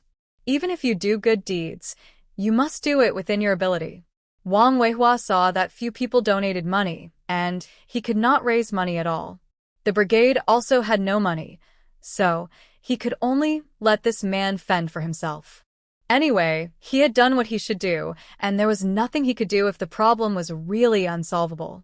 Just when Wang Weihua gave up, Suen found him alone. "Captain, I will pay for the medical expenses of Comrade Wang Jian, but you have to keep it a secret for me, and don't let it be said that I paid for it." Wang Weihua didn't expect Suen to offer money to treat this man's leg. This young educated youth Suen is really capable and kind. Wang Weihua knew that Suen was not short of money. The meritorious service rewards given by the public security alone were not small. Not to mention, the reward Suen received last time was several hundred yuan. Others can't afford the money, but Suen can definitely afford it. Since Suen is willing to help pay, it is naturally the best. But Wang Weihua didn't understand why Suen didn't want others to know, but asked him to keep it a secret. Facing Wang Weihua's puzzled look, Suen explained, "Captain, if I let others know that I paid to save Comrade Wang Jian, I'm afraid that people with difficult families in the production team will have to ask me for help. I don't like trouble, and it's best for me to keep the secret. Anyway, I just want to help, not for fame." Wang Weihua heard Suen's words and immediately understood what she meant. Suen's concerns are not unreasonable. As long as she helps one person, there will be many people who will come to her for help. Wang Weihua didn't want Suen to get into trouble, so he agreed. "Okay, young Suen, I agree to your request." Suen paid the money, and the man had medical expenses. Wang Weihua quickly arranged for someone to help send him to the county hospital. The snow hasn't melted yet, and the team members are stepping on the snow to carry people to the hospital. Fortunately, after sending them there, the results are good. Wang Xian's leg was saved, and he will be fine after a few more months of recuperation at home. Wang Weihua was very happy to learn the result. Fortunately, he had the help of the young educated youth Su, otherwise he would not dare to think about how Wang Xian's family would live in the future. It must be said that the young educated youth Su's actions saved a family. Now Wang Weihua has a better and better impression of Suin, and feels that their Yudo Village production team is really blessed to be assigned such an excellent educated youth. Because the mountain was closed due to heavy snow, Suin and her friends stayed at home honestly. There are many people here, so they don't feel bored. Seeing that she couldn't go out, Sun Xinxin simply studied various delicacies at home. Suin saw that the weather was so cold, it would be nice to have a hot pot. Thinking of this, Suin went to Sun Xinxin to study hot pot. There was no hot pot base in this era, and if you want to eat hot pot, you have to make the base yourself. Suin knew the approximate method of making hot pot base. After all, she had watched a lot of food shows in the future. Suin talked to Sun Xinxin about the method of making hot pot base and waited for this girl to study and make it. Sun Xinxin is very talented in making food. After Suin finished speaking, she started to make it. Unexpectedly, she made the hot pot base in one go. Suin tasted the hot pot base made by Sun Xinxin. It was really good, more fragrant than the base of many hot pot restaurants in later generations. After the base was prepared, the next step was to eat hot pot. I don't know how the other people accept spicy food, so when eating hot pot, Suin asked for a double pot. Those who can eat spicy food can eat spicy pot, and those who can't eat spicy food can eat bone soup pot directly. Except for Suin, the others were eating hot pot for the first time. The hot pot with a spicy base makes the tongue numb and spicy, and they sweat directly in the winter. But they all think it's cool to eat spicy, hot pot around the table. In this way, they ate several hot pots at home in the winter. Finally, after half a month of staying at home, the snow almost melted. Suin saw that he could go out, so he went into the mountains again. Although there is no shortage of meat to eat recently, all they eat is pickled meat, and Suin still wants to eat fresh meat.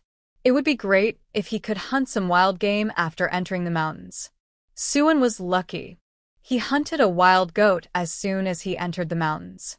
In addition to wild goats, he also hunted 2 pheasants. Seeing that the harvest was good, Suin carried the things down the mountain. There was a lot of meat from wild goats, dozens of kilograms. After Suin processed the mutton, he sent 2 kilograms to Wang Weihua's family and 2 kilograms to Aunt Jiang and Wu Mingzhong. Wu Mingzhong and his wife were so moved by the mutton sent by Suin that they didn't know what to say. This winter should be the best winter for the old couple, since they were sent down. Because of the warm clothes and beddings that Suin sent before, as well as firewood for the winter, they didn't freeze at all this winter. Now they can eat some meat from time to time, and the old couple feel that their physical condition has improved a lot.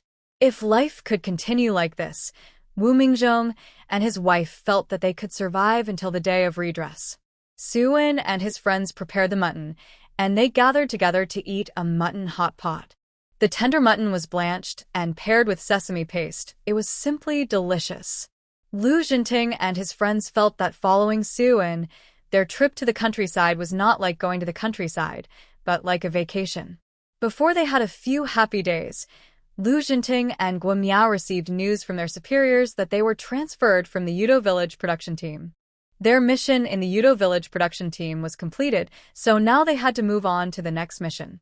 The superiors asked them to return to the organization within half a month, which means that they could stay in Yudo Village for at most 10 days.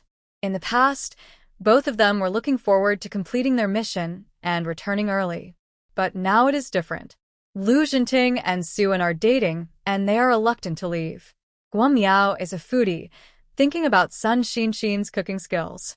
After leaving the Yudo Village production team, it was not easy for him to enjoy Sun Xinxin's cooking. But the two had to obey the transfer order from the organization. Since they were members of the Special Operations Team, they had to obey the decision of their superiors. The organization also arranged for the two to return to the city. The team members in Yudo Village did not know that Lu Jinting and Guo Miao were here to carry out the mission. Seeing that the two educated youth were suddenly arranged to return to the city, they were very curious about how they did it. Of course, the educated youths in the educated youth point envied Lu Jinting and Guo Miao the most. They all looked forward to returning to the city, but they never had the chance. How come Lu Jinting and Guo Miao got the quota to return to the city? There were also educated youths who directly asked Lu Jinting and Guo Miao if there was a way to get the quota to return to the city. But the people who came to ask were asking in vain, and Lu Jinting and Guo Miao certainly did not tell the real reason. Su-an also knew that Lu Jinting was going to return to the organization. Lu Jinting was her boyfriend, and the two had just started dating and were still in the honeymoon period. Su-an was a little reluctant to learn that Lu Jinting was leaving, but she also knew that this was Lu Jinting's duty. I thought you could stay and celebrate the new year, but I didn't expect that you couldn't celebrate this new year, Su-an said with a hint of regret in her tone. Lu Jinting looked at Su-an with guilt, and, I will come to see you when I have time. Su-an responded, okay, I will come to see you when I have the chance. Lu Jinting was relieved to see that Su-an didn't mean to blame him. Because Lu Jinting was about to leave, the two of them didn't have much time to spend together. While Lu Jinting was still in Yudo Village, they had to cherish the time together. Lu Jinting suggested that the two of them go to the county town for a date, and Su-an certainly had no objection. Like many couples, the two went to the cinema to watch a movie. After the movie was over, they had dinner together, and then went to the photo studio to take pictures. Now, they didn't have a photo together, so they took this opportunity to take a photo together. When the master of the photo studio saw Su-an and Lu Jinting come in, he was amazed by their looks. These two people are so good-looking. He has taken photos of many people, but he has never seen people as good-looking as these two. With such good looks, the master of the photo studio felt that the photos would definitely be good. Su-an and Lu Jinting took 3 photos in total, one for each of them, and then a group photo. No matter whether it was Su-an or Lu Jinting, their looks were impeccable. After the photos were taken, the master of the photo studio said to them, "The photos are very good. Please come back here in 3 days to pick up the photos."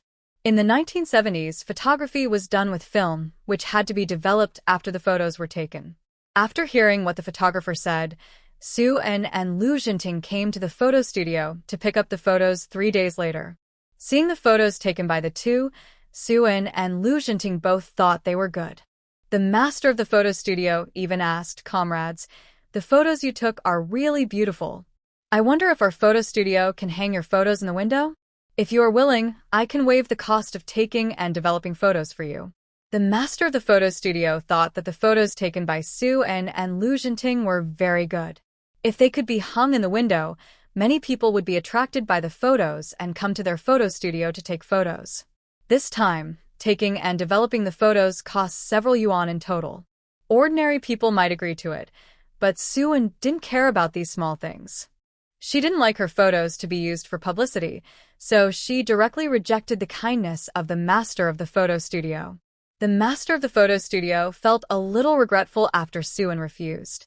It was rare for him to come across such a satisfactory photo, but the conditions proposed by him didn't move people at all. Su-an and Lu Jinting left the photo studio after taking the photos. Lu Jinting put the photos away and put Su-an's solo photo directly in his wallet. When he left the Yudo Village production team, although he couldn't see her every day Su-an, but it would be nice to be able to take out Su-an's photo and look at it every day. Lu Jinting and Guo Miao didn't stay in Yudo Village for too long. After hearing the news of the recall of the organization, they only stayed for 10 days before preparing to leave. Before leaving, Sun Xinshin prepared a lot of delicious food for the two of them. But Su-an, the object of Lu Jinting's life, didn't prepare anything for him. After all, she didn't have anything to show off. She was not as good as Sun Xinshin in cooking, and she was even worse at making clothes and shoes. It was better not to embarrass herself. Lu Jinting and Guo Miao were reluctant to leave, and Su-an personally sent them to the city's railway station. It happened that she had to replenish some goods for Lu Prung, so she sent them there by the way. When sending Lu Jinting to the train, Lu Shinting didn't care if there were people around, and kissed Suan on the forehead. Guamiao. Doesn't his brother regard him as a human being? She actually didn't shy away from saying it in front of him. After Suan sent the two people away, he went directly to Lu Peng. Lu Peng has been doing quite well in the black market during this period because he has a lot of goods, and even the one-eyed dragon doesn't dare to touch him, so those forces in the city who are jealous of him don't dare to act rashly. Lu Peng feels that if things continue like this, the entire black market in the city will have to be controlled by him. Of course, even though Lu Peng is doing better and better, he knows that one can't be arrogant. He knows very well how he got all this. It's all because of Suan. So when he saw Suan coming to him again, his attitude was as enthusiastic as ever. Suan replenished Lu Peng's goods and took more fruits. The fruits in her space were almost full. If it weren't for Lu Peng can only sell a limited number of ginsengs, and Suan can sell more. Suan also took several ginsengs from the space and gave them to Lu Peng, asking him to help sell them. Lu Peng was very excited to see Suan bring her treasures again. These ginsengs of better years are not cheap. After Lu Peng got the goods, Lu Peng also paid the money for the goods sold some time ago to Suan.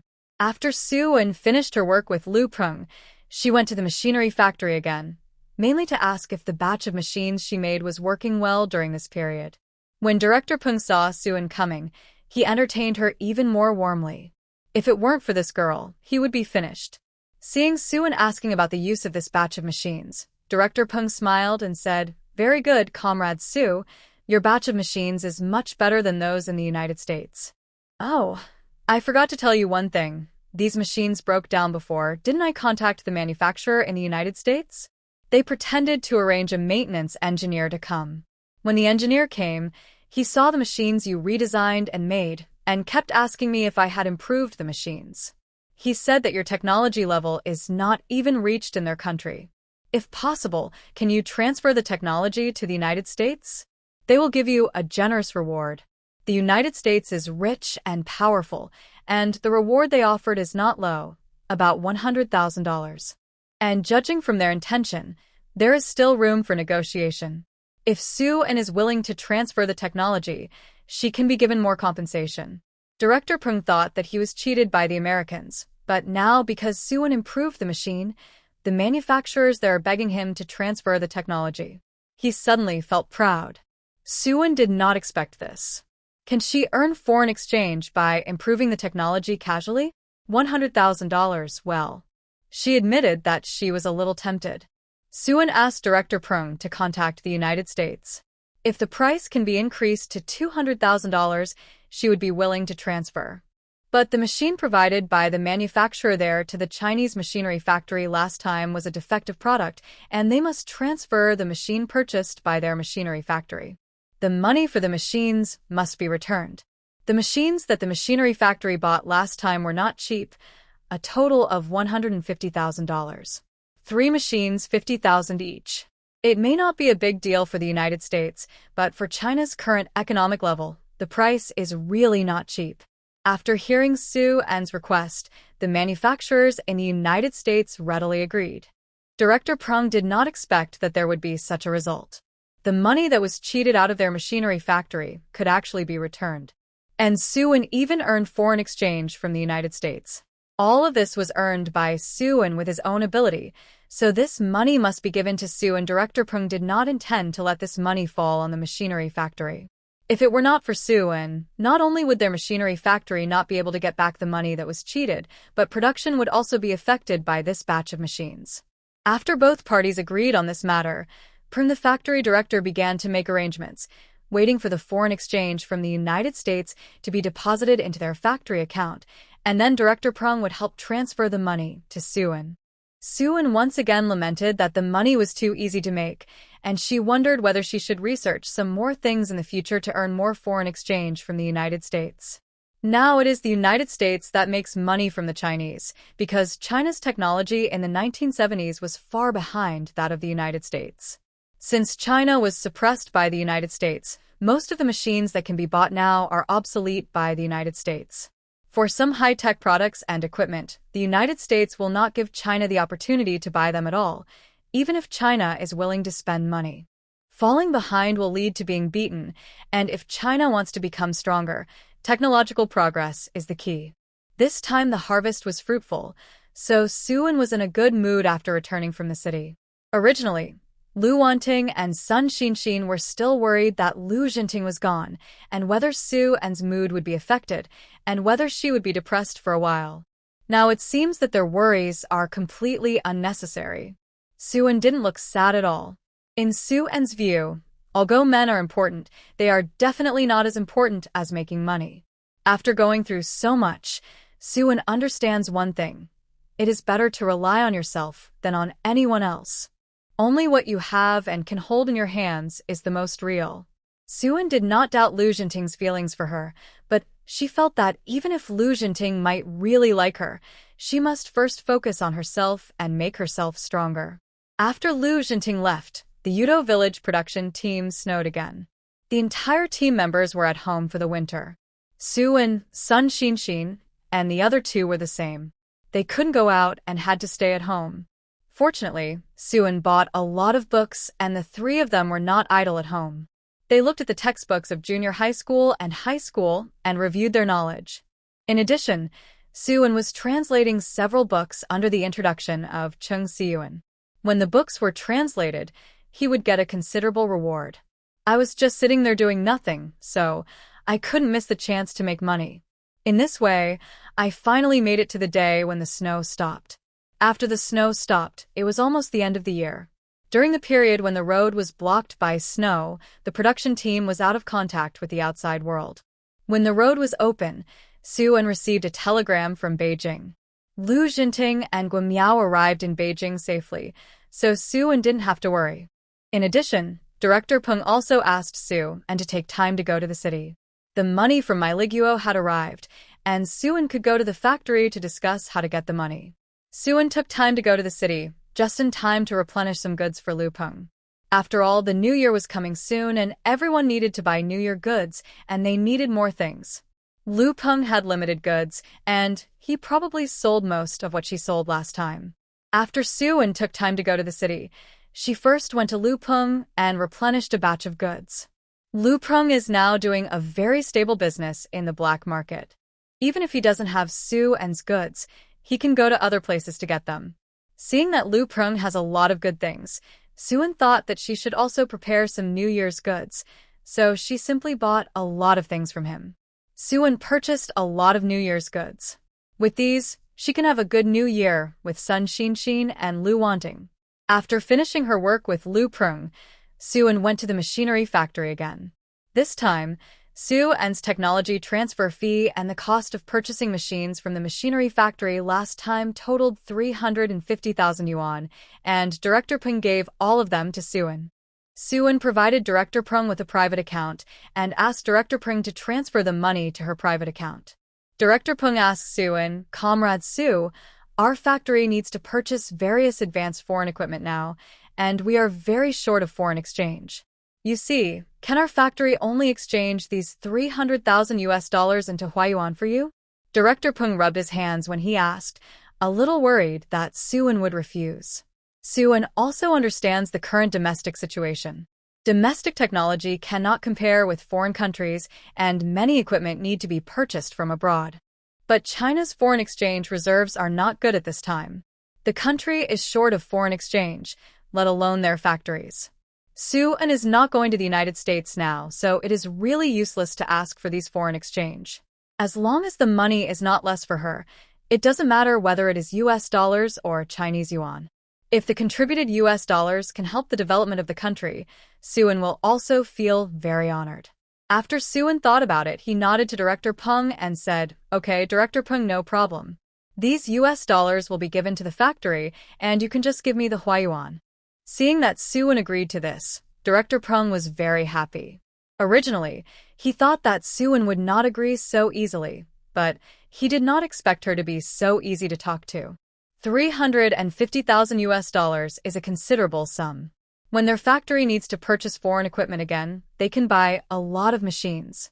Director Peng was very grateful to Suan. It was time for lunch, and Director Pern asked the chef in the factory cafeteria to prepare a few more delicious dishes for Suin. Suin had a good lunch and went to Sue again in the afternoon. The situation of these orphans is not bad. Suin came to visit them this time and gave them some New Year's goods so that they can have a good New Year. These orphans were very happy to see Suin. They hadn't seen Sister Sue for a long time. Suin also liked these sensible and lovely children. Seeing that they were doing well, Suin seemed to make up for her own childhood. After finishing her work in the city, Suin returned to the production team in Udo Village. She probably wouldn't go out again before the New Year, just waiting to spend the New Year in peace. Suin took out the things she brought back from the city. This time when she came back from the city, Suin just made an excuse to take a lot of fruits. Suin took the most apples, which have a long shelf life and are crispy and sweet. The temperature in the northeast is low, and the fresh apples brought back will not go bad even if they are kept at home for a month. As for other fruits that are not easy to preserve, such as bananas, Suin took fewer. In addition, bananas are tropical fruits, which are basically impossible to find in the northeast, so Suin didn't dare to take out too many. Seeing what Suin brought back, Lu Wanting and Sun Xinshin were very happy. How long have they not eaten fruit? Lu Wanting asked Suin directly where she bought the big, crispy, and sweet apples. I bought them on the black market. You can't buy them on the market. Hearing Suin say that it was bought in the city, Lu Wanting had an expression of I see. A few days after Suin came back this time, she received a package from Beijing City. It was sent by Lu Jinting. Although Lu Jinting was not with Suin, he was always thinking about her. Thinking that the New Year was coming soon, Lu Jinting also prepared New Year gifts for Suin in Beijing City. In addition to the things sent, Suin also saw a letter written by Lu Jinting. The content of the letter was very simple. Lu Jinting reported to Suin on his return to the organization. After he returned to the organization, he trained in the organization when he was not carrying out missions, waiting for another mission after the New Year. As for what mission and where to go, because it was all confidential, Lu Jinting could not mention it to Suin. He just said that he might not be in the country and might not be able to contact Suin for several months, and asked her not to worry if she couldn't contact him. Suin finished reading the letter and put it away. She would have to write a letter to Lu Jinting and send it to him later. If Lu Jinting hadn't taken the initiative to write and send things to her, she would have almost forgotten about Lu Jinting. If this guy knew that she didn't think about him much, would he be angry? Suin wrote a letter to let Lu Jinting know that she was actually thinking about him. Suin looked at the contents of the package again, wondering what Lu Jinting had sent her. This was a big package full of things. Suin opened the package and took a look. There were 2 coats. The style of the coats was very nice. Even if judged by the eyes of later generations, the design of the coats was still very good. There were also 2 sweaters. The style of the sweaters was also very nice. Then there was a pair of leather shoes, a scarf, perfume, and lipstick that girls liked. There was not much to eat, but there was a pack of donkey hide gelatin for women to replenish qi and blood, and 2 boxes of imported chocolates. When Suin saw the things sent by Lu Jinting, she couldn't help but sigh in her heart. How come the gifts given by this straight man are so good and so discerning? It seems that she has to get to know Lu Jinting again.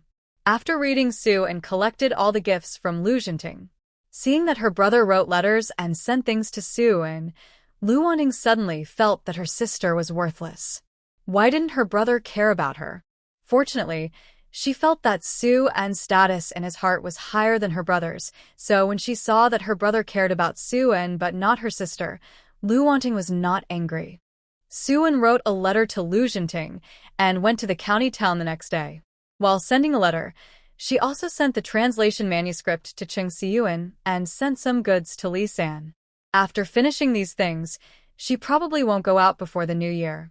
She will go back after the New Year. Go out. Because the New Year is coming soon, the production team has been busy during this period. The team leader first called the team members to distribute grain. The team members have been busy for a year, and what they are most looking forward to is the distribution of grain and meat at the end of the year. After all, the food rations for the next year depend on the grain distributed at the end of the year. This year, the harvest of the Udo Village production team is not bad. In addition, because of the advanced collective, their team has received a lot of rewards from the commune and the county. Even with the grain, they have been distributed more than in previous years. Since Soo-eun went to the countryside, she has always earned full work points, and she has received a lot of grain at the end of the year. But Soo-eun felt that these grains were not enough, so she spent extra money to buy some in the team. Of course, most of what Soo-eun bought was fine grains, and she was not used to eating coarse grains.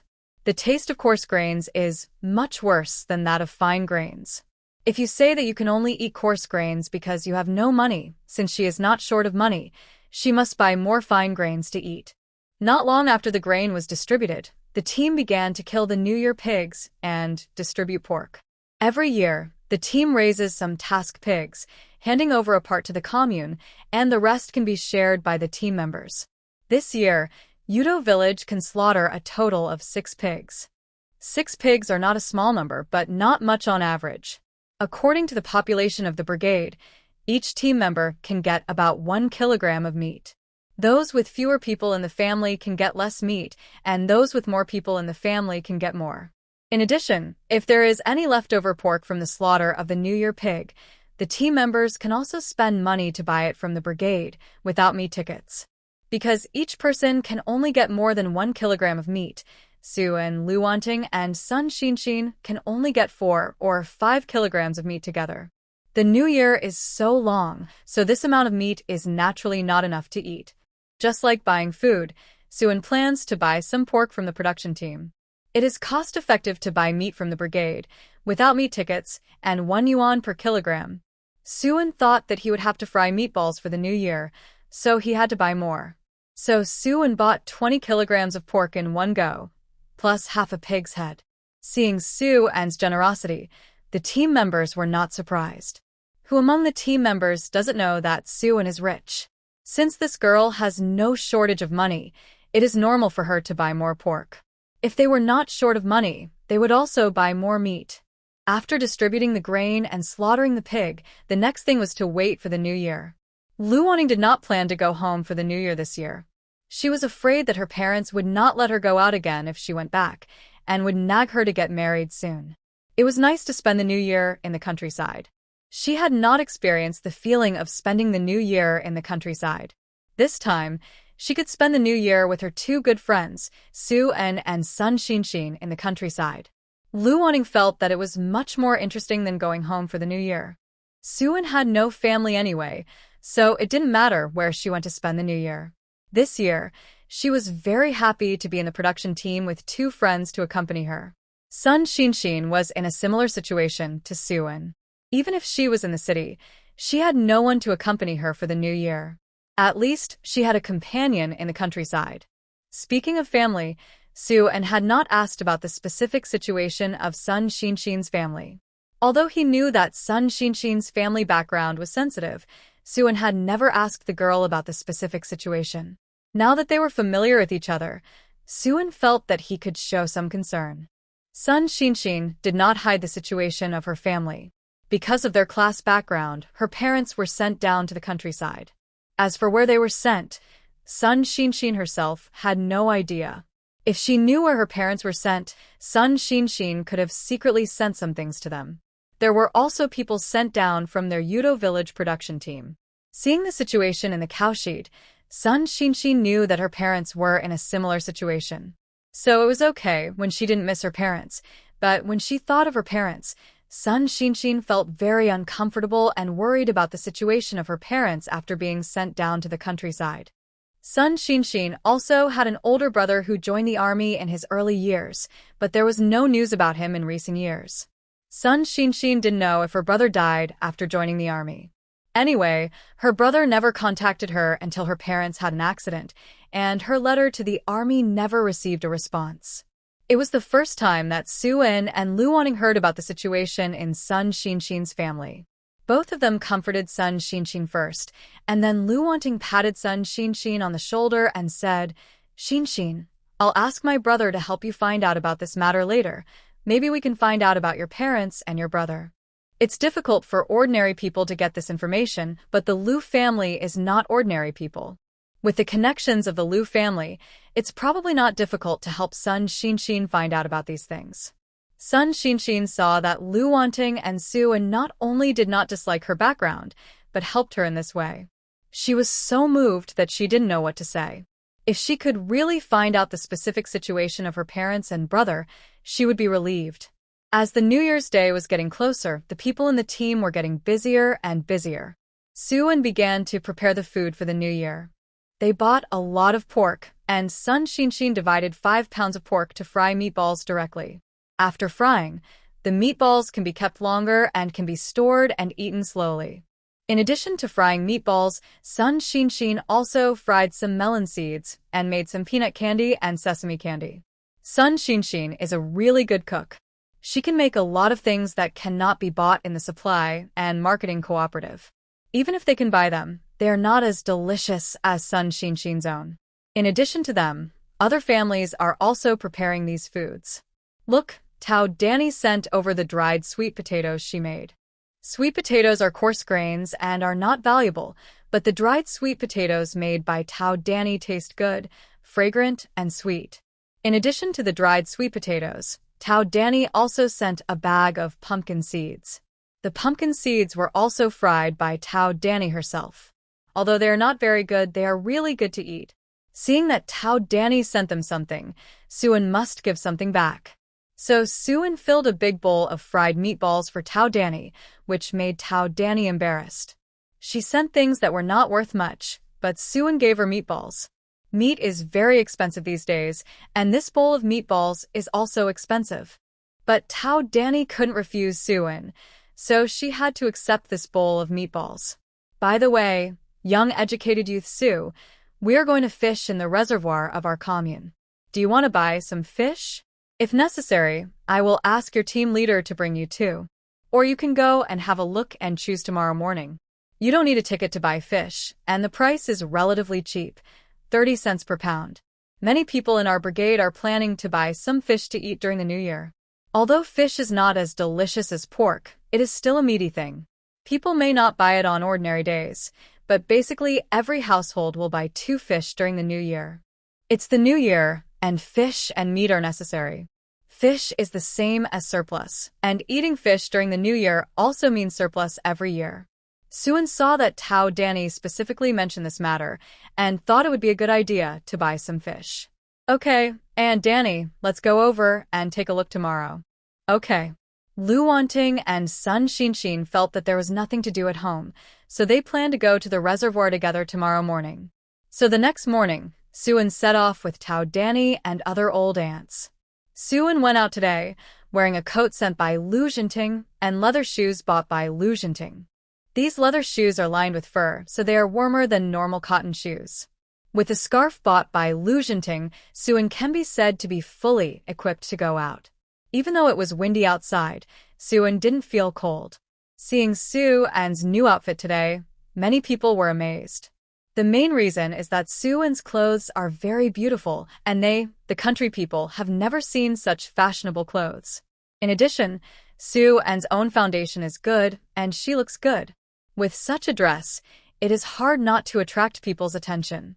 Oh, little Su Jiqing, you are dressed so beautifully today. Where did you buy this? Did you buy it in the city? The clothes in the city are different from those in our county. Su-an heard her aunt's gossiping questions, and she didn't mind showing off. No, this is what my boyfriend sent me from Beijing City.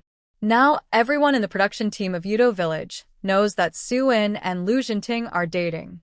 After hearing that these things were sent by Liu Jinting to Su-an, everyone looked at Su-an with envy. However, some people felt that although Liu Jinting was a good person and his conditions seemed to be okay, his weakness was a major flaw. Some old ladies even advised Su-an to reconsider her relationship with Liu Jinting for Su-an's sake.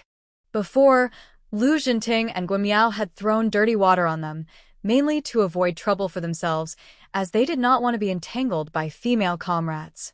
Now that both of them had left the production team, there was no need to hide such things anymore. So Su-an said to the old ladies who cared about her, "My boyfriend is in good health. I wanted to have some peace and quiet at the beginning, so I deliberately made up stories about myself saying that he was not good in that aspect. After Soo-in finished speaking, Lu Wanning followed up with a sentence, "Yes, my brother is in good health." The old ladies in the production team realized that they had been fooled by Lu Jinting.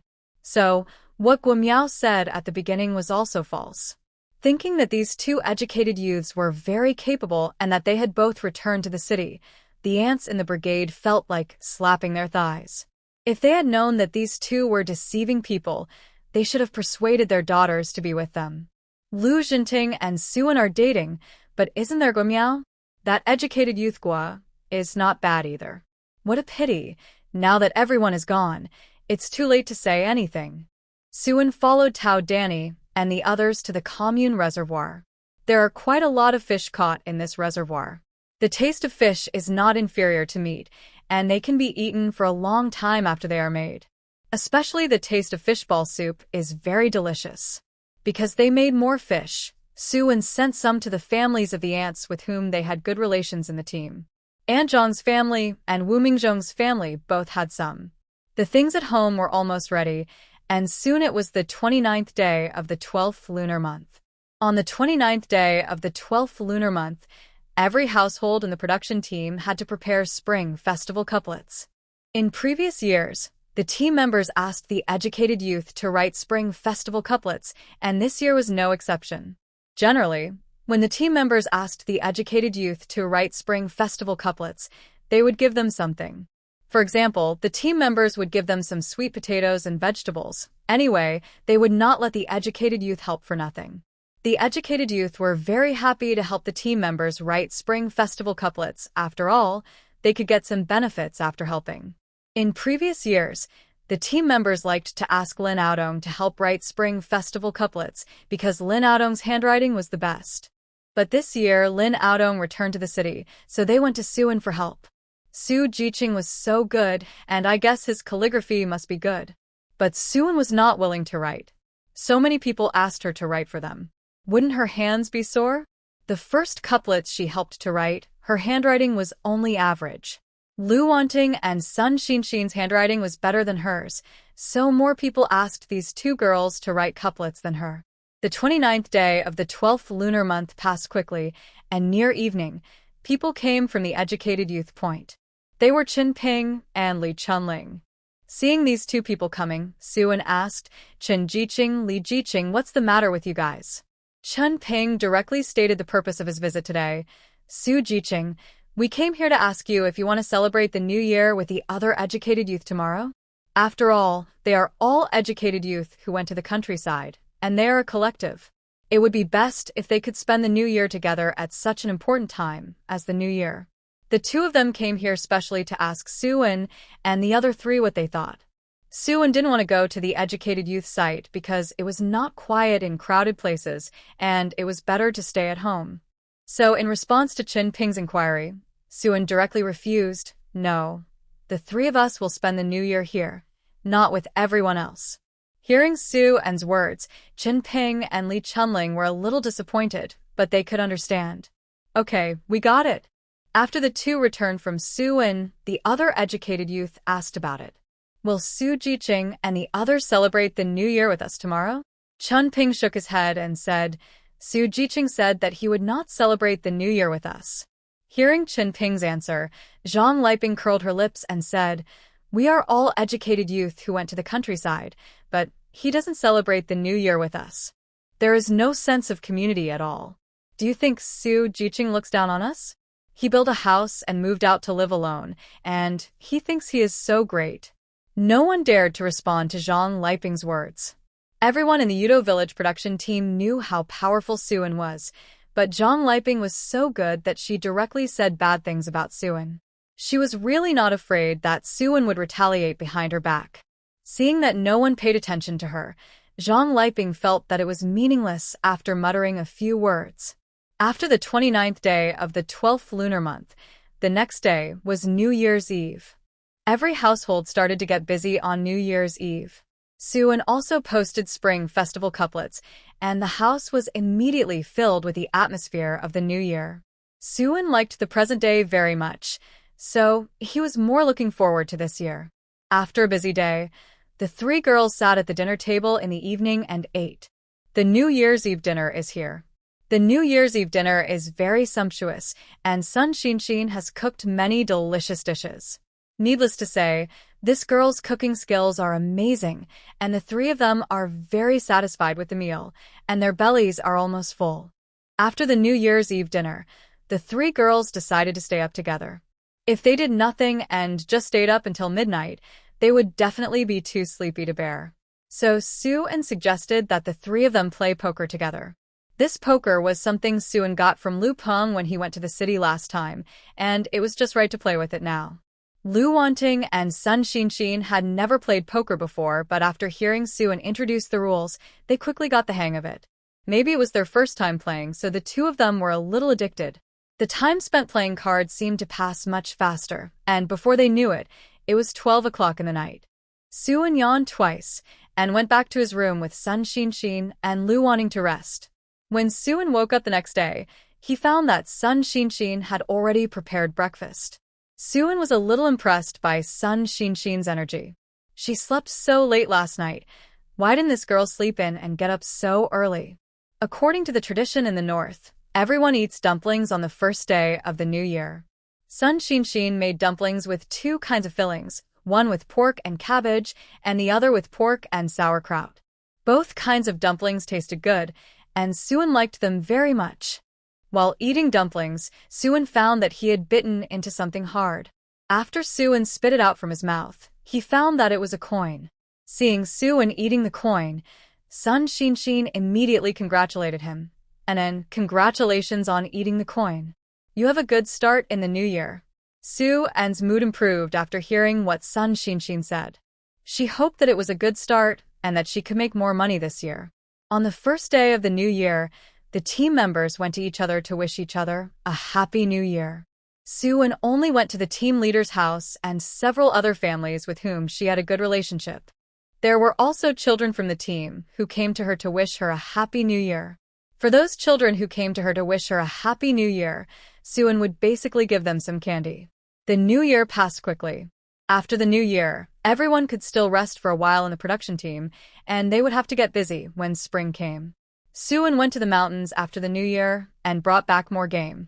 During the new year period, she seldom went into the mountains, and because she consumed a lot, there were not many things left at home. After entering the mountains, Soo-eun carried back a lot of game before giving up. Thinking that she hadn't been to the city for so long, she had to go to the city to supply Lu Peng with goods and also send some meat to Soo-wei. These children were estimated to be about to go to school, and Soo-eun had to ask about their situation. Have the schooling matters been settled, and can they successfully register for school? Soo-eun went to Weihua to get a letter of introduction and went to the city. After delivering the goods to Lu Peng, Soo-eun went to Soo-wei. After a year, the children looked much better, and they were finally not so dry. Seeing that Soo-eun sent meat, the children were very happy. They had eaten most of the meat that Soo-eun sent before the new year, and now Soo-eun has given them more, and they can eat meat again. Compared with the previous days, these children feel that they are living in heaven now. Soo-wei has taught them a lot, waiting for everyone to grow up, have a promising future, and have the ability. They must repay Soo-eun. After Soo-eun saw the children, seeing that it was too late to rush back to the production team today, Soo-eun simply went to the machinery factory. Soo-eun pretended to be concerned about the situation in the factory, but actually wanted to come to the factory for a meal. Unexpectedly, Soo-eun, who came under the name of a free meal, hit the mark this time. Seeing Soo-eun coming over, Director Peng said happily, "Comrade Xiao Su, you are here? You've come at the right time. I need your help with something, and was planning to send you a telegram tomorrow." Seeing that Director Peng wanted to see him about something, Soo-eun asked, "Director Peng, what do you want to talk to me about?" Director Peng asked Soo-eun to sit down and talk slowly. This time, the factory planned to import a batch of new equipment from the United States. But after the last lesson of being cheated by the manufacturers in the United States, Director Peng became more cautious and hoped that Soo-eun could go to the United States to help inspect the goods. In fact, asking Soo-eun to go to the United States to help them check the equipment was secondary. Director Peng had deeper calculations. He thought that Soo-eun was so capable. If she could go to the factory in the United States and study more advanced machinery and equipment in the United States, and if she could their production technology like last time, then they could produce these machinery and equipment themselves and save the money to buy equipment from the United States. When Suan heard about Director Peng's plan, he had to say that his calculations were really good. Suan thought that the United States was so far away, and it would be troublesome to go there by herself. Just when Suan was struggling with this matter, Director Peng said again, "Comrade Su, if our country purchases machines from the United States in a regular manner, it will require a lot of foreign exchange. It's better for you to earn this money than for those people in the United States." Originally, our factory planned to spend $200,000 to purchase the batch of machines from the United States. If you can the production technology of the equipment, we will give you half of the money originally needed to purchase the equipment. In this way, you can make money, and our factory can save half of the foreign exchange. What do you think? Suan was originally quite entangled, but when she heard that Director Peng said that he could give her a reward of $100,000 this time, she was immediately moved. $100,000 is not a small amount. After getting this money, she can buy a few more courtyard houses in Beijing. Just when Suan was hesitating to agree, Director Peng said again, "Comrade Su, if you can more production technology of the equipment from the United States this time, our factory can also produce and sell it. The machines and equipment from the United States are the most advanced in the world. Not only do we Chinese need them, but other countries in the world also need them. If our city machinery factory can produce them and sell them to other countries, it can also help us make money in China. At that time, I will apply to the higher authorities, but any machine produced with the technology obtained from you will be given a share of the profit. What do you think?" Suan was more willing to do so when she heard what Director Peng said. The $100,000 was only a one-time payment, but the profits from the subsequent production of machines would be endless. Suan admitted that she was being cliched, but she was tempted by Director Peng's money. "Okay, Director Peng, for the sake of our city's machinery factory and for the level of machinery manufacturing in China, I am willing to go to the United States." Although it was for the money, Suan couldn't say that she was going there for greed, and she had to make herself sound more noble. Director Peng saw that Suan agreed, and he was immediately happy and said, Okay, Comrade Su, it's great that you are willing to go to the United States. I will arrange the procedures for you to go to the United States and notify you then. I estimate that I will have to leave in a week at most, so today is a good day for you to finish the things you need to do." Suan had a meal at the machinery factory and then returned to the guest house. The next day, Suan got on the bus back to the county. This trip to the beautiful country might take a little longer, so Suan had to ask Wang Weihua for a longer vacation. Wang Weihua saw that Suan had directly asked for a month's vacation. Other educated youth might not agree, but Suan was different. He approved it readily. Suan had been away from the production team for so long this time, and the people he was most worried about were Lu Wanting and Sun Xinxin. So before leaving, Suan assembled 2 anti-wolf batons for the 2 of them. Lu Wanting's own skills are good, and with Suan's anti-wolf baton, if they stay in Yudo village and don't go far, they shouldn't encounter any danger. With the lesson of Shen Rui kidnapping Sun Xinxin, Suan warned them not to be deceived. Last time, Sun Xinxin was able to be. Shen Rui's people kidnapped her because she was not paying attention. At that time, someone told Sun Xinxin that Suan and others had an accident in the mountains and asked her to go over and take a look. When she heard that Suan and others had an accident, Sun Xinxin followed the person who informed her without thinking. Looking back now, she was too unguarded at the time. If she had thought about it carefully, she would not be fooled. With this lesson, she will definitely be careful about being deceived in the future. Sun Xinxin and Lu Wanting were very curious about why Suan had been away for so long this time, but they did not ask much. Suan must have something serious to do, and she didn't say it on her own initiative, so they didn't want to ask about Suan's privacy. While she was at home these few days, Suan not only got out the anti-wolf baton, but also went into the mountains to hunt a lot of game. In this way, Lu Wanting and Sun Xinxin would not be short of meat during the time she was away. Eat. The members of the Yudo village production team also got a bargain. Suin shot several wild boars and shared a meal of pork with the members. After Director Peng informed Suin that the procedures for going abroad had been completed, Suin went to the city.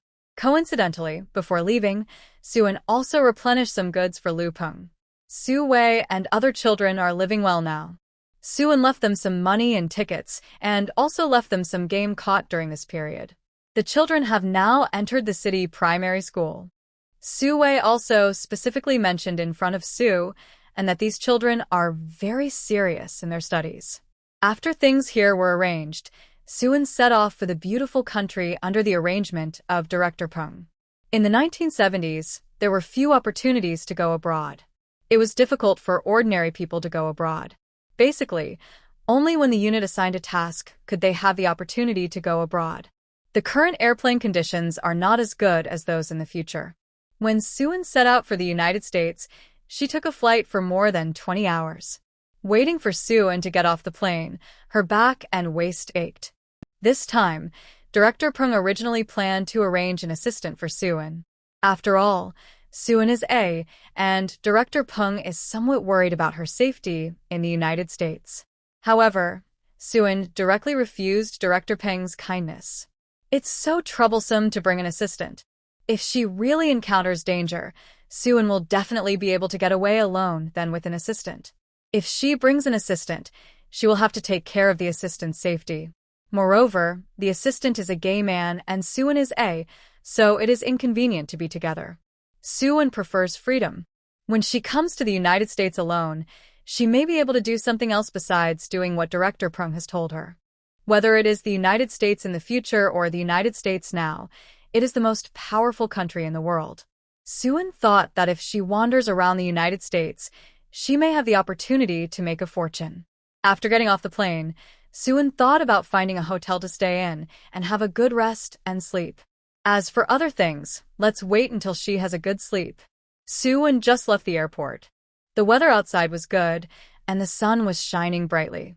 Although Suin was not familiar with the United States, there were various signs at the airport, and there were many staff here, so Suin left the airport smoothly and got on the bus to the city. While riding in the car, Suin looked at the city construction outside.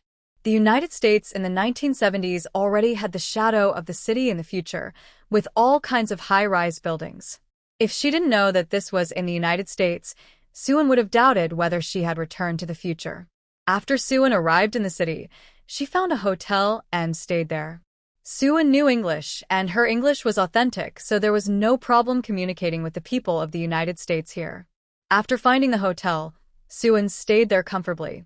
She went to the room, boiled some hot water first, and took a hot bath. After taking a hot bath, Suin felt that the whole person was relaxed a lot, so she slept comfortably all night. This sleep took a long time, and Suin slept for more than 10 hours before getting up. After getting up, Suin went to a Western restaurant to have a meal. Since traveling to the 1970s, Suin has not eaten Western food. After not eating for so long, it feels good to eat a Western meal. After eating and drinking, Suin went to the machinery factory on the American side according to the address provided by Director Peng. Suin took a car to the machinery factory on the American side. Because Director Peng had contacted this side in advance, the manufacturer on the American side received Suin. Suin could clearly feel the arrogance of the manufacturers on the American side. Yes, these American people are high and mighty, thinking that they're the most awesome, and no one looks down on them. Naturally, they look down on the Chinese. Now Suin asked to see the products and equipment they were going to supply to China, but these American people directly refused. Suin had no problem seeing these equipment, and China had to confirm the purchase. Not to mention paying the full amount, at least they had to pay a deposit to let Suin see these machines and equipment. Director Peng's purpose was to get the technology for free. A 20% deposit was also 40,000 yuan. How could he give it to the American side for free? It is said that foreigners have simple minds, but Suin does not think so after dealing with them. How can these people be considered simple minds? They are so defensive, even smarter than the Chinese. Without seeing the machine, Suin can't research a machine out of thin air no matter how awesome she is. But since Suin is here, she will definitely not be willing to go back without getting some technology. Since the manufacturer of the United States does not want her to see the equipment, Suan plans to choose a time to see it herself. It is not convenient to move during the day, and it is easy to be discovered, so it is better to come at night. Thinking of this, Suan decided to come to the machinery factory again at night. It was still early, so Suan went to the surrounding area of the machinery factory in the United States first. There are many factories here, and Suan also found the automobile factory and military factory of the United States not far from the machinery factory here. Everyone knows that the military technology of the United States is the world leader. When Suan saw the military factory of the United States, he couldn't help but want to get some wool. Since he came here, why not get some military equipment from the United States before leaving? At that time, it will be directly contributed to China so that the Chinese military can slowly study it and improve China's military strength. Now, military strength is also part of national strength. Only when the military strength is strong, other countries will not dare to provoke you, and the international status can be improved. Now, China's military strength is not as good as that of the United States, so if we can get some weapons from the United States and bring them back to the country for research, China's military strength can be enhanced and improved. Suan thought so beautifully and praised herself in her heart. China is really lucky to have someone with patriotic feelings like her. It is not convenient to do things during the day, and Suan is not in a hurry, waiting to act at night. Taking advantage of this time, Suan can just go shopping in the United States. This time on a business trip, Suan brought a sum of foreign exchange. Although the money is not much, it is enough for food, accommodation, and buying clothes. Suan went to a shopping mall first. The shopping malls in the United States already have the prototype of the future, and there are many goods in the mall. Suan looked at it and found that many things are not available in China at present. The styles of those clothes are very trendy, and they are not available in China at present. Suan picked a coat, a woolen yarn, and a skirt. What surprised Suan was that the cosmetics here have developed quite maturely. The cosmetics in China are very simple, not as rich as those in the beautiful country. After Suan met them, she bought a set of cosmetics. Although her face doesn't need much embellishment of cosmetics, women all love beauty. Who doesn't want to become more beautiful? Suan was shopping in the mall.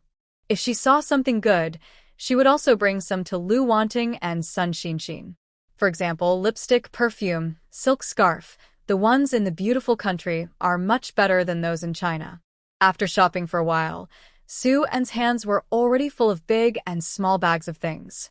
Suan couldn't help complaining about herself. Once she started buying, she couldn't stop. Sure enough, women love shopping. Fortunately, Suan is not short of money now, so it doesn't hurt to buy more things. Just when Suan was shopping in the mall, Lu Jinting and Guimiao were also here not far away.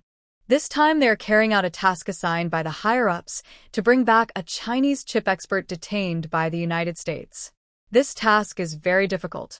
In order to hinder the technological development of China, the United States tries to prevent this chip expert who wants to return to China from leaving. Currently, this chip expert is imprisoned by the Research Institute of the United States. In addition to this chip expert, his family is also one of the targets that Lu Jinting and his team need to bring back to China this time. Unlike this chip expert, his family is not imprisoned in the Research Institute, but lives outside and can move freely. However, the United States has arranged soldiers to keep an eye on their whereabouts. It doesn't matter if the family of this chip expert stays in the United States and does not leave the country, but if they leave the country, they will be blocked. Lu Jinting and Guimiao's current task is to first transfer the family of this chip expert away from the surveillance of the United States, and then find a way to rescue the chip expert at the Research Institute. At this moment, the family of the chip expert came out to the mall. Lu Jinting and his team were trying to complete the task. When Guimiao saw the familiar figure flashing by, he couldn't help but whisper in Lu Jinting's ear, "Ting. Brother Ting, I think I saw sister and just now." When Lu Jinting heard Guimiao's words, his body was stunned. Suan? Since leaving the Yudo village production team, Lu Jinting hasn't seen Suan for a long time. Thinking of Suan, Lu Jinting's heart was filled with longing. "Did you see it wrong?" Lu Jinting replied. Although he wanted to see Suan, Lu Xinting felt that the probability of seeing Suan in the United States was still very low. After all, Suan should be in the Udo Village production team now, and it is impossible for him to run to the United States for no reason. It is not easy for people in China to go abroad now, unless there is a special mission to do. Suan is just an educated youth in the Udo Village production team, so naturally, he has no chance to come to the United States. Guo thought about it and felt that it was possible. It should be my eyes that are blurry. Maybe I miss Sister An and the others and have hallucinations. Well, continue to wait for these people. Okay. Both of them increased their attention and looked for opportunities to rescue the family of the chip expert. Su and naturally Lu Xinting and Guo would be in the same mall with her. After shopping in the mall, she went to have a Western meal. The Western restaurant Su and chose was not bad. She had an authentic Wellington steak. 7-point rare, the meat was very tender. This kind of delicious steak would be difficult for Suan to eat in China even in the future. After eating the steak, Suan also ordered a vegetable salad, an ice cream, and a glass of very happy water. Suan, who was full and satisfied, leaned back in the chair with great satisfaction. At this time, the material conditions of the United States were much better than those of China. Take the very happy water, for example. China has not introduced it yet, but it is a very common drink in the United States. Suan thought that if she went back from the United States, she would have to stock up on some Coke. After all, she couldn't buy it in China, and she could just get it from her space when she wanted to drink it. Her space was very large, so it was no problem to stock up on more supplies. If she had enough money, she would also stock up on other delicacies here. The fried chicken burgers here were actually pretty good, and she could also buy a few more steaks. Suan, who had eaten and drunk her fill, returned to the hotel carrying the trophies she had bought today. After returning, Suan took a rest for a while to replenish her strength. After all, she had to go to the machinery factory in the United States at night. Suan slept for about 3 hours, and when she woke up, it was already very dark outside. Taking advantage of his time, Suan got up and rushed to the machinery factory in the United States. But before going out, Suan put on makeup and changed her clothes. After all, she was going to do something shameful, and she couldn't let people see her true appearance. She couldn't take a car at night, so Suan walked the entire 5-kilometer journey. Although Suan didn't feel tired after walking there, she thought that she shouldn't waste her energy on this.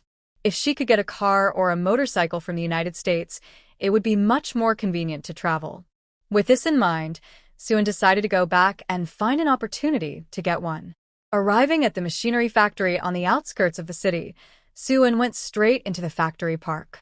It was late at night, and it was less likely to attract people's attention than during the day. However, because there were many advanced equipment in the machinery factory, the factory still arranged security patrols.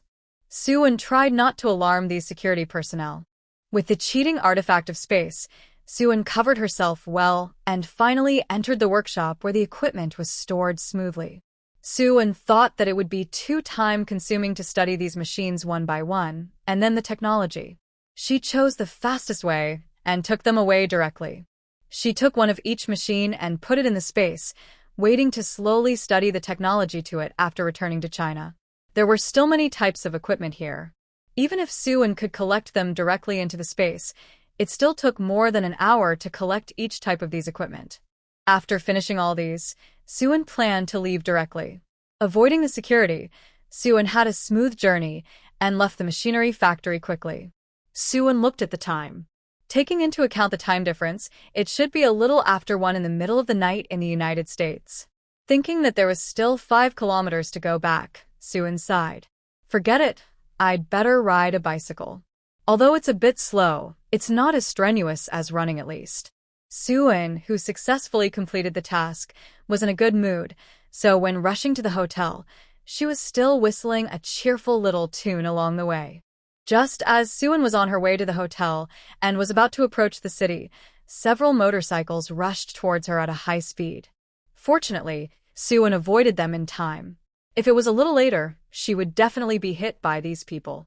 Seeing these people being so excessive, Suan immediately felt furious. Don't you know how to be careful when speeding? If it weren't for her today, if it was someone else, they would have lost their lives long ago. Suin cursed at these speeding gangs, which, I don't know if these people heard it, the car that was flying out turned around and came back to Suin. Suin soon saw several motorcycles parked in front of her. Then she saw the people on the car clearly, several burly men. Seeing these burly men, Suin narrowed her eyes. Haha, no wonder they are so rampant, they really look fierce. These burly men stared at Suin and scanned him up and down. Then Suin heard them say in English, "This is a foreign girl, she's pretty good looking." Yeah, although she's a foreign girl, she looks pretty innocent. It will be very interesting to play with her. How about we take her back, and, besides playing with her ourselves, let our boss also have a taste of this Asian girl. Haha, the boss has never played with a woman like this, he will definitely like it. If the boss is happy, maybe he can reward us. Suin couldn't stand the dirty words coming out of these people's mouths. If another woman stood here at this moment, she would probably be scared to death. But she didn't think there was anything wrong. If these people dared to make a move on her, Suin will make them pay the price for coveting her. Haha, do you really think they can deal with her with their abilities and skills? Girl, do you want to leave on your own? Or do we tie you up and let you go? We are all gentlemen, and we don't want to lay hands on women. Suin found it ridiculous to hear these burly men say they were gentlemen. She had roughly judged from their words just now that they were members of the American Mafia. How could such people be worthy of calling themselves gentlemen? If it would not take any effort to deal with these people directly, Suin could solve it in a few moves, but Suin wanted to go inside the gang. Since they dared to target her, then let's take them down in one fell swoop. Suin knew that the gang must have made a lot of money. Now that they have come to the beautiful country, how could they not make some money and leave? Suin said to these burly men, "I am willing to follow you on my own initiative. As long as you don't hurt me, I will definitely serve you well." Hearing Suin's answer, these burly men were very satisfied. Haha, girl, as long as you know what's good for you, we promise not to hurt you. Suin smiled sweetly, which made these Americans feel that Asian women were more special. Suin got on the motorcycles of these burly men directly. When she got on the motorcycle, she heard a rumbling sound, and the motorcycle quickly jumped out, drawing a long line in the night. Suin only felt the wind whistling by her ears, and the feeling of racing was really great. With the comparison of motorcycles, Suin suddenly felt that Chinese bicycles were not so attractive. This time when she went to this gang in the United States, Suin must take away a few more motorcycles. Well, it would be even better if there were cars. She would take away a few more cars. Whether she used them herself or sold them later, it would be a good choice. Suin followed these burly men for nearly 20 minutes before arriving at the place. This is a station on the outskirts of the city. There were no people around. The gang station was very spacious, about 1,000 square meters. There were several buildings, surrounded by iron walls.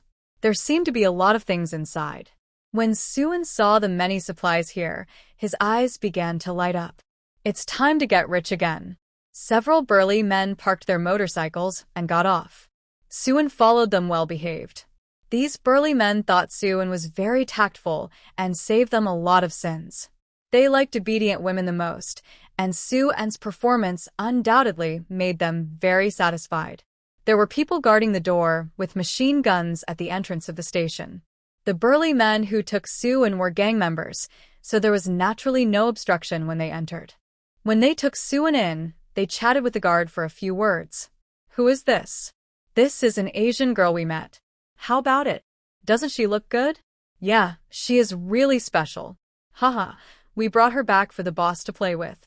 After the boss has played with it, we can also play with it. It must be a different taste." "That's right. We've had enough fun with local beauties, so don't you want to change your taste? Compared to our beautiful country, these Asian girls are really petite. It's more exciting to play like this, just like playing with young girls. Doesn't our boss like that too?" Suin felt even more irritated when he heard these people's dirty talk. Just kill him directly, when the time comes.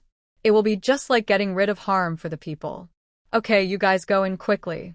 Let the boss enjoy it first, and then enjoy it yourself. I have to be on duty today, so I won't join in. Otherwise, I will definitely do it too and have fun. Several burly men led Soo-in to continue walking inside. Soo-in walked while observing the surrounding situation. These people were all holding guns, and there were constant patrols in the gang with a total number of about 100 or 200 people. So if Soo-in wanted to take action here, it was actually not an easy thing. But she had superpowers, and with superpowers, Soo-in was confident that she could deal with a team of 100 or 200 people. Fortunately, this place is far away from the city, and there are not many people. Soo-in does not need to be afraid even if he makes some noise. If it were in the city, he would have to be more cautious. After all, if the military of the United States is alarmed, facing thousands of troops and various high-tech advanced weapons, even if Soo-in has superpowers, he cannot say that he has a chance of winning. Under the guidance of several burly men, Soo-in quickly arrived at a house.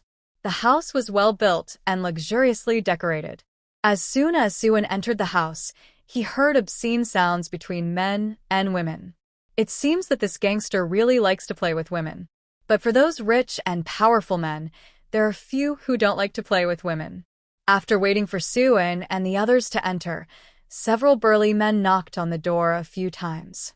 The sound inside did not stop immediately, but stopped after a while. Come in. After hearing the people inside asking them to go in, several burly men led Soo-in in. After Soo-in went in, he saw a black man inside, who looked quite like a gangster boss in the movies. It seems that movies are also partly realistic. This gangster boss is very violent, and it is estimated that many people have died on his hands. If an ordinary person came here, he would definitely be afraid of this gangster boss. But Soo-in stood there calmly. Not only was he not afraid of this gangster boss, but he was directly observing this man. He opened his arms, with a thick gold chain hanging around his neck. There were some dirty marks on his shorts. Beside this gangster boss were two blonde foreign women. At this moment, he held two beauties in his arms, one in each hand. The two foreign women were not wearing any clothes, just bikinis that covered those 3 points. Soo-in glanced at the figures of the two beauties, which were really hot. Not to mention that the gangster boss liked them. Soo-in liked them too. Tsk Piske, it's a pity that she is not a man, so she can only go back to find a handsome brother with abdominal muscles. Boss. Unlike when facing Soo-in, these burly men were very respectful when facing the gangster boss. The gangster boss leaned back on the soft sofa and asked the people who rushed over, "Do you have anything to report?" "Boss, we got an Asian girl back today. Do you want to try it?" The gangster boss glanced at Soo-in, who was following behind them. The little girl looked petite and skinny, and was definitely not as good as the hot girl next to him. To put it bluntly, in the eyes of this gangster boss, Soo-in was a bit bland. But Soo-in's eyes were very beautiful, and her temperament was also very unique. Looking at Soo-in, who was standing calmly in place, the gangster boss looked Soo-in up and down, and finally raised a lewd smile at the corner of his mouth. "Jerry's, Andrew, Wilton, you all did a good job. This Asian girl looks very nice." Although the gangster boss usually eats a lot of good food, people who are used to eating big fish and meat also hope to have some side dishes to relieve the greasiness. Soo-in is such a side dish. Hearing the boss's praise, these burly men were very happy. They knew that the boss would definitely like it. If the boss is happy, they will inevitably benefit. After the gangster boss became interested in Soo-in, he pushed aside the two blonde beauties beside him and walked towards Soo-in. Soo-in stood in place, looking at the gangster boss walking towards him. Soo-in did not retreat, but looked at him with a smile. "Girl, aren't you afraid of me?" The gangster boss was a little curious when he saw Soo-in's reaction. The women they had abducted before, let alone a skinny Asian girl, even their local girls had been scared and trembling. Now Soo-in's reaction is naturally confusing. Soo-in smiled and said, "Why should I be afraid of you? I don't think there's anything to be afraid of." The gangster boss stared at Soo-in and touched his chin with interest. "Girl, you're doing very well. As long as you serve me well and make me happy, I will definitely not treat you badly." No man doesn't like obedient women. Even though they are gangsters, their gang members treat women well. They have never been stingy with giving benefits to those women who are obedient and serve them.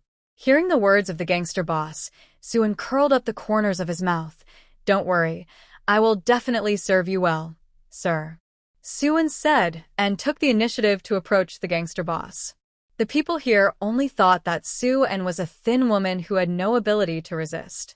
In addition, Suin was very well behaved and cooperated from beginning to end, without any resistance, so they did not have any defense against her. At this moment, Suin suddenly took out a small pistol from the space and banged twice at the heart of the gangster boss and directly killed him. This pistol was taken from Huang Zhong last time, so she had a batch of weapons in her space, which could be used at critical moments. The gangster boss was shot dead by Suin, and everyone was caught off guard. When the people in the room reacted, Suin had already taken the pistol and killed all the people inside. The people outside heard the movement inside, and hurriedly took with weapons. Suin had taken advantage of this opportunity to carry several machine guns in the room. Anyone who rushed in was shot dead by Suin. Suin had space, and her shooting skills were amazing. These gangsters were no match for Suin. The two sides fought fiercely for about half an hour, and all the gangsters were killed by Suin. In order not to expose herself and not let these gangsters go, Suin spent another hour checking again. Only after confirming that all the gangsters were killed did Su and take the next step. The gangs had a lot of supplies, especially various advanced weapons. Suin took hundreds of machine guns alone. After looting the general weapons, Suin continued to loot other things. Unexpectedly, during the search, a batch of DU items were also found. These white powder is harmful to people. It is not common in China, but it is rampant in the United States. Suin felt that this might be the price of freedom. Don't think that freedom abroad is good. Under freedom, the masses need to sacrifice more. The prosperous appearance of the United States cannot cover up the filth inside. Suin knew that white powder harmed people, and these things could not be kept either. There was no point in keeping these things for her, so Suin simply destroyed them on the spot to prevent them from flowing out and harming people. After destroying the drugs, Suin also looted a lot of US dollars and gold bars, as well as a box of loose diamonds. Suin took a look and estimated that there were hundreds of diamonds, and they were all diamonds over 1 carat. These diamonds alone could be sold for a large sum of money if they were kept in the future. Suin also counted the US dollars here, and there were a total of 3.22 million. Suin estimated it seemed that they must have kept money in the bank, and this was only a part of their hoard. It was not convenient for Suin to take out the money from the bank, but she had already taken away a lot of cash. Millions of dollars in cash. She had made a fortune. Suin had already started thinking about what she was going to buy with so many dollars. Well, it was not easy to come to the United States, so she had to buy more things, otherwise she would lose a lot.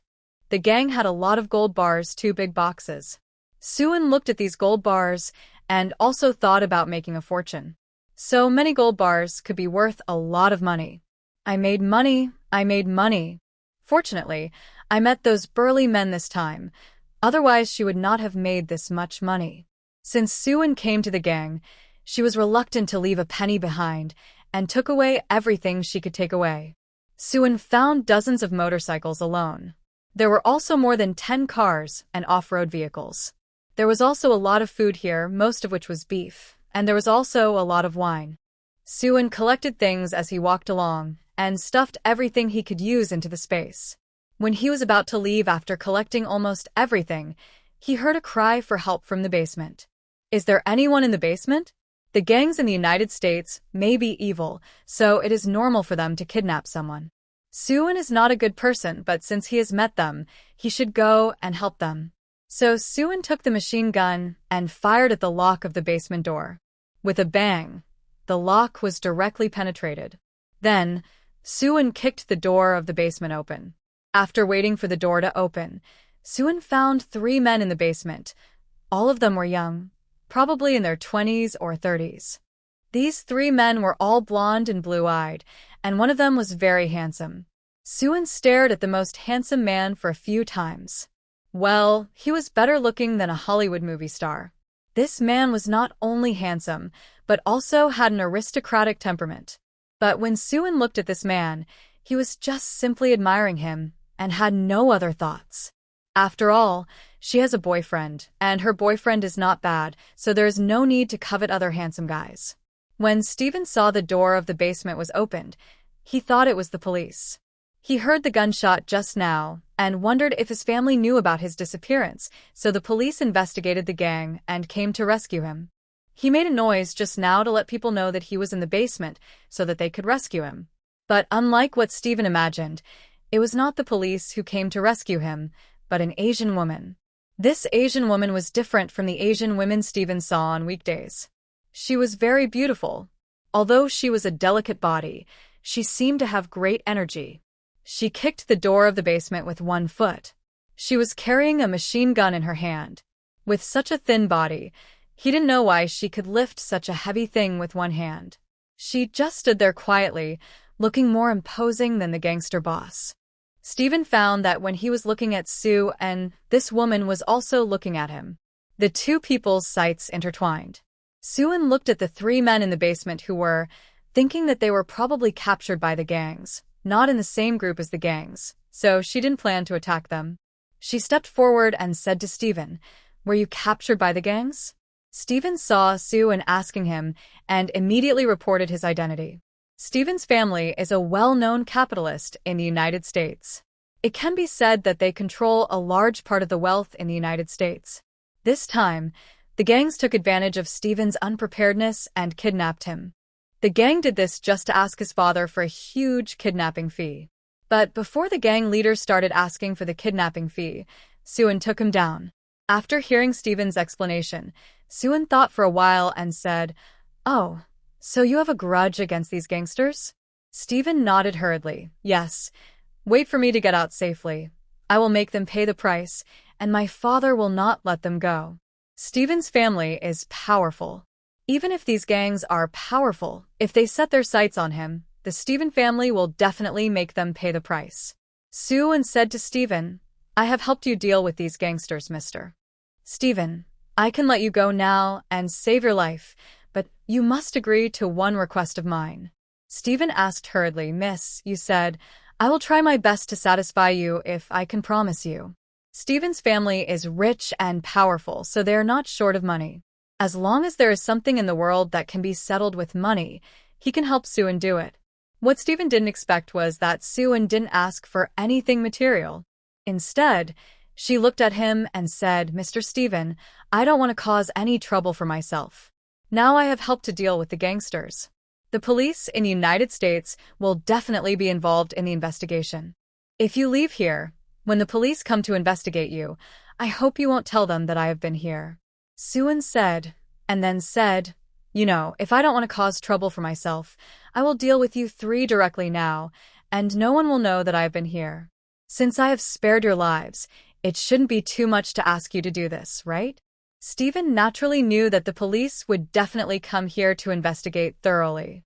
The gunshots outside were so intense just now, and Sue could come here smoothly at this moment. It is estimated that those gangsters have been dealt with by Sue. So many people were killed and injured. Even if these were all extremely vicious gangsters, the police in the United States would definitely investigate.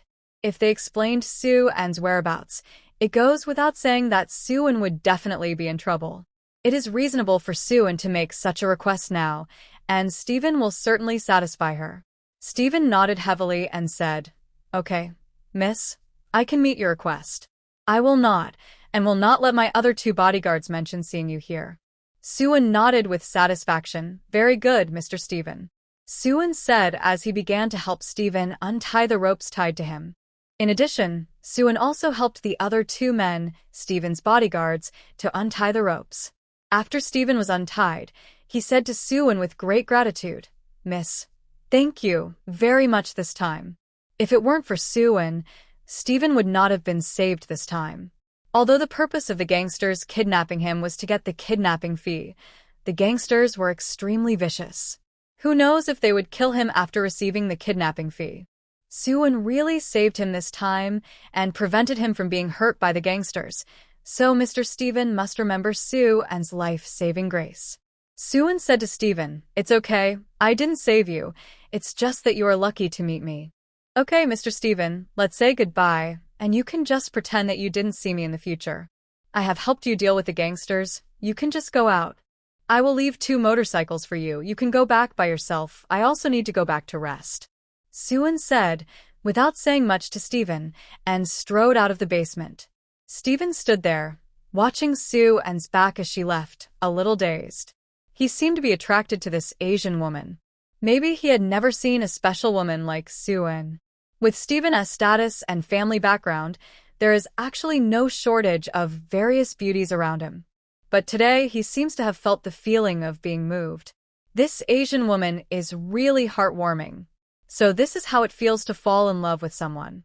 Unfortunately, Steven didn't know Soo-in's name or her specific situation. Knowing that Soo-in didn't want to expose herself too much, Steven knew that even if he asked Soo-in just now, Soo-in would probably not tell him her information. In this case, he could only shut up and didn't ask more.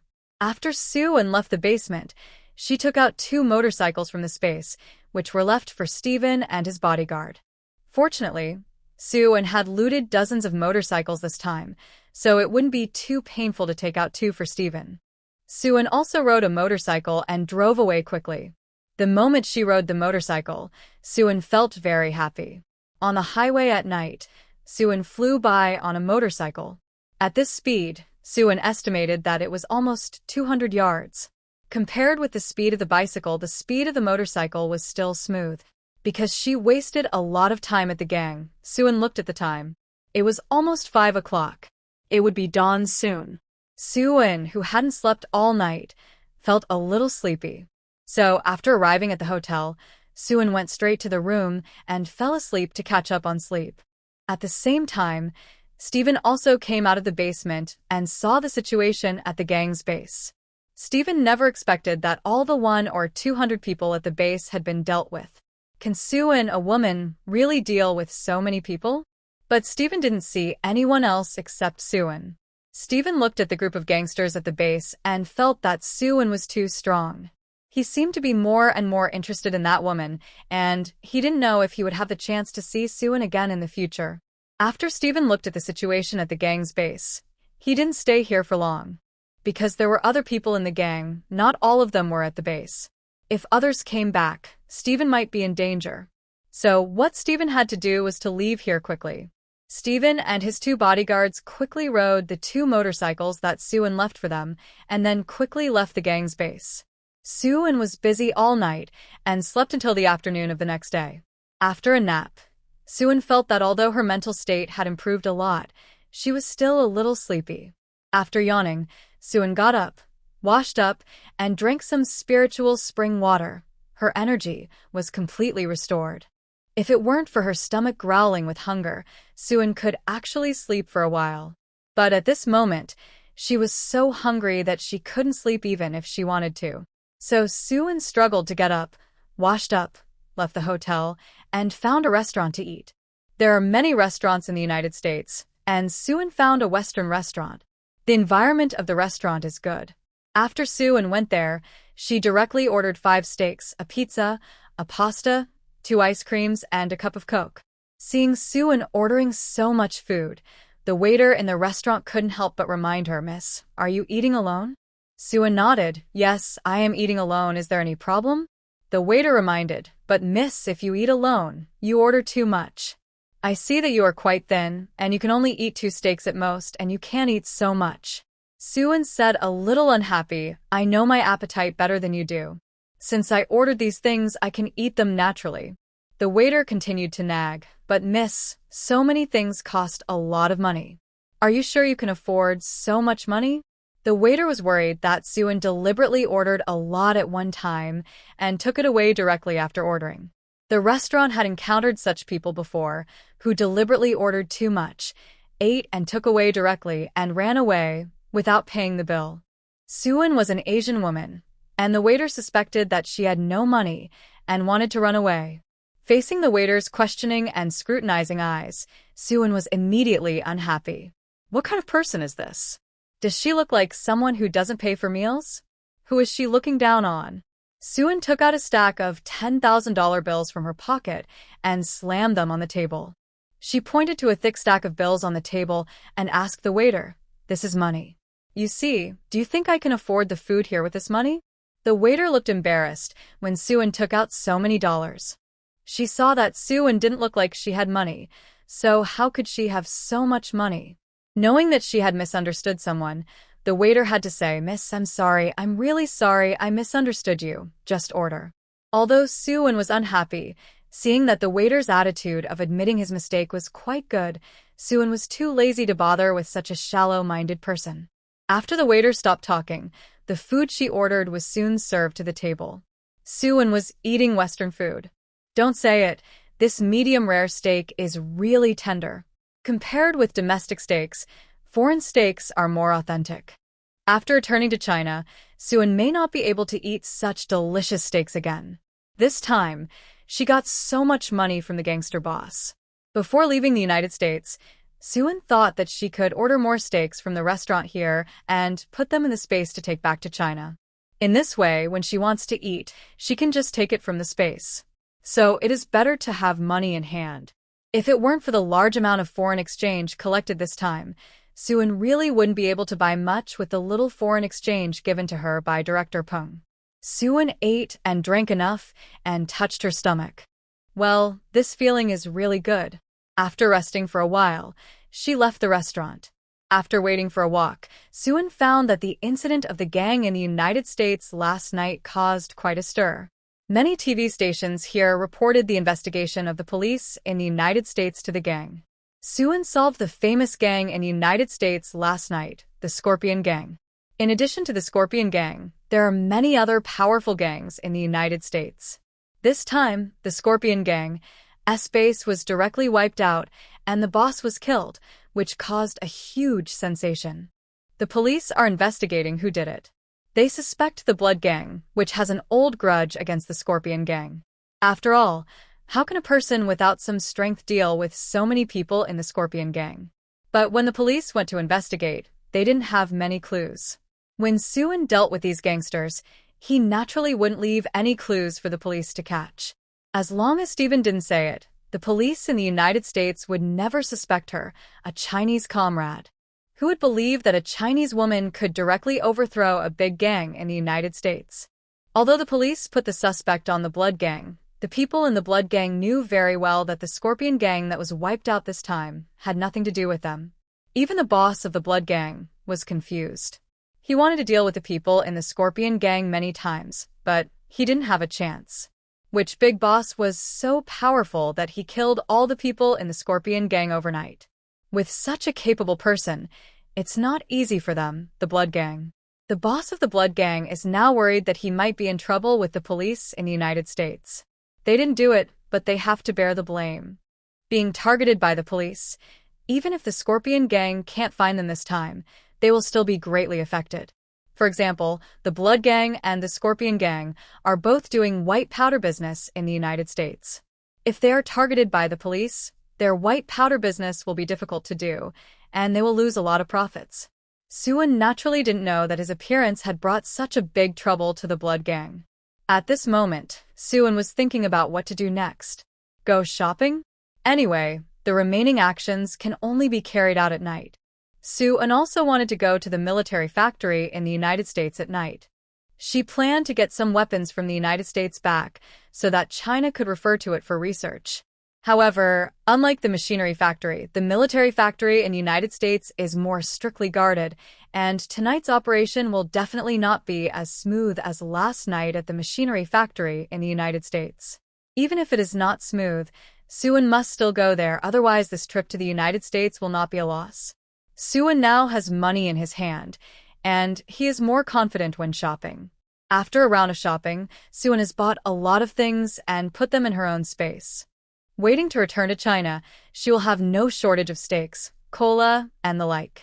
After strolling until the evening, Suan continued to find a restaurant and had dinner. This time, Suan did not go to a Western restaurant, but to a Japanese restaurant, intending to have a Japanese meal. The business here in the United States is developed, and there are many delicacies from other countries. There are Korean and Japanese food. Although Suan does not like our country, it is still okay to eat our country's food occasionally. After a delicious meal, Suan was not in a hurry to act. She planned to sleep in the hotel first, just like last night, and then act in the middle of the night. After thinking about this, Suan went back to the hotel. On the way back to the hotel, Suan did not expect to continue to pass by Lu Jinting and Guimiao. Lu Jinting felt that he saw a familiar figure in the crowd. It seemed to be his, and in thinking of Guimiao also mentioned that he saw Suan yesterday, Lu Jinting suspected that he might also be dazzled. Suan could not appear here. It must be that there was something wrong with his eyes. Lu Jinting thought that it might be because he heard Guimiao mention Suan yesterday, and he missed his wife a little. After returning from this mission, Lu Jinting planned to ask the organization for a few days of vacation and go directly to the Yudo village production team to see Suan. Seeing Lu Jinting's panic, Guimiao couldn't help asking, "Brother Ting, what are you looking at?" Lu Jinting came back to his senses after hearing Guimiao's question. "I didn't see anything. I was like you. I seem to see An just now, but it's impossible to see her here. It must be my illusion." Guimiao looked at Lu Jinting with understanding. "Brother Ting, you must miss Sister An. Let's hurry up and complete the mission smoothly. You will have the opportunity to visit Sister An. I will accompany you there, hee. He didn't miss Suan, but purely missed the food made by Sun Xinshin. Thinking of the food made by Sun Xinshin, Guimiao was very greedy. After leaving the Yudo village production team, he never ate such delicious food again. After the two talked about this, they immediately focused on the movements of the chip expert's family. They have not yet found an opportunity to help the family of the chip expert avoid the tracking and surveillance of the soldiers of the United States. Suan returned to the hotel and lay on the bed to have a good sleep. Suan slept for about 3 hours. When Suan woke up, it was already past 11 o'clock. This was the time for everyone to sleep and rest. Suan put on a simple makeup so that people would not know her true appearance. Then she left the hotel and rode a motorcycle towards the direction of the military factory of the United States on the outskirts of the city. This time with the motorcycle, the speed was much faster than before. Not long after, Suan rode a motorcycle to the vicinity of the military factory. Worried about attracting other people's attention, Suan rode the motorcycle to the vicinity of the military factory and directly put the car into the space after a distance. After putting the car away, Suan went directly to the military factory. Unlike the machinery factory, the guards here are really much stricter. The patrol gates here are carrying guns. If Suan is accidentally discovered when he goes in, it is likely to cause danger. However, Suan relies on his supernatural power and the space, and there is no big problem if he is careful. Suan carefully avoided the patrols and finally entered the factory. After waiting to enter, Suan realized that it was not only difficult to enter this place because there were patrols outside. Even if you enter, there are many locks inside, and there are several password doors alone. If it were an ordinary person, whether they could avoid the patrols outside would be a problem. The password door inside would be able to block people. Fortunately, Suan is an expert in this field and patiently cracked the password door. She used her supernatural power, and as the lightning current passed through the password door was opened with a click. After all, these password doors are controlled by machines. This kind of electric password door can be easily cracked with the lightning's supernatural power and her technical foundation. But the purely mechanical password door without electricity may be difficult to with the lightning's supernatural power. Suan opened 3 doors in a row. But after opening the 3 doors and finally entering the interior of the warehouse, the sound of the alarm outside began to come. As the alarm sounded, Suan's heart also skipped a beat. Suan soon heard many people running towards the warehouse. So she had to make a quick decision. If people came, she would not be able to collect weapons from the United States. Suan looked at the military equipment and weapons stored in the warehouse. With just a thought, all these things were transferred from the outside to Suan's space. After putting these equipment into the space, Suan hurriedly left the warehouse. Seeing the footsteps getting closer and closer, if Suan came out directly, she might collide with these people coming in. Suan was not in a hurry to go out, but entered her own space. After waiting for these people to leave, she came out of the space and then found a chance to leave the military factory. The next second after Suan entered the space, hundreds of people with guns rushed over from outside. Seeing that their password-protected door was directly cracked, the man who came in first muttered, "It's over. Our warehouse door has been cracked. I don't know if the weapons and equipment inside are lost." "Don't worry, it's only been a short while. Even if a powerful person comes, there is no chance for him to take away all the things in our warehouse," another man said. But the next second, he was slapped in the face by his own words. When they entered the warehouse, they found that their warehouse full of weapons was directly emptied. All the weapons and equipment stored in it were gone. The people who came in were stunned. How could it happen? Where are the equipment in here? Why are they all gone? Oh my God, what's going on? Who did it? Where are the things in our warehouse? It's over, it's over. If the higher-ups hold us accountable, we'll all be finished. Oh my God, what's going on? Why were all the things in here moved away? We came in to check half an hour ago. Who could take everything away right under our noses in such a short time? Those who broke in to guard the weapons and equipment were stunned by the situation in front of them. Compared with other places, their military factory can be said to be the place with the most stringent guards. As a result, someone could move things away under their noses, which was really unbelievable. Suan heard the howling of these people, but the corners of her lips rose slightly. Most people really can't do this, but she is different. She has a space and can take as much as she wants. The people who broke into the warehouse checked this place and didn't see anyone, so they hurried out again, worried that the people who stole their weapons and equipment had not left yet, and they had to chase them quickly. After it was quiet and no one was there, Suan left the space. After Suan emptied all the weapons and equipment stored in the warehouse here, Suan planned to leave. Waiting for these people to come to their senses, "I am afraid that it will be difficult for me to get away, so it is better to slip away as soon as possible." After the attention was diverted, there were not many guards in the warehouse, so Suan left smoothly. After leaving the military factory, Suan did not ride the motorcycle for the time being, fearing that it would attract attention. After leaving the vicinity of the military factory and walking a distance, Suan rode the motorcycle. With the roar of the motorcycle, Suan dashed handsomely on the highway of the beautiful country.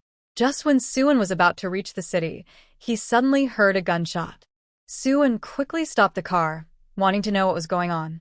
She was not a person who liked to meddle in other people's business, but at this moment her intuition told her that the gunshot might be related to her. Sometimes a woman's sixth sense is very accurate, and Suan believes in her sixth sense very much. Suan got out of the car and looked in the direction of the gunshot. Sure enough, Suan's sixth sense was really accurate. Suan saw two familiar figures. These two people were none other than Lu Jinting and Guo Miao. At first, Suan wondered if he had seen it wrong. How could he see these two people in the beautiful country? But when Suan looked closely, weren't they these two guys? As for why Lu Jinting and Guo Miao appeared in the beautiful country, Suan was not too surprised.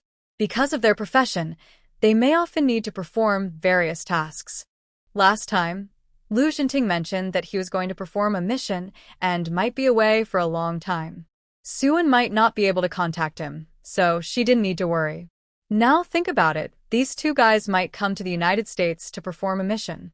Lu Jinting and Guo Miao were running away in front, followed by several soldiers from the United States. Did these two people provoke the pursuit of the soldiers from the United States? Suan felt that these two people were really lucky. Last time when they were chased by spies in China, they met her. Unexpectedly, they met her again, in the United States this time. Since they met, Suan must save people. Even if Lu Jinting is not her object, as long as they are from China, Suan will lend a hand to them. Of course, except for those bad guys, Suan will definitely not save bad guys. Suan thought about the weapons and equipment that had just been looted from the military factory and immediately took out a machine gun. With the machine gun in her hand, she rushed towards the chasing soldiers from the United States. Suan's shooting skills are very accurate, and basically one shot can kill one. The American soldiers who were chasing them all fell to the ground with a few bangs. Lu Jinting and Guo Miao thought that they would both die in America this time. When they went to rescue the family of the chip expert, they were discovered by the American soldiers.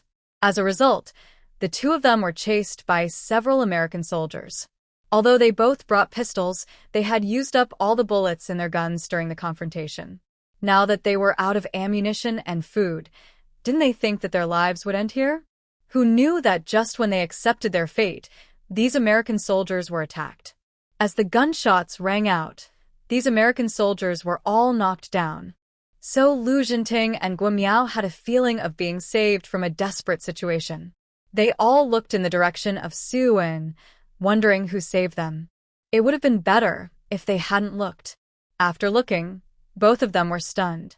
Brother Ting, although this person's face is not very clear, why do I feel that this figure is very similar to Sister N? Lu Jinting also felt that they were very similar. Although the face was not the same and looked a little different, the figure and temperament were exactly the same as Suan. Lu Jinting's heart almost stopped for a few seconds. Is it Suan? No, it can't be Suan. His girlfriend shouldn't appear in the United States. At this moment, when Lu Jinting and Guo Miao were stunned, Suan put away the machine gun and directly straddled the motorcycle. Then Suan turned the switch of the motorcycle, and the motorcycle rushed out quickly and stopped in front of Guo Miao and Lu Jinting. Lu Jinting, Guo Miao, you hurry up and follow me and get in the car, Suan said to the two. Hearing Suan's familiar voice, Lu Jinting and Guo Miao knew that they had not recognized the wrong person. It was really Suan. But why was it Suan? Why did she change her appearance? The most important thing is, how could Suan appear in the United States? Although Lu Jinting and Guo Miao had many doubts in their hearts, they both knew that this was not the time for them to ask out of curiosity. They had to get in the car first and leave here first. If there was anything they needed to ask later, they could slowly ask Suan. Lu Jinting and Guo Miao reacted very quickly. After hearing Suan's call, the two of them quickly got on the motorcycle. After waiting for the two to sit down, Suan rode the motorcycle and left here quickly. Suan took the two of them directly to her hotel. I don't know what the situation is with these two people and whether they are being watched by others.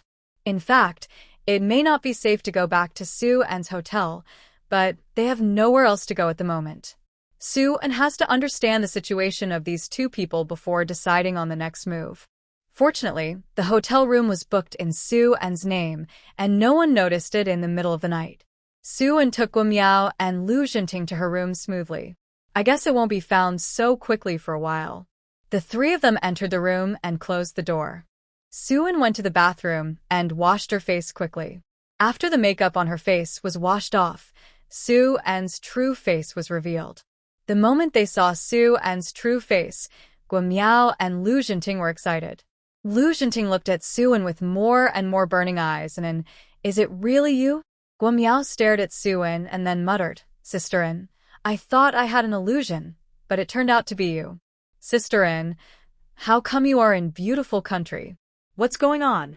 Lu Jinting looked at Suan with the same curiosity. Yes, and how come you are in beautiful country? Suan did not hide her situation. I'm here on a business trip to help the city's machinery factory purchase equipment in beautiful country. Lu Jinting had heard Suan mention before that she also worked part-time for the city's machinery factory as a technical consultant. Unexpectedly, Suan came to beautiful country this time under the dispatch of the city's machinery factory. If Lu Jinting had known earlier, he might not be at ease with Suan coming alone. But if Suan hadn't come, he and Guo Miao would have lost their lives in the United States again this time. Being in a foreign country, Lu Jinting never expected that his partner would come here to save him. Maybe this was specially arranged by God. But, Anin, why are you in that place in the middle of the night? Even if Suan came to the United States on a business trip, there was no need to act in the middle of the night. That's why Lu Jinting asked curiously. Suan didn't want to expose his space, so he said, I went to the machinery factory in the United States to steal technology secretly. Although our factory wants to import equipment from the United States, you also know that foreign exchange is so rare now, so we should save it as much as possible. I came here to see how their machinery is designed and manufactured, and directly steal the technology back so that we can save this foreign exchange expenditure. It's not convenient to act in broad daylight, so I went out at night to act. Lu Jinting and Guo Miao looked at Suan in amazement. Can you steal technology directly? This. Although stealing is somewhat immoral, Why do they think it's so cool? After all, it can indeed help China save a lot of foreign exchange expenses and also allow the United States to earn less money from China. Suan felt a little embarrassed by being stared at by these two people and looked at Lu Jinting and Guimiao, deliberately changing the subject, and asked, "Are you here to carry out a mission?" Both of them nodded, thinking that Suan was really smart. He knew that they were here to carry out a mission without them telling him. The mission they were carrying out was confidential and could not be told to Suan. But at this moment, they were being chased, and it seemed necessary to mention the content of this mission to Suan. Lu Jinting hesitated for a while, discussed with Guimiao, and decided to mention the mission they were carrying out this time to Suan. They couldn't do it, but Suan might have a way. This time they saw Suan's strength. Her ability is far above theirs, and she can definitely do things that they can't do. So Lu Jinting sat down and told Suan about the content of this mission. Their Chinese chip expert wanted to return to China to help the development of China's chip industry. But the United States blocked this and didn't let the expert go back. So the country arranged for them to come to the United States to carry out the mission so that they could successfully bring the chip expert and his family back. Today, Lu Jinting and Guimiao are in the camp. The mission to rescue the family of the chip expert failed. Not only did they fail to free the expert's family from the surveillance and control of the American soldiers, but they themselves were discovered by the American soldiers. So the two of them were chased.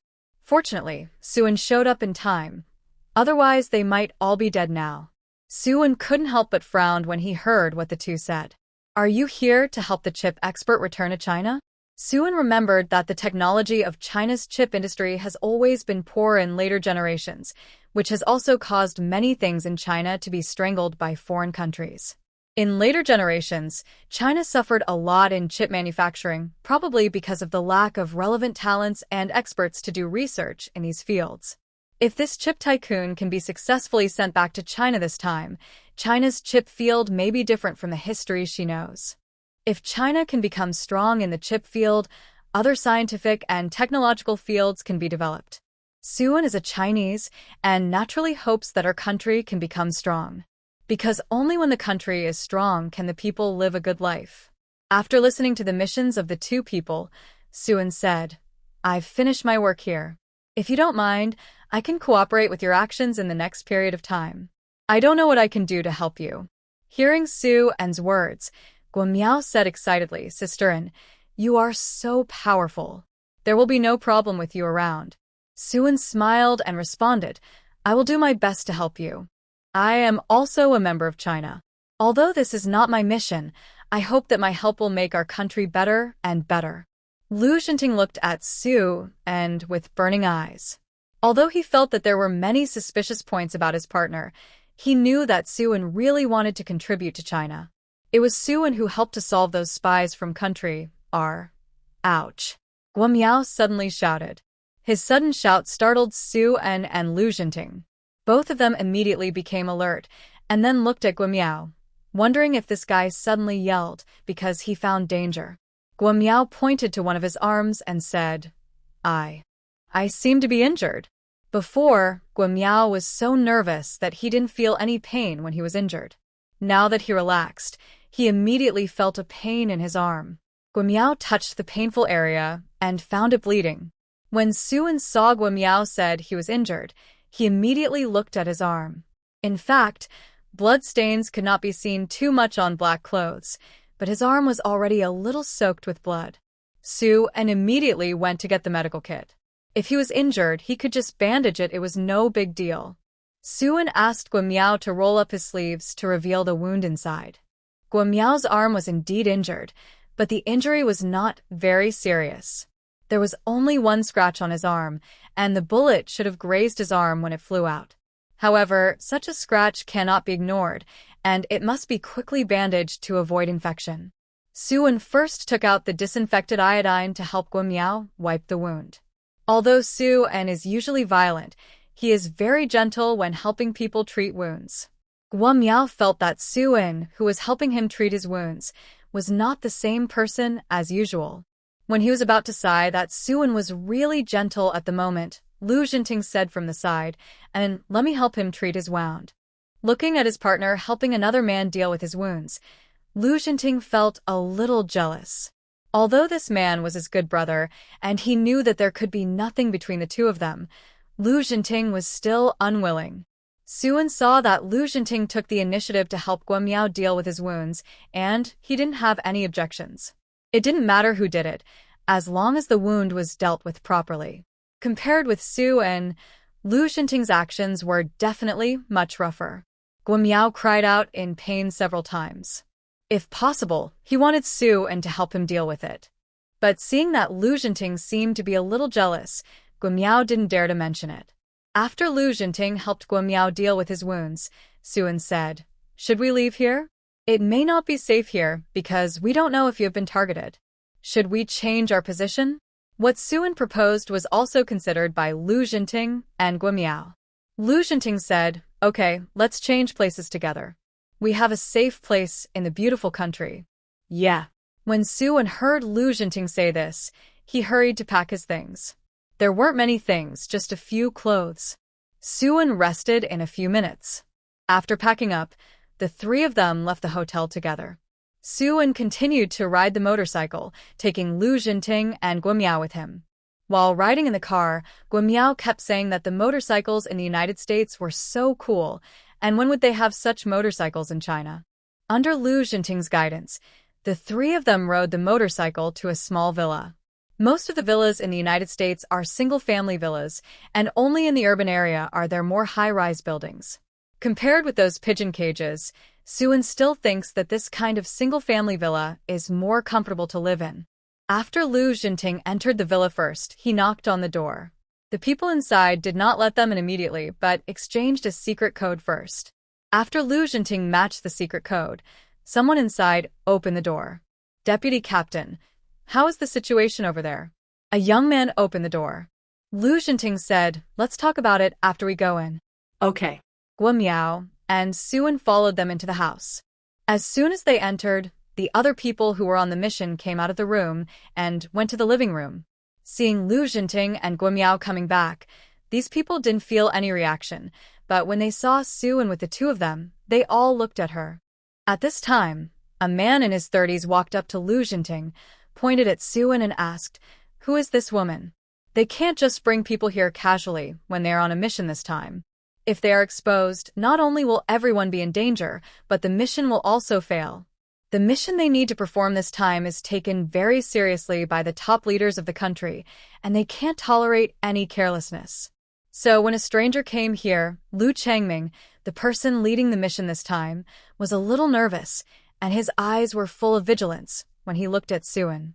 Lu Xinting hurriedly replied to Lu Changming, "Captain Lu, this is my target, Suan." After hearing Lu Xinting's introduction, Lu Changming's brows knitted tighter, and there was a hint of anger on his face. He said to Lu Xinting in a serious tone, "Deputy Captain Lu, I have always felt that you are a very cautious person, and you attach great importance to the tasks assigned by the organization, and you are not the kind of person who does things recklessly. But now, tell me, what's the matter with you? We came to the United States to carry out an important mission this time, not for you to talk about love. But you are so good. Aren't you worried about the risk of us being exposed? You actually brought your partner casually."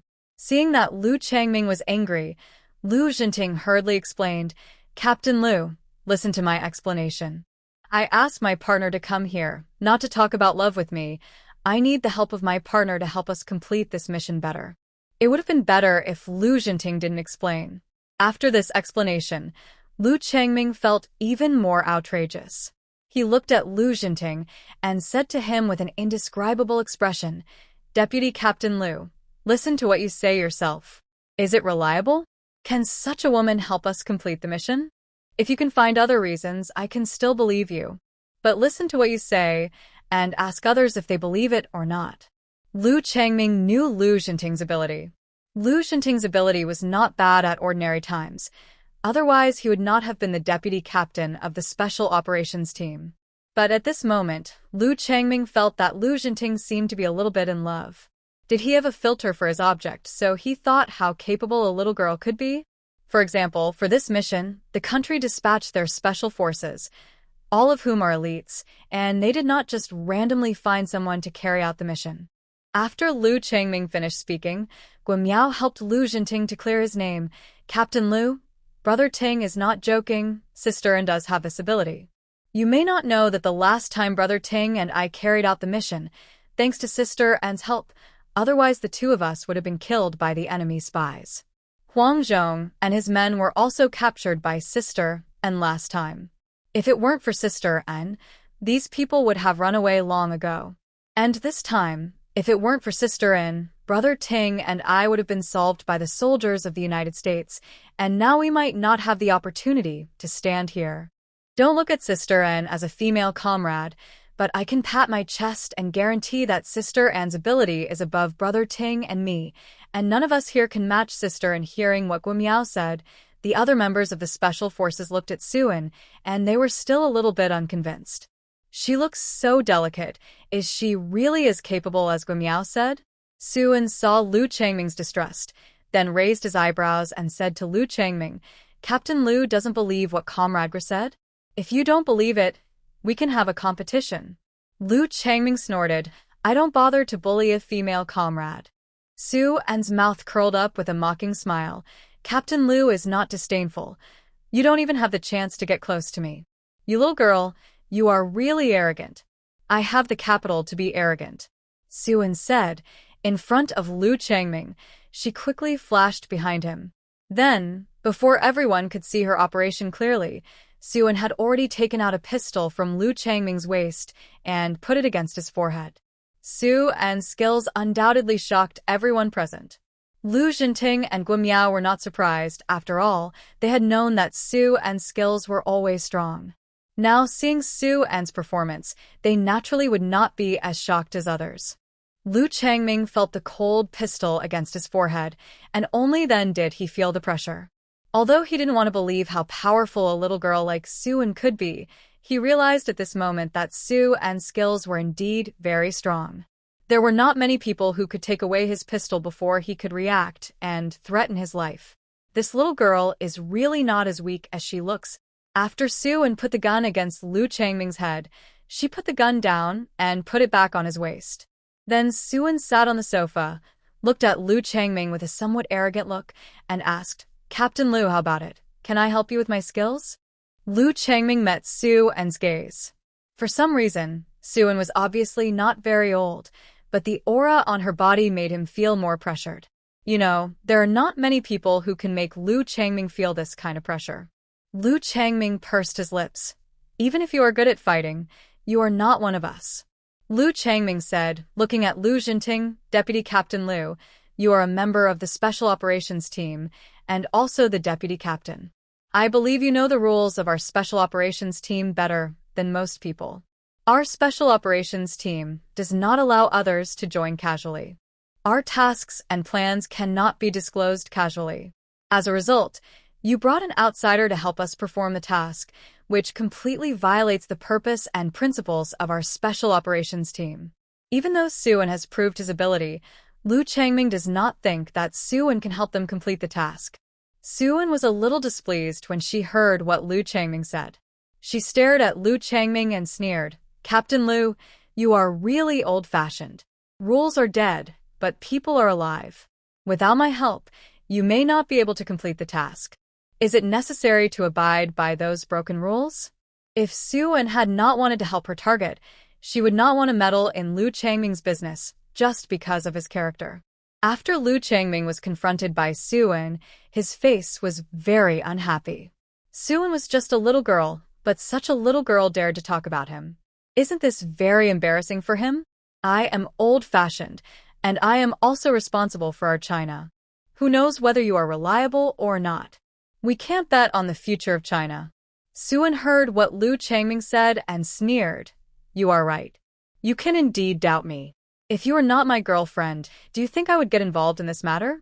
If you have the ability, I can stay out of this matter. The problem now is that it seems difficult for you to complete this task.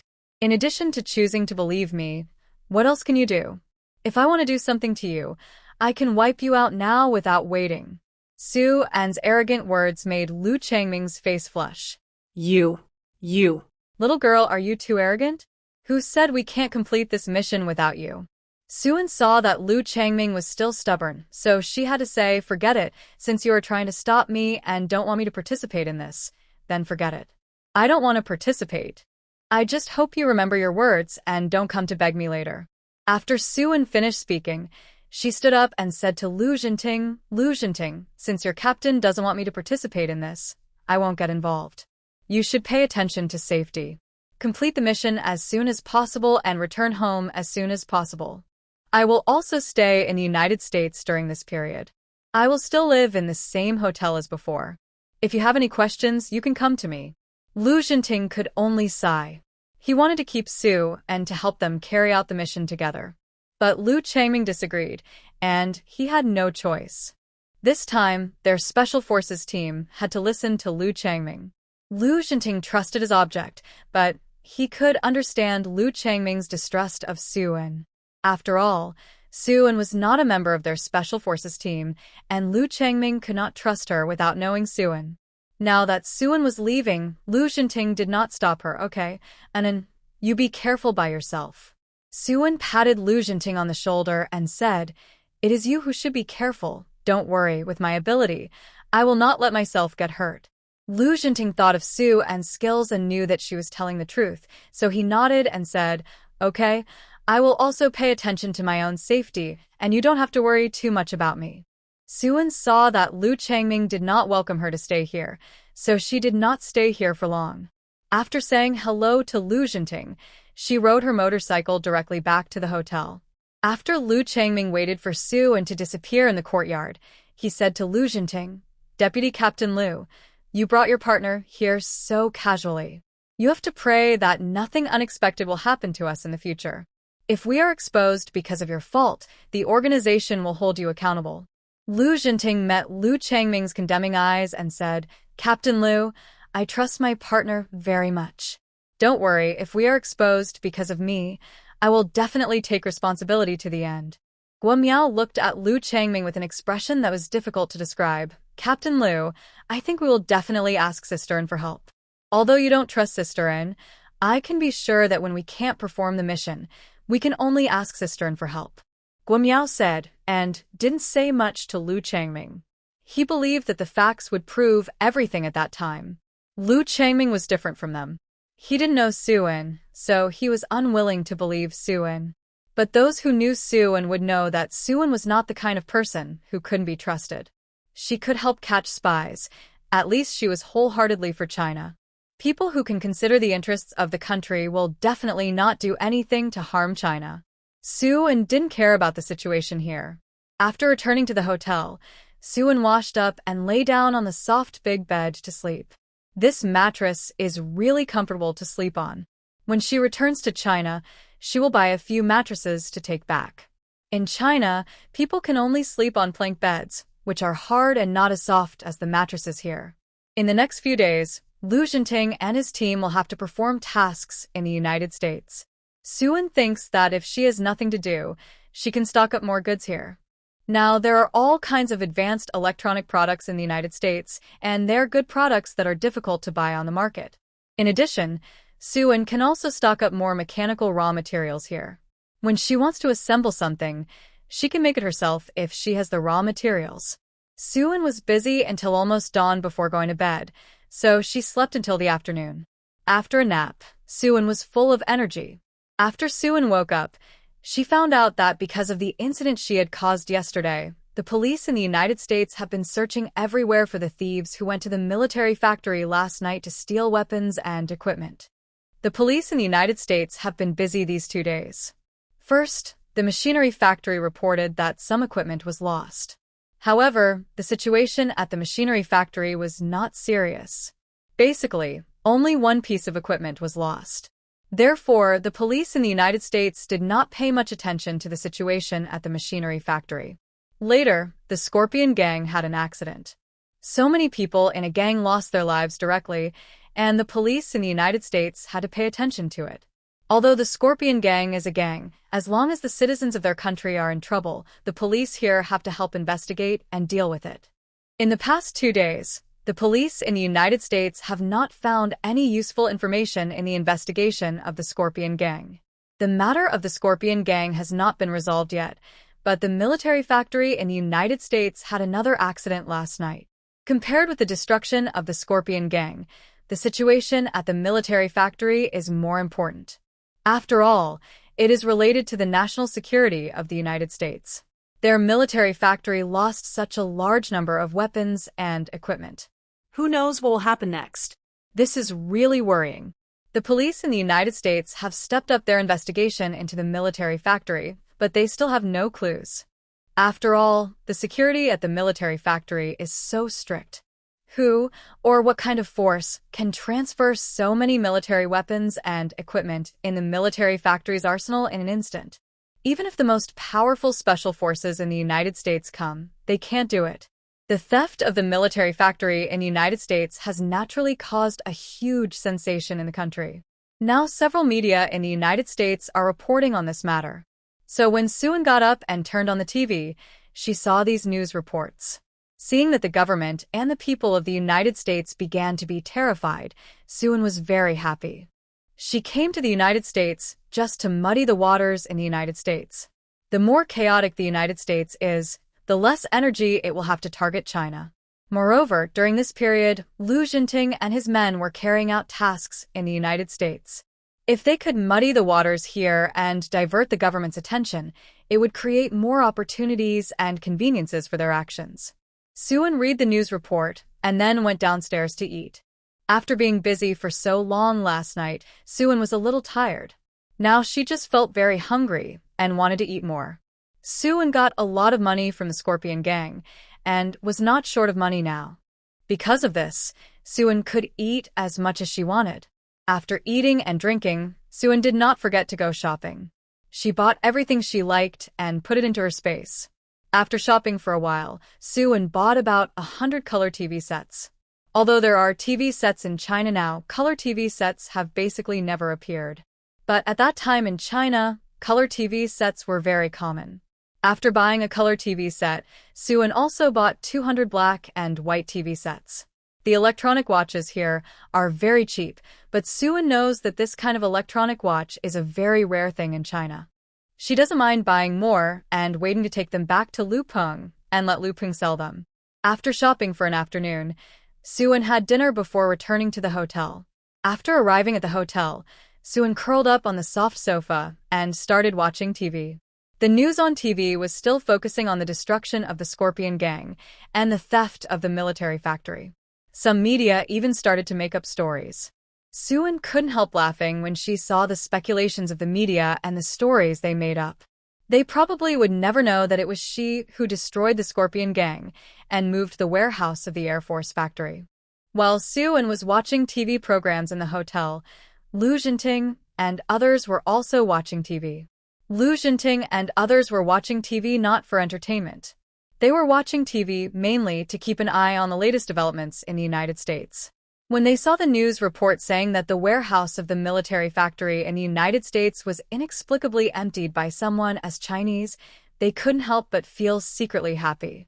Guo Miao even said, "I don't know which hero did this. It's so cool. Haha. It turns out that the United States has this day. It seems that the seemingly powerful United States is not indestructible and can be stolen from behind." Haha. I laughed to death. Seeing Guo Miao laughing so happily, Liu Jinting didn't know why he thought of someone, that is, his girlfriend, Suan.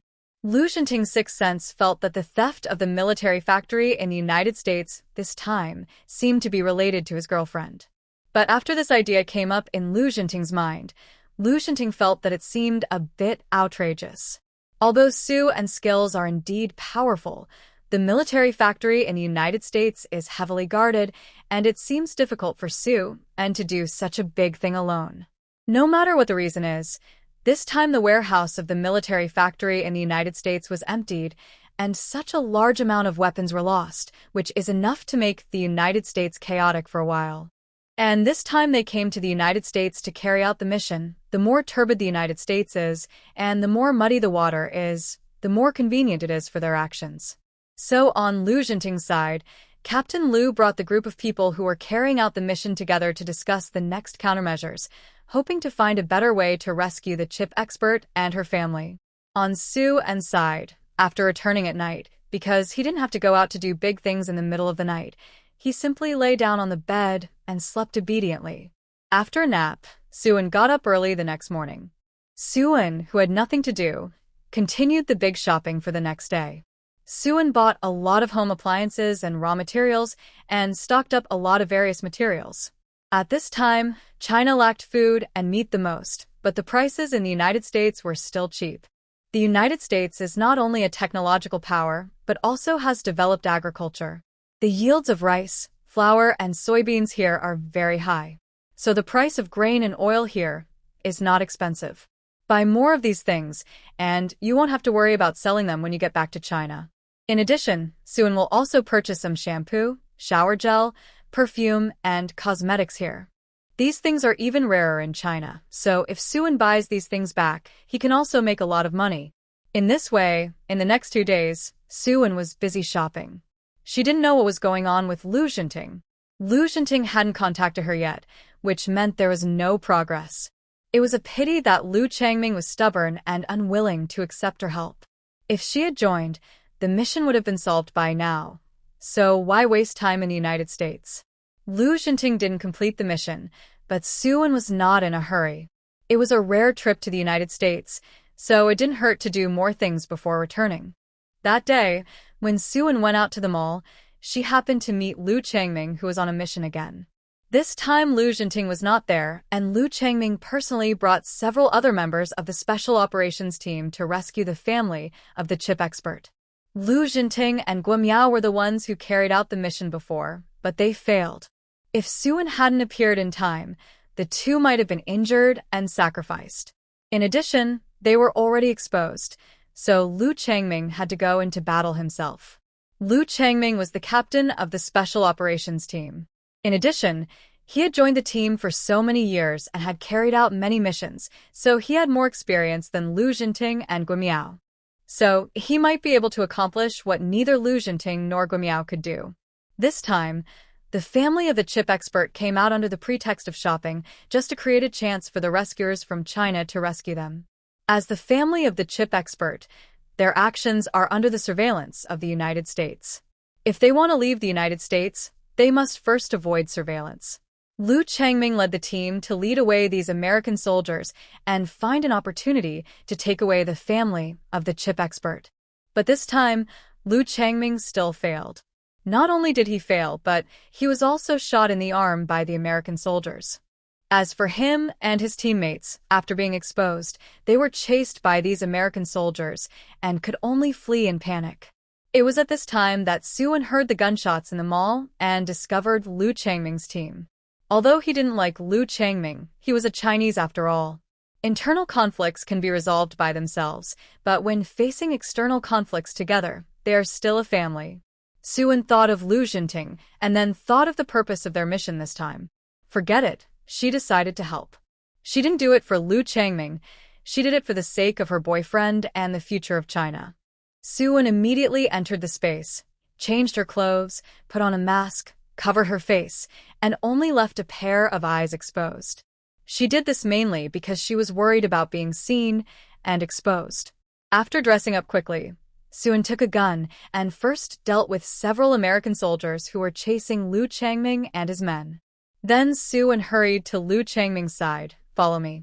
Lu Changming knew that if it weren't for this person, several of their teammates might have to die here. Originally, he was curious about who saved him. But after hearing Su'en's voice, he looked at Su'en in surprise. You are Su'en? Su'en was too lazy to talk nonsense with Lu Changming. Yes, it's me. If the situation wasn't urgent at the moment, Su'en would definitely ridicule and mock this man. Doesn't he look down on her? Doesn't he doubt and distrust her? Is he still relying on her to save him now? When Lu Changming knew that he was rescued by Su'en this time, he felt very uncomfortable. Thinking of his previous words against Su'en, he felt a little painful on his face. He had offended her, but when he was in danger, Su'en was willing to jump out to save him. So from the beginning, he was too narrow-minded, right? Seeing Lu Changming looking at her in a daze, Su-en's expression became a little more impatient. Why are you looking at me like that? Why don't you leave quickly? Seeing that the American soldiers who were chasing him were all dealt with by Su-en, Lu Changming now deeply realized how powerful Su-en was. Now is a good opportunity to rescue the family of the chip expert. It is better to take this opportunity to let Su-en help take the people away from the surveillance of the American country. So Lu Changming looked at Su-en and begged, "Comrade Su, I apologize to you for what I said before, but now I hope you can do us a favor." Lu Changming said, and took out a photo and handed it to Su-en. "Comrade Su, the people in this photo are the family members of our chip expert comrade Hu Xiuan. This is Professor Hu's wife, Li Mingfang. This is Professor Hu's daughter, Hu Yu. The two of them are now at the mall. I hope you can help us lead them to safely avoid the surveillance of the United States. You don't have to worry about me. Just rescue them first." Su-en looked at the photo and remembered the appearance of Li Mingfang and Hu Yu. This mother and daughter are both very beautiful, and their looks are easy to remember.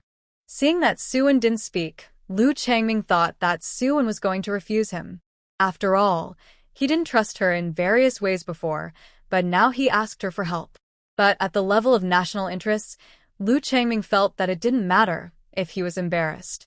As long as Su-en could help complete their mission, he would apologize to Su-en for this matter. Just as Lu Changming was nervously waiting for Su-en's answer, Su-en responded, "Okay, I'll try." Su-en was not so petty as to argue with Lu Changming over such a small matter. Now that the man has taken the initiative to apologize, if there is anything, wait until the important things are resolved first. Lu Changming was relieved when he heard Su-en agreed to help. Fortunately, Su-en was willing to help and did not refuse him. Su-en left Lu Changming and hurried to rescue Li Mingfang and her daughter. Su-en was not worried about Lu Changming's situation. She had helped him solve several American soldiers who were chasing him. As long as Lu Changming and his group were not useless, they would definitely be able to ensure their own safety. Su-en remembered Li Mingfang's appearance and searched for the mother and daughter from the mall. Soon, Su-en found them at the exit of the mall. Two American soldiers were beside the mother and daughter, urging them to leave the mall quickly. Seeing that there were not many people guarding the mother and daughter, it was much easier for Su-en to rescue them. Su-en quickly took out his pistol and aimed at the two American soldiers. Bang! Bang! 2 shots. With 2 shots, the 2 American soldiers fell to the ground. Li Mingfang and her daughter were obviously frightened when they saw the American soldiers falling beside them. Because they had never seen a headshot before, such bloodiness could easily make people uncomfortable. Su-en took advantage of this opportunity to ride a motorcycle and quickly flashed in front of the mother and daughter. "I am the person arranged by China to rescue you. Come and follow me." Li Mingfang and her daughter came back to their senses. Hearing that it was arranged by China, Li Mingfang did not hesitate to quickly carry her daughter to the motorcycle first, and then she also got on the car. Seeing Li Mingfang so neat, Su-en couldn't help but look at her more. This woman looked delicate, and her temperament and appearance were a little inconsistent. Su-en waited for the mother and daughter to get on the car and then reminded them, "Sit tight. I'm going to leave now." Su-en said, and quickly started the motorcycle. With a few booms, the motorcycle rushed out, leaving only a residual shadow. Su-en had to leave here as soon as possible because there was such a big commotion in the mall. The police of the United States must have arranged police forces to come. Once they were locked by the police, it would not be easy for them to leave. Especially Li Mingfang and her daughter. After 2 consecutive accidents, it is estimated that the United States will not give them the opportunity to go out again, but will imprison them. By that time, it will be more difficult for China to rescue the mother and daughter. Su-en's motorcycle drove for about 10 minutes and stopped at the outskirts of the city. However, Su-en still did not dare to relax, but quickly took out 2 sets of clothes from the bag, in fact, from the space, and let Li Mingfang and her daughter change into them. If they were still wearing the clothes they were wearing now, they would be easily spotted. Changing clothes and dressing up can reduce the risk of being caught up. Li Mingfang and her daughter followed Su-en's instructions and quickly put on the clothes she took out. Then Suin took out 2 wigs and asked the mother and daughter to wear them on their heads. Suin took out the cosmetics and put on a simple makeup for the mother and daughter. So the mother and daughter quickly changed from Asian women to blonde and blue-eyed American women. I believe that the American side would not have thought that Li Mingfang and her daughter could have a big change of head. Facts have proved that Suin is still very far-sighted. Soon, they met the American police who stopped them on the road. Seeing that they were all dressed in blonde and blue-eyed clothes, they did not stop them. Suin easily took Li Mingfang and her daughter away. After waiting to avoid danger, Suin took Li Mingfang and her daughter to the place where Lu Jinting and others were hiding. Lu Changming and others had already evacuated back. After waiting to come back, Lu Changming has been worried about Su An's situation. He asked Su An to take Li Mingfang and her daughter away, but he didn't know if she could complete the request smoothly.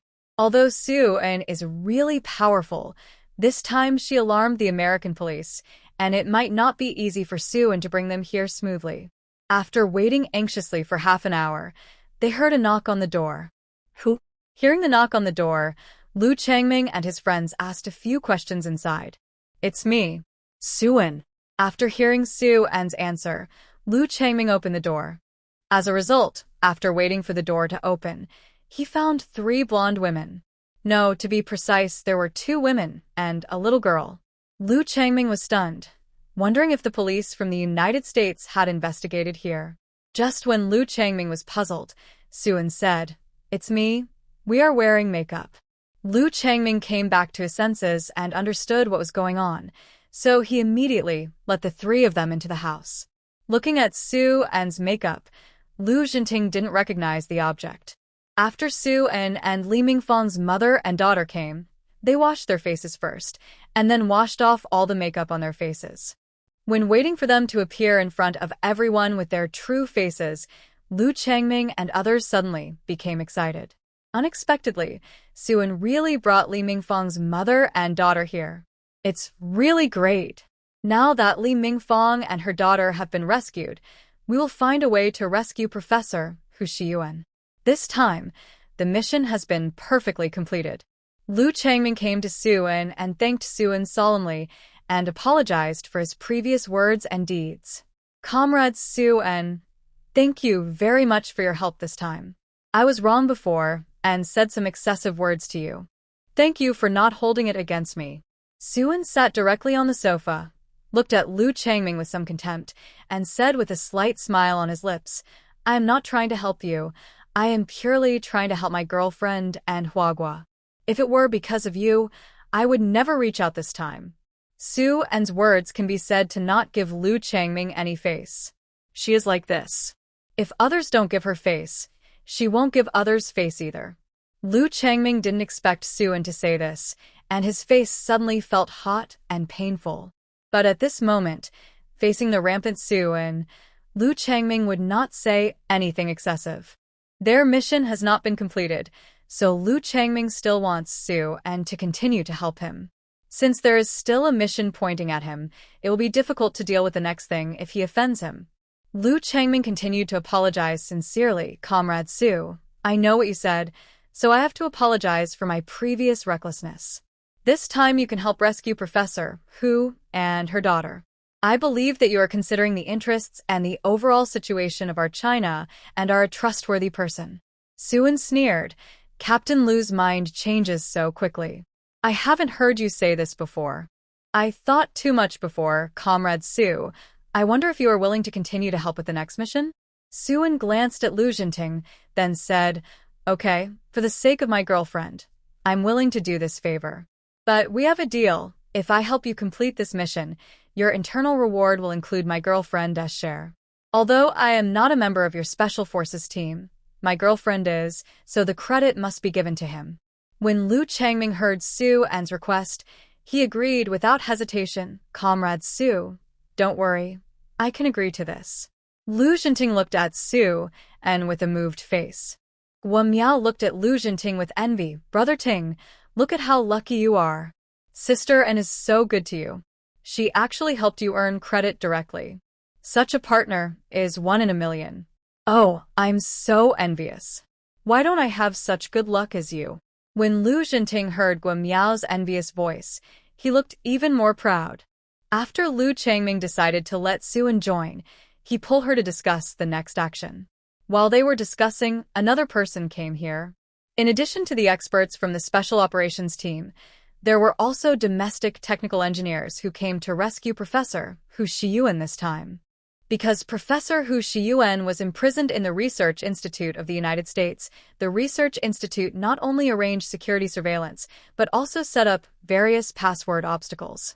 They, the Special Operations team, are not relevant experts and cannot solve the technological obstacles. Therefore, when rescuing Professor Hu, relevant technical engineers must be assisted. The name of this technical engineer is Shun Xiaochen.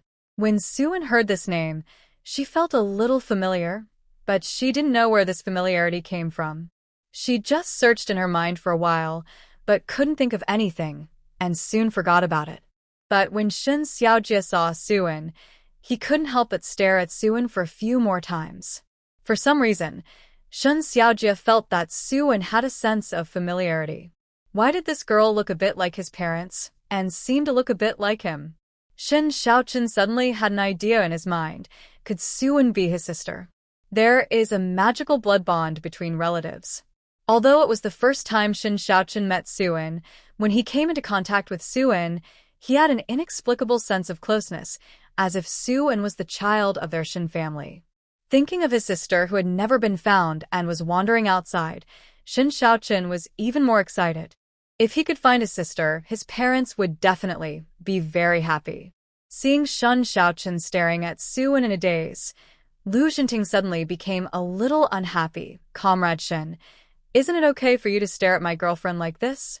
Lu Jinting had a bad impression of Shun Xiaochen to begin with. The reason why he disliked Shun Xiaochen had to do with Shin Rui. Lu Jinting had investigated Shin Rui before. Shin Rui was the child of the Shin family and Shin Xiaochen's biological sister. But later, no one knew what happened to the Shin family. They simply disowned Shin Rui and drove her out of the Shin family, which led to Shin Rui going to the Yudo village production team, and then subsequent events happened. Lu Jinting heard some rumors that Shin Rui was not the real child of the Shin family, and the real daughter of the Shin family was actually living outside. No matter what the specific situation of the Shin family was, Shin Rui grew up in the Shin family and was inseparable from the people of the Shin family. They raised Shin Rui. Naturally, Lu Jinting had no good impression of people like that vicious woman. Now Shun Xiaochen was even more excessive. A gay man stared at Suan for a long time. Didn't he think it was very rude? Even if Suan didn't have a partner, if she was an ordinary girl, Shun Xiaochen shouldn't stare at her like that. Shun Xiaochen came back to his senses when he heard Lu Jinting's questioning. His sight shifted from Suan to Lu Jinting. Lu Jinting looked at him with some hostility and vigilance. Shun Xiaochen knew that Lu Jinting had misunderstood. He probably thought that he fell in love with Suan, but in fact, Lu Jinting didn't have such an idea at all. Shun Xiaochen hurriedly explained to Lu Jinting, I think Comrade Su looks familiar, a bit like my sister. Hearing what Shun Xiaochen said, Guo Miao sneered, Comrade Shen, come on, your sister is very different from my sister and not at all. Guo Miao couldn't help but get angry when he thought that Shun Xiaochen actually compared Suan and Shin Rui and said that they looked alike. Although Suan is not his girlfriend, she is his idol and goddess, and Guo Miao doesn't want to watch others insult Suan. Shun Xiaochen continued, don't you think that Comrade Su and I look a bit alike? The members of the Special Forces team only then noticed the looks of Shun Xiaochen and Suan. If Shun Xiaochen hadn't said it, no one would have noticed it. After he said that, the more everyone looked at them, the more they felt they looked alike. Although Shun Xiaochen and Suan do have some similarities, Lu Jinting said in a deep voice, there are so many people in the world who look alike. Comrade Shin, don't come to claim relatives randomly, and don't stare at my girlfriend for no reason. Seeing that Lu Jinting was angry, Shun Xiaochen had to say, okay, maybe I think too much. I'm sorry. Shun Xiaochen stopped staring at Suan, and Lu Jinting put aside his prejudice. They continued to discuss the plan to rescue Professor Hu. After a round of research, they decided to make a quick decision. The longer they delayed, the more difficult it would be to rescue Professor Hu, so they might as well take action tonight. After discussing the countermeasures, they are now waiting to go to the research institute together in the evening. While waiting, Suan prepared something delicious for herself before the action. Only when she is full can she have the strength to work. This time, there is a comrade in the special operations team who can cook, and he cooks quite well. Although he is not as good as Sun Xinshin, he can be regarded as a half-professional chef.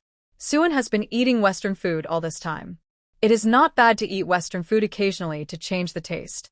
But if you eat it for a long time, you will definitely not be able to stand it. Suan has been eating Western food for so long in the past few days since she came to the United States. After not eating Chinese food, she has been missing Chinese food. Now that she can eat good Chinese food, she can't help but eat more. While eating, Suan also praised the cooking skills of this special operations team comrade. Seeing that Suan can eat so much, except for Lu Jinting and Guan Miao who are calmer, everyone else has a surprised expression. They can't figure out why a female comrade can eat so much. Deputy Captain Liu, luckily your family is well off. If not, most people can't afford to support such a person. Well, if it were me, I definitely wouldn't be able to support her. A member of the special operations team whispered in Lu Jinting's ear. Although Suan is very beautiful, it's hard for him to have a partner who can eat like this. After hearing what his teammate said, Lu Jinting replied directly, "Do you think my partner needs me to support her with all her abilities?" Lu Jinting wanted to be a man that Suan could rely on and support her. The problem was that Suan was quite capable and didn't need him to support her at all. With Suan's ability, she could more than support herself. The current situation was that he couldn't support Suan, but Suan became his support. He knew how powerful Suan was, and it was Suan who helped him out of danger several times. When Lu Jinting's teammate heard what he said, he felt that it made sense. The other female comrade had her own abilities and didn't need to rely on men. He was just superficial. After a full meal, Suan set off with several members of the Special Forces and Liu Changming at night. This time Liu Changming didn't go with them, mainly because he was injured in his arm and was hit by a bullet.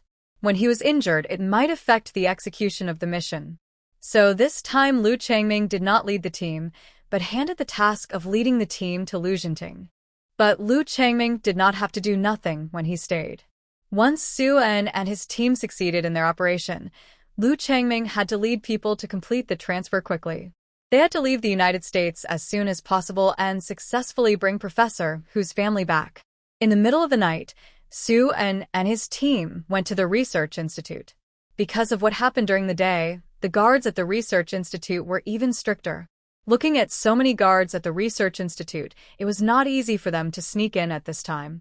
A team member asked Lu Jinting, "Deputy Captain Liu, what should we do now?" Lu Jinting did not speak, but looked at Suan. For some reason, Lu Jinting felt that Suan might have more ideas, and he inexplicably believed in the ability of his object. Suan saw Lu Jinting looking at her, so she thought about it and said, "Arrange a few people first to lure the tiger away from the mountain. We have to divert some of the attention away so that we can take the next action." Lu Jinting listened to Suan's suggestion and thought it made a lot of sense. So Lu Jinting quickly arranged 3 team members to lead away the guards at the door of the research institute.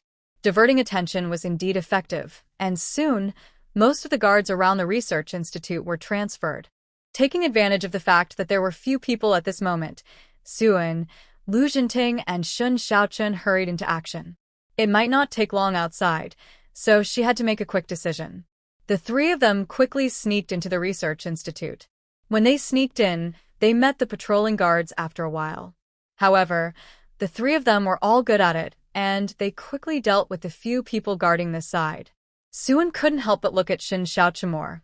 "Aren't you a researcher? How come you are so good at it?"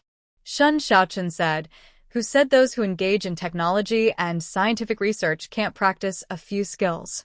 Suan felt that what Shun Xiaochun said was reasonable. There was no regulation on which industry could practice skills. The 3 of them didn't waste much time before sneaking directly into the Scientific Research Institute. Sure enough, the people outside solved the problem, and the situation inside was even more difficult. There are several protective doors inside the Scientific Research Institute. It is not easy to break through these protective doors and enter the interior. Moreover, these protective doors cannot be removed because they have alarm devices on them. When the alarm comes, the guards will soon be alerted. By then, the guards outside will come here. Not to mention rescuing Professor, who, they may have to be caught together. Shen Xiaochen hurriedly went there. These protective doors. Seeing that Shen Xiaochen was a little slow, Suan said, I'll come too. Shen Xiaochen looked at Suan in surprise. Do you know how to it? Suan snorted. Who are you looking down on? What's so difficult about this? Do I understand what the problem is? Shen Xiaochen shook his head. No problem. Since you understand, then let's go together. Shen Xiaochen didn't know whether Suan knew a little bit or was proficient. But since Suan said he could, if he wanted to try it, Shen Xiaochen would definitely have to give it a chance. So the two of them started to dismantle it together. With Anne's help, Shen Xiaochen didn't expect that the first defense door was successfully cracked by them. Shen Xiaochen knew that this first defense door could be cracked so quickly. Suan's contribution.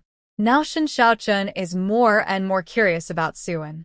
Why is Suan's skill in this field better than his? He is already considered an expert in this field in China, but it turns out that Suan is younger and better than him. Even more powerful, plus Suan's other talents, Shen Xiaochen just felt that this girl's ability was too great. Thinking that Suan might be his sister, Shen Xiaochen was even more excited if he had such an outstanding person. What a wonderful sister. When he returns to China this time, he will investigate Suan carefully to determine whether Suan is his sister and whether Suan and Shen Xiaochen are the children of their Shen family. After waiting for the first defense door to be dismantled, the second defense door was also dismantled. After a total of 4 defense doors were dismantled, they finally reached the inside of the Scientific Research Institute, except for Professor Hu. Scientists. Seeing someone suddenly intruding, these scientists from the beautiful country exclaimed and asked, Who are you? Suan and the others didn't give these scientists a chance to question them and started taking action directly. Except for Hu Shiyuan, all the scientists in the other research laboratories were knocked unconscious by Suan. After dealing with these scientists, Lu Jinting strode up to Hu Shiyuan and said to him, Professor, we're the ones arranged by Hua to take you back. Professor Hu's eyes were hot when he saw Lu Jinting and the others. He knew that China had not given up on him. This time he could go back to China so that he could contribute to the scientific and technological development of the motherland. Before Hu Shiyuan left, he rushed to Lu Jinting. He asked, My wife and my daughter. Knowing what Hu Shiyuan was concerned about, Lu Jinting hurriedly said, Professor Hu, don't worry. We have rescued your family members and have now placed them in a safe place. Hu Shiyuan felt even more relieved after hearing Lu Jinting's words. Hua State really did not disappoint him. This time, it was able to break through the prison of the Scientific Research Institute to rescue him and take his family members away with him. He knew that time was urgent. Hu Shiyuan quickly put away some important scientific research materials here, and then rushed to Lu Jinting and others and said, Okay, let's leave quickly. Hey, it's a pity that there are still a lot of scientific research materials here, so we see and take them back together. This is a scientific research institute in the beautiful country. Many outstanding scientific research experts are gathered here. Because of this, there are a lot of research materials in the field of science and technology. If these scientific research materials can be brought back, it will definitely be of great help to the development of science and technology in China. It's a great help. But it's not easy to arrange for Hu Shiyuan to return to China. Hearing Hu Shiyuan's words, Lu Jinting and Shen Xiaochen also felt regretful. It's a pity that they can't take it back home. But the current situation is urgent, and they can't afford to take these materials with them. It would be great if they can bring Hu Shiyuan back home. When Suan heard what Hu Shiyuan said, he couldn't bear to let go of these scientific research materials. For Suan, taking away these scientific research materials is an easy thing. If it can help the development of science and technology in China, she will definitely be happy to see it happen. Suan thought this and said to Lu Jinting and Shen Xiaochen, You take Professor Hu and leave first. I will stop you later. Hearing Su En's greeting, Lu Jinting did not hesitate at all. Okay. He believed in Su En's strength, and it would be no problem for her to take charge of the aftermath. Shun Xiaochen glanced at Su En worriedly. Comrade Su, be careful. Although it is not yet confirmed that Su En is his biological sister, Shun Xiaochen has always believed in his sixth sense. Since the sixth sense feels that Su En is his sister, Shun Xiaochen naturally does not want anything to happen to her. If Su En has what kind of mistakes and accidents, the parents would definitely not be able to accept it. After knowing that Shin Rui was not the real daughter of the Shin family, his parents were worried about this child, who was living outside. Su En responded, okay, protect yourselves. Just don't worry about me. After Lu Jinting and Shun Xiaochen took Su En and left first, only Su En and the stunned scientists were left in the research room. Su En saw the information in the scientific research room, just with a thought. After collecting all the scientific research information here, Su En hurried out and followed Lu Jinting and the others, because Professor, who was a scientist after all, and his physical strength was not as good as those of them with professional training. So after running for a while, he was out of breath. Lu Jinting simply ran with Hu Shiyuan on his back, which was faster. Hu Shiyuan was a little embarrassed and felt that it was really troublesome for the soldiers of his country. A few would be nice, and it would save people a lot of trouble. Su En stayed by Lu Jinting's side because Lu Jinting had to carry Hu Shiyuan, so he couldn't deal with a counterattack. Su En had to protect him closely to prevent Lu Jinting and Hu Shiyuan from attacking. Hu Shiyuan was attacked by the pursuers.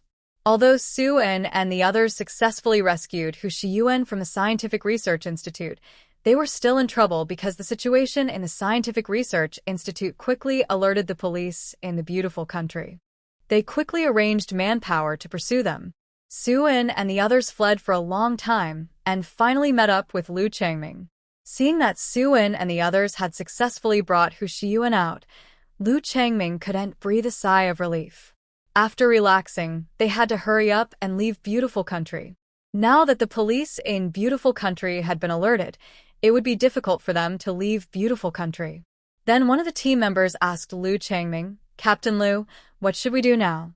The police in the United States have already started investigating. If we want to leave the beautiful country smoothly, we are expected to encounter various obstacles. Yes, Captain Lu, we are afraid of being exposed. Should we hide in another location for a while, or what should we do? If we want to leave the country now, I'm afraid it will be very difficult. Lu Changming is also worried about this matter. There is danger whether he walks or not. For some reason, Lu Changming couldn't help but cast his eyes towards Su En, wanting to ask Su En's opinion. He had a hunch that maybe Su En has a way to help them. This woman is very powerful, and because of her, they were able to complete the 2 missions so smoothly. Seeing Lu Changming staring at her, Su En knew what he meant. At first, Lu Changming didn't trust her and was wary of her, but now he wanted to ask her first, and he seemed to regard her as his backbone. Fortunately, Su En had no other thoughts and really wanted to help these people complete their mission. Anyone who encounters someone who is thoughtful will probably suffer heavy losses in their mission this time. Su En said to Lu Changming, the longer we stay, the greater the risk we will be exposed to. So get out of here as soon as possible and leave the country as soon as possible.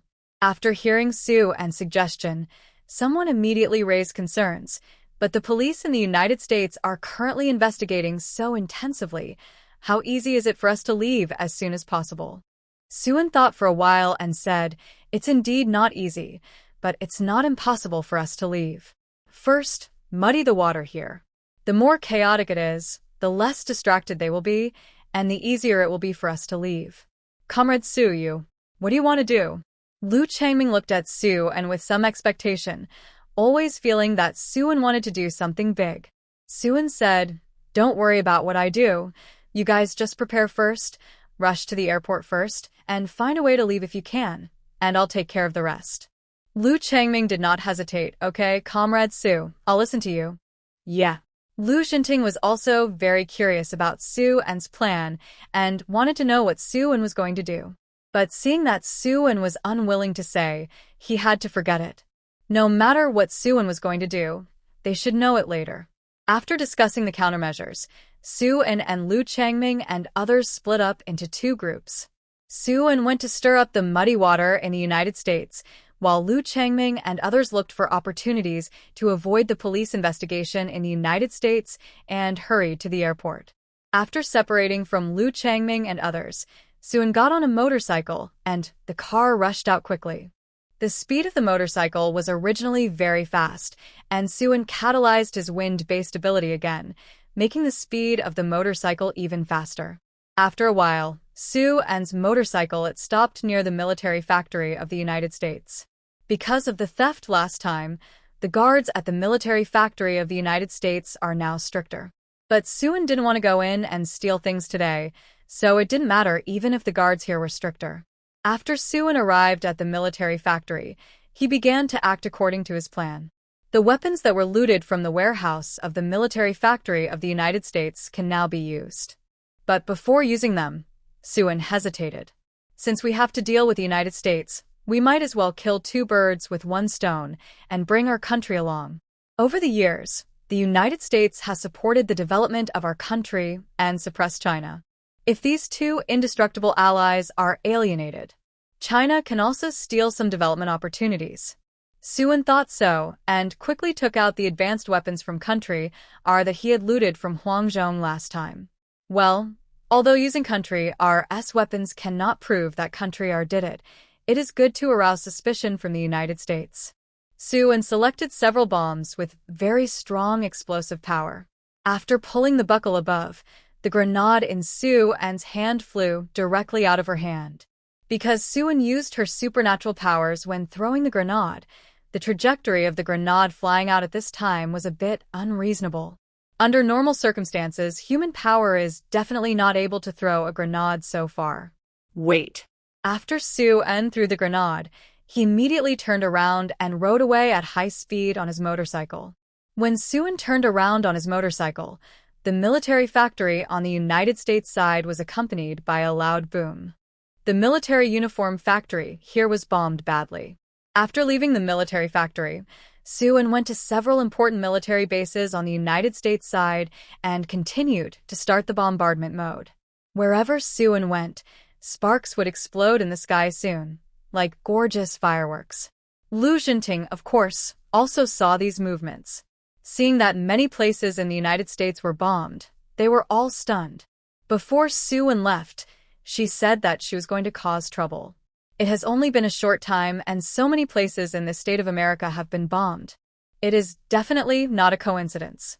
But Su-en's performance was really shocking. I really don't know how she did it. How could those places be easily bombed? And where did Su-en get the weapons and equipment to bomb the various bases in America? Thinking of the theft of the military factory in America, Liu Xinting felt even more suspicious.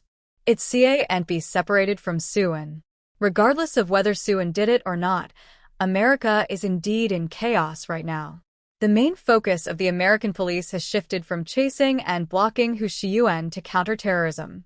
Their military factories and military bases were bombed, seriously threatening America's security.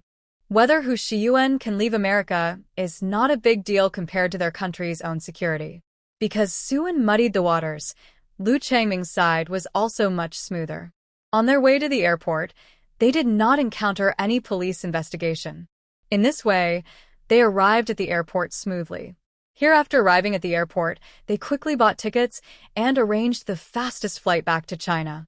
After getting on the plane, they felt that the mission was successfully completed. However, after Liu Changming and his team arrived at the airport, Su-en had not arrived yet. Liu Xinting couldn't help but worry about Su-en's situation. Not only Liu Xinting was worried about Su-en, but Xin Shaochen was also concerned about Su-en's situation. He hoped that Su-en would be fine and would meet up with them as soon as possible. Liu Changming and his team waited at the airport for half an hour before it was time to board the plane. Seeing that the time was up, Liu Changming urged everyone to get on the plane and leave as soon as possible. However, Liu Xinting looked at the people entering the door. In the direction of the airport, there was no sign of Su-en. Liu Xinting would definitely be worried if they just left like that. But Su-en said that if she didn't have time to come, let them go first. It would be easier for her to get away if she stayed here alone. Although he was worried about Suin, Lu Xinting knew that staying here would only be a burden to Suin. Suin had finally bought them time to leave, so they must cherish it. After struggling for a moment, Lu Xinting decided to leave with the team. Just as they were queuing up for registration, Suin appeared at the airport. Guo Miao saw Suin and happily took Lu Xinting's hand and said, "Brother Ting, that's great. Sister-in is here. Sister-in is here." Lu Xinting saw Suin rushing over, and the corners of his mouth couldn't help but rise. Well, just in time. Suin came to the airport, quickly bought a plane ticket, went through the formalities, and boarded the plane with Lu Xinting and the others. Suin smiled and said, "Lucky, I got there at just the right time. In fact, it doesn't matter even if Lu Xinting and the others go back first. After all, it's easy for Suin to get away here alone, and she can leave at any time." Even though she was the one who caused all these things, the people of beautiful country certainly won't think that a little girl like her can cause so many things. Before Suin came to beautiful country, she came under the name of imported equipment. Her identity was reasonable, and it was difficult for the beautiful country to track her down. So compared to Lu Xinting and the others, it's much easier for Suin to leave beautiful country. Although it's easier, it's definitely best to leave now. Yes, sister, and you came at a great time. If it's any later, we won't be able to go together. And then, let me help you with your luggage. Lu Xinting saw Suin carrying 2 large packages, so he took the initiative to take her luggage. Suin didn't refuse and handed the 2 packages to Lu Xinting. Their team finally boarded the plane smoothly. Waiting for the moment when the plane takes off, the people sitting in the plane finally let go of their nervousness. They should succeed and be able to successfully leave the United States. The happiest ones are naturally the Special Forces members who are carrying out the mission this time. They thought that the task assigned to them would end in failure this time, but they did not expect to counterattack in the end. Although the process of carrying out the mission was a bit tortuous, at least the result was good. But everyone knows that they can successfully complete the task this time, and they still have to thank Suin. Without Suin, their special forces would not be able to bring Professor Hu and his family out. Without Suin, there would be no way to slow down the pace of the United States police, and they would definitely not be able to get on the plane to China smoothly at this moment. Suin is not a member of the special forces, but he has made the greatest contribution. Lu Changming feels that waiting for this time. After returning to China, we must explain everything to the higher-ups. Since Suin has made such a great contribution to their country of China, the higher-ups must reward Suin. In addition, Lu Changming thinks it would be great if talents like Suin could be absorbed into their team. With Suin around, I believe she will be able to complete similar tasks well in the future. Of course, Lu Changming wants talents like Suin to serve the country and wants to absorb her into the special operations team, but the premise is that Suin is willing. If she is unwilling, he can only think about it. After the plane took off steadily, Suin looked outside. The plane flew higher and higher, and the ground was getting farther and farther away. Sitting on the plane, they could see more clearly that many places on the United States side were burning, which were exactly the places where Suin had bombed just now. Looking at the fire outside, Guo Miao asked Suin in a low voice, "Sister-in, tell me, so many places in the United States were bombed just now. Was it your handiwork?" Although Guo Miao felt that Suin was most likely the one who did it, but thinking that it was a bit outrageous for Suin to do all these things alone, Guo Miao couldn't help but ask this question. Facing Guo Miao's gossiping eyes, Suin smiled and replied, "What do you think? Your intuition shows that this is my work? Sister-in, I think it must be your work, but I'm curious, how did you do it?" Of course, Suin would not tell anyone that she has superpowers. Not to mention telling Guo Miao, Suin would not even tell Lu Xinting. No matter how much she loves and trusts someone, she would not reveal her cards. This cannot be said. Keep it secret. Seeing that Suin was unwilling to talk, Guo Miao did not ask any more questions. It didn't matter if Suin didn't want to talk. Anyway, they just needed to know that Suin helped them complete the mission this time. As for how she dealt with the United States and caused the base of the United States to be bombed, this was not the point. Seeing that Suan was unwilling to talk, the others did not ask any more questions. At this moment, everyone's tense mood relaxed a lot, and they felt a little tired. Especially Suan had bombed so many military bases, which consumed a lot of his superpowers and made his body feel even weaker. At this moment, Suan just wanted to have a good rest and relax and recover his physical strength. Suan didn't need to do anything at the moment, so it didn't matter if she rested. Lu Jinting just stood by quietly, watching Su and close her eyes and sleep. Lu Changming asked others to take a rest, but everyone couldn't rest at the same time. They had to arrange for someone to be on duty in case of any unexpected situation, so that they could discover it in time. Before arriving in China, they couldn't relax. So the special forces began to take turns sleeping. After Suan fell asleep, Lu Jinting was worried that Suan would catch a cold, so he took off his clothes and covered Suan. Suan originally slept against the back of the airplane chair, but after sleeping for a while, she felt a little uncomfortable. Fortunately, Lu Jinting was next to her, so Suan continued to sleep on Lu Jinting's shoulder. Seeing Suan fall asleep leaning on his shoulder, Lu Jinting didn't dare to move. Seeing Suan sleeping so soundly, Lu Jinting felt sorry for her. Suan must have been very tired just now. If it weren't for him, Suan would never have gotten involved in this matter. It was because she wanted to help him complete the task smoothly as soon as possible that Suan got involved, causing him to suffer. Suan slept for several hours, and her physical strength was finally restored. As for Lu Jinting, he moved his body after Suan woke up. But because he maintained the same posture for a long time, his body was a little numb at this time. Hiss. Hearing the sound made by Lu Jinting, Suan hurriedly asked, "Lu Jinting, what's wrong with you?" Lu Jinting hurriedly said, "Nothing, just a little uncomfortable." "Where do you feel uncomfortable?" "My body is a little numb, and it's nothing." Suan suddenly knew the reason why this guy's body was numb. It must be because he didn't dare to move just now and kept the same posture. Suan couldn't help but said, "Your body is numb. Why didn't you wake me up?" "I'm fine. The most important thing is that you have a good rest. I saw that you were sleeping too soundly just now, and I didn't have the heart to wake you up." Suan didn't know what to say. She could only say that this man was stupid, but he actually valued her so much.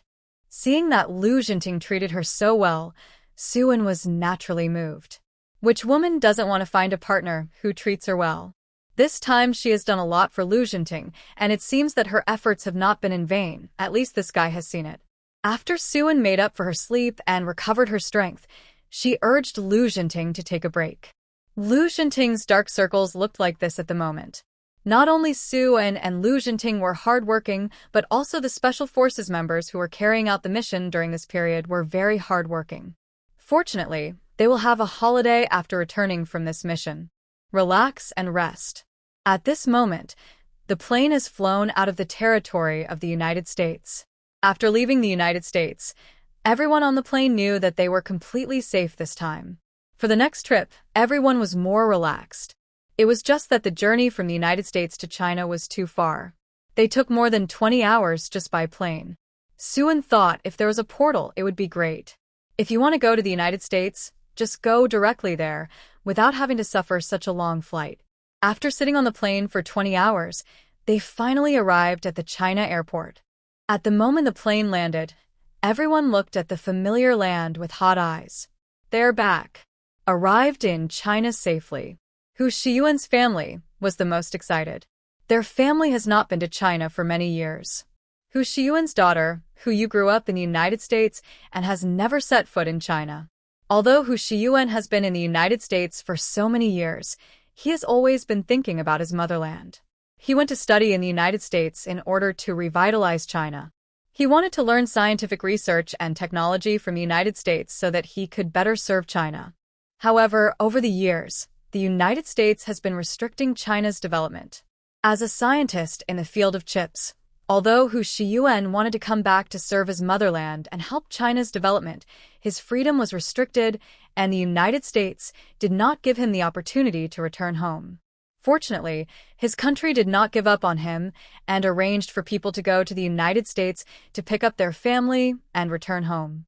When he set foot on this land again, Hu Shiyuan knew that his chance had come. He must make good use of what he learned in the United States to help his country's technological progress. Suan sat for a long time and felt sore all over. After finally getting off the plane, she quickly stretched her muscles. Although the time away from China was not long, but she went to the United States to do a lot of things.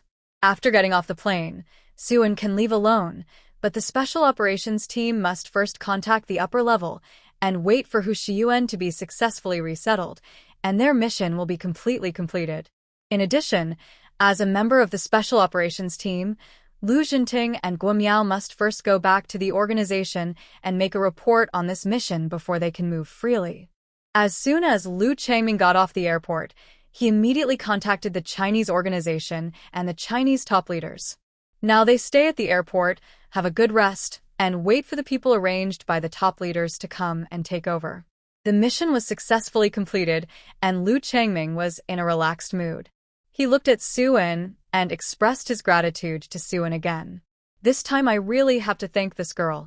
Seeing Lu Changming thanking her, Suan said indifferently, Captain Lu, I think your verbal thanks are not as practical as applying for more bonuses for me.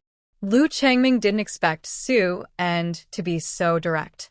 However, Lu Changming felt that Suan's request should be met, so he smiled and said to Suan, Okay, Comrade Su, don't worry, I will report this matter to the government later, and your reward will definitely not be less.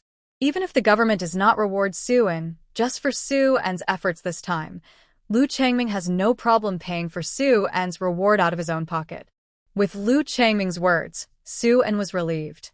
Lu Jinting was on the side, and when he heard Suan's words, he looked at his girlfriend with some pampering. This girl is a real money grubber. After knowing that Suan likes money, Lu Jinting decided to hand over all his savings to Suan later. Since she likes money, he will give her his money for safekeeping and let Suan count the money every day, which will definitely make her happier. Suan naturally didn't know what Lu Jinting was thinking at the moment. At this moment, she was thinking about whether to follow Lu Jinting and the others, or to act freely. Since she was not a member of the Special Forces, there seemed no need for her to stay.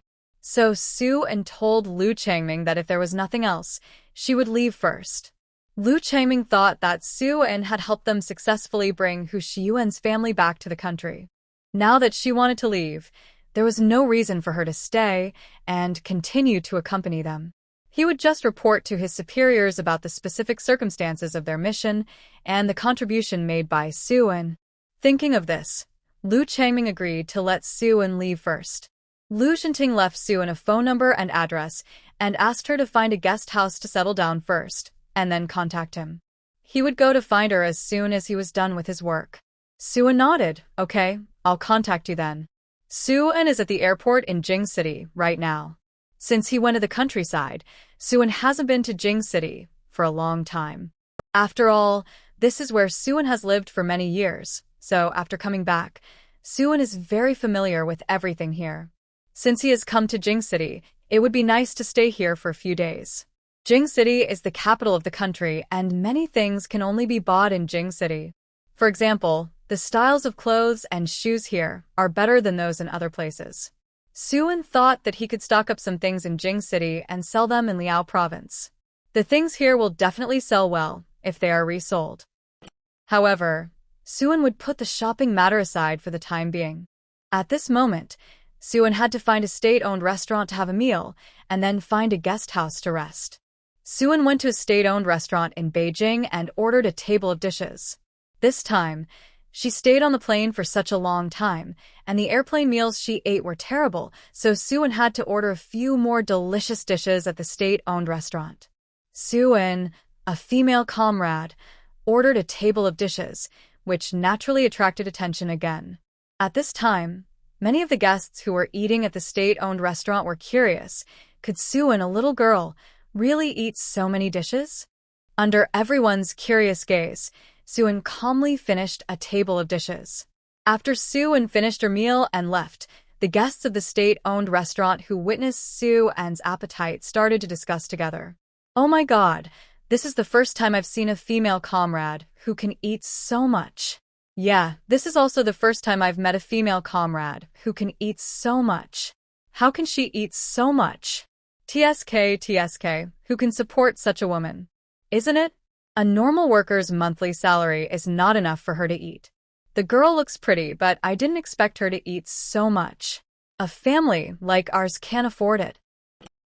Soo-An didn't know that someone was talking about her behind her back. If she knew, she would probably laugh a few times. Who said that women must rely on men to support them? It's better to rely on yourself than on anyone else. Just because of Soo-An's ability, she can not only support herself, but also support herself very well. Soo-An found a guest house and moved in. Because she didn't rest well on the plane, after all, you can't sleep on the bed on the plane, so as soon as she arrived at the guest house, Soo-An fell asleep on the bed. Soo-An slept from the afternoon to the next morning. After a nap, Soo-An felt refreshed. This time when she returned to the Udo Village production team, she must take a good rest for a few days. It was too tiring to go on a long trip, which basically exhausted all her energy. After Soo-An got up, she went to the state-owned restaurant to have breakfast. The state-owned restaurant in Beijing City has a rich breakfast, including soy milk, fried dough sticks, and steamed dumplings.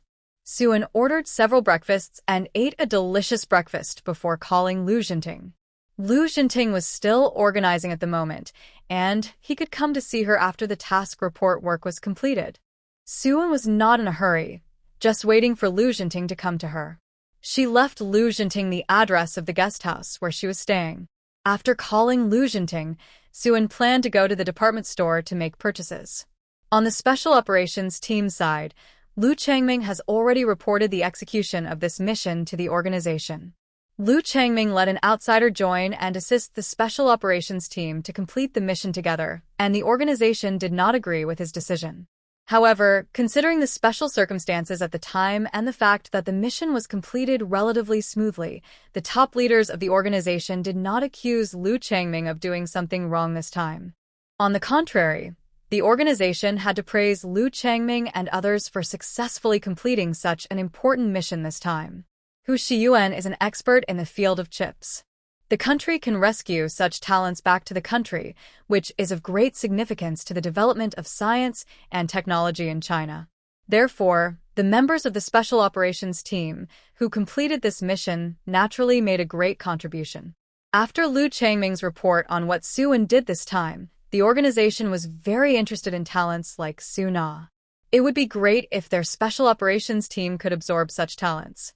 So Lu Jinting, who is Soo-An's partner, was called in by the top leaders of the organization for a talk and asked Lu Jinting to help invite Soo-An and ask if Soo-An was willing to join their team. Lu Jinting was not surprised by the decision of the top leaders. His partner was so outstanding, it was normal for the top leaders of the organization to be interested in her. In his heart, Lu Jinting certainly hoped that Soo-An could join the Special Operations Team. Their Special Operations Team often has various missions, and a mission may take a long time. If Soo-An does not join the Special Operations Team, when Lu Jinting is on a mission, he will not be able to meet Soo-An during this period. But if Soo-An joins the Special Operations Team, the situation will be different. They can apply to perform missions together, so won't they be able to see each other every day? So when the top management brought up this matter, Lu Jinting agreed. Okay, I will ask my partner about this matter, but I can't guarantee that she will definitely join our team. She may not be interested in our Special Operations Team. Although the Special Operations Team really wants to recruit Soo-An, they also know that if Soo-An is not interested, they really can't force her to join. But with Lu Jinting's persuasion, the chances of Soo-An joining the Special Operations Team will be greater. In addition to the situation reported by Lu Changming, China also received some information from the United States and the international community today. After Soo-An blew up the military factory and military base of the United States launched an investigation into this matter. Soon, they found out that the weapons used to bomb the military factories and military bases of the United States came from our country. So the United States cast its suspicious eyes on our country, thinking that these things were done by our country, and asked our government to make an explanation for this matter. The matter was not done by our government, and our country would naturally not admit it. Because of this matter, the two countries are now arguing. Neither the United States nor our country thought that Suan did it. After all, they would not believe that China could do this. On the other hand, the top leaders of China learned the truth of the matter from Liu Changming and knew that the unrest in the United States was caused by their China. So now not only the special forces are interested in Suan, but many other departments in China are also interested in Suan. Such talents, everyone hopes to be included in their own team. Suan naturally didn't know that the things she did in the United States made her a hot commodity and was missed by many departments in China. At this time, Suan had already arrived at the department store to pick things. Suan planned to buy some clothes for Sun Xinxin and Lu Wanting from Beijing. After all, it was almost spring, and they had to buy some new clothes when the seasons changed. Thinking of how much wealth she had plundered in the beautiful country, Suan was willing to spend more money on her friends and bring them gifts. Just as Suan was choosing clothes, she heard a light mocking voice. "Oh, isn't this Suan? Classmate Sue, did I recognize the wrong person? Is it you?" Suan heard the voice and looked in the direction of the voice. The person talking to her was a woman. She was not very old, probably about the same age as Suan. Suan knew this person, but her memory of this woman was a little distant. If she hadn't had a good memory, she would have forgotten this person long ago. This woman was Suan's high school classmate named Cheng Mengping. When they were in school, Cheng Mengping often targeted Suan. Because Suan was good-looking and beautiful, she was liked by many male classmates in the class and school. Cheng Mengping looks average, but her family is well off. Her father is the director of a steel plant, and her mother is a leader in the district government. Cheng Mengling is usually praised by others, but she was overshadowed by Suan in school, so she was very jealous and took every opportunity to target Suan. Later, Suan graduated and left school, and the two stopped interacting. What Suan didn't expect was that he would meet Cheng Mengping again at this moment. In the past, Suan was humble and honest under the oppression of the Su family. At that time, he didn't dare to resist at all under the oppression and bullying of Cheng Mengping. But now it's different. Suan is no longer the person who can be bullied at will. If Cheng Mengping wants to bully her now, she has to consider whether she has the strength to do so. Suan raised a sarcastic smile at the corner of her mouth. "It's me. I didn't expect that classmate Cheng still recognized me. It's been a long time." Cheng Mengping couldn't help but snorted when she heard Suan admit her identity. This woman actually dared to respond. Isn't she worried about being laughed at by her? Cheng Mengping walked up to Suan, scanned her body, and then said, "Student Su, I haven't seen you for so many years. You have changed a lot. You dare to go shopping in the department store. The things here are not cheap. Can you afford it? If you can't afford it, don't go shopping, and don't touch the clothes. If they get dirty or damaged, you can't afford it." Cheng Mengping knew that although Suan's family conditions were not bad, she was not liked by her parents at home. She was treated as a maid by Su Chong, and even if she earned money, she had to give it to her family. She definitely didn't have any money in her hands.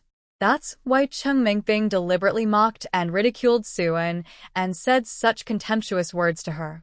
As soon as Cheng Mengping finished speaking, the salesperson in the department store looked at Suan with some scrutiny and dissatisfaction. They were worried that Suan was really like what Cheng Mengping said and couldn't afford the clothes in their store. If you can't afford it, then you can't let Suan touch it casually. "Student Cheng, do you know me so well? How do you know I can't afford it? Who are you looking down on?" Suan spoke with a hint of coldness in his tone. After being rebuked by Suan, Cheng Mengping's face turned ugly for a moment, and then she stared at Suan and said, "Student Su, don't be stubborn. It's not that I look down on you, but you really can't afford the clothes here. Who doesn't know your family's conditions? Your family favors boys over girls, and you are not valued. Didn't you pick up clothes that your younger brother and sister didn't want to wear before? How can you afford new clothes with your conditions?" The salesperson at the department store looked at Suan with a strange look in her eyes and then reminded her, "Comrade, if you can't afford our clothes, please don't look or touch them." We will be responsible for compensation if you damage the clothes. After the salesperson finished speaking, Chung Mengping looked at Soo-eun complacently. Soo-eun didn't waste time talking to these people and directly took out several stacks of big unity from his pocket. There were a total of 500 pieces, 5,000 yuan. Seeing such a large stack of big unity taken out of Soo-eun's pocket, not only Chung Mengping was stunned, but also the salesperson in the department store was stunned. How could Soo-eun have so much money? How is this possible? Chung Mengping was in disbelief. Is this still the Soo-eun she knows? Is she still her poor classmate? As for why the salesperson in the department store was so shocked, it was that they had never seen anyone coming to buy things with so much cash in their hands. Soo-eun is really brave. Isn't he afraid of having his money stolen? After Soo-eun took out the money, he looked at Chung Mengping and the salesperson in the department store with a sneer. Now you know whether I can afford it or not, right? The salesperson in the department store had a completely different attitude from before. He looked at Soo-eun with a bit of flattery and said, "Comrade, you can look around and choose whatever you want." Soo-eun didn't bother with the salesperson in the department store. To put it bluntly, he had seen too many people like this. At that time, the salespeople in state-owned units all had similar attitudes, and they all flattered the powerful and bullied the weak. If Soo-eun bothered with such a person, he would continue to be upset when he met such a person again. Chung Mengping was reluctant to admit that Soo-eun suddenly became rich, so she questioned Soo-eun, "Student Soo, with your family as conditions, how could you get so much money? Where did you get the money from?" Hearing Chung Mengping's question, Soo-eun sneered, "Student Chung, who do you think you are? Where did I get the money from? Do I need to explain to you?" Chung Mengping really doesn't like Soo-eun's attitude when talking to her now. In the past, when she was in school, every time she bullied Soo-eun, Soo-eun would lower his head and dare not resist at all. But now Soo-eun is completely different from before. When she talked to her, Soo-eun dared to resist her. Chung Mengping stared at Soo-eun and said, "Student Soo, if you don't want to say it, then that money is definitely not obtained through honest means. I now reasonably suspect that all this money was stolen or obtained by improper means." Soo-eun was furious when she heard Chung Mengping ask rumors about her. She would not tolerate this woman and let Chung Mengping throw dirty water on her for no reason. Soo-eun went straight to Chung Mengping and slapped her in the face. Well, it's better to be rough with such a mean-mouthed person. Give her a big slap and see if she will continue to complain. Soo-eun's strength was not small, so Chung Mengping's face was swollen after the slap. After Chung Mengping was slapped in the face, she didn't react at first, and then she felt a burning pain on her cheek. Then she looked at Soo-eun in disbelief. Soo-eun, this witch, not only dared to talk back, but also dared to hit her. Is this woman crazy? When facing Soo-eun, Chung Mengping felt that the current Soo-eun was completely different from the previous Soo-eun, and she was simply a different person. If the face was not somewhat similar, Chung Mengping really couldn't find any similarities between the current Soo-eun and the past. Chung Mengping covered her swollen face and looked at Soo-eun angrily. After Soo-eun heard the insults that came out of Chung Mengping's mouth, she slapped her again. "Classmate Chung, it seems that you still don't know how to control your mouth. If you can't control it again, I don't mind giving you a few more slaps. Anyway, I have the strength." Soo-eun said these words with a smile.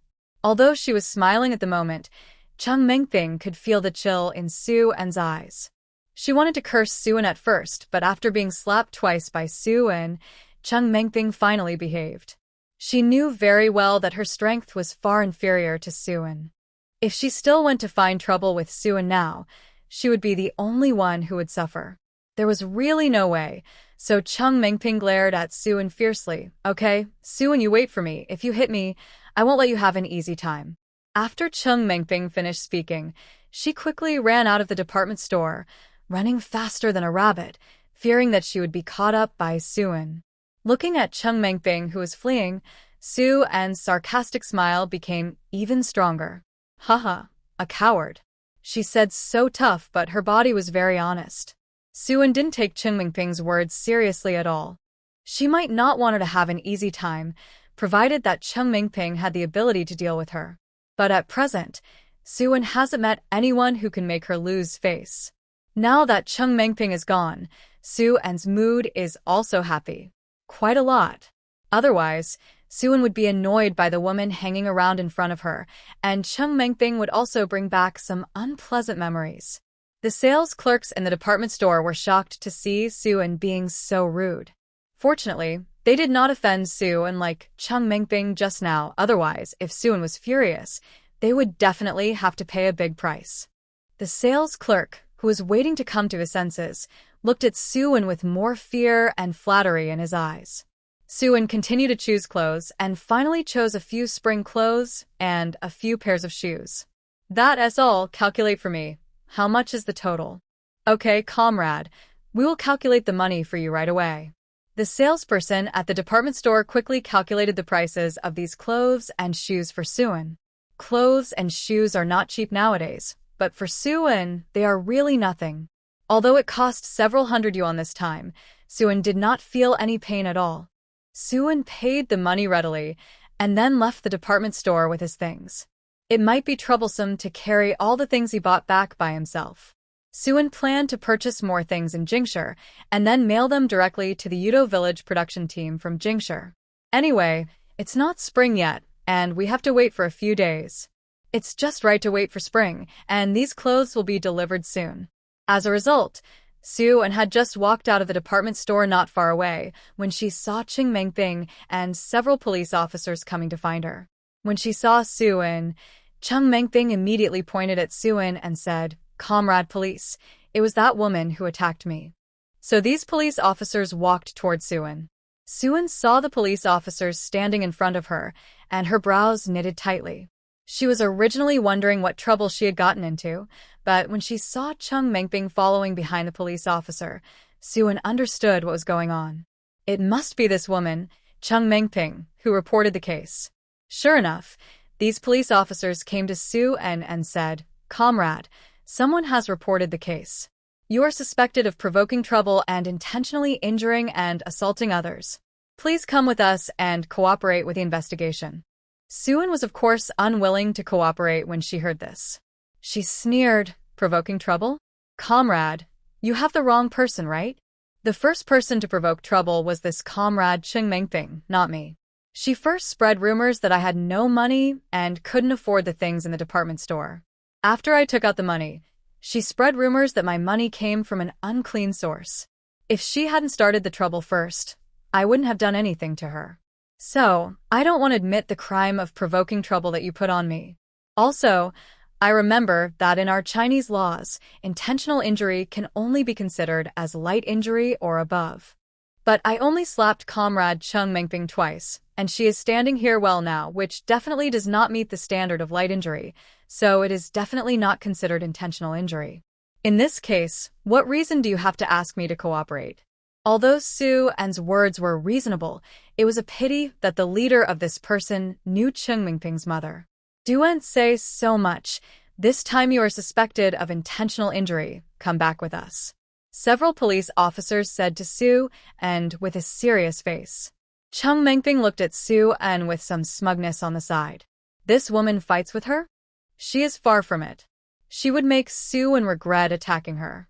Suan was a powerless person, so she thought it would not be too easy to punish her.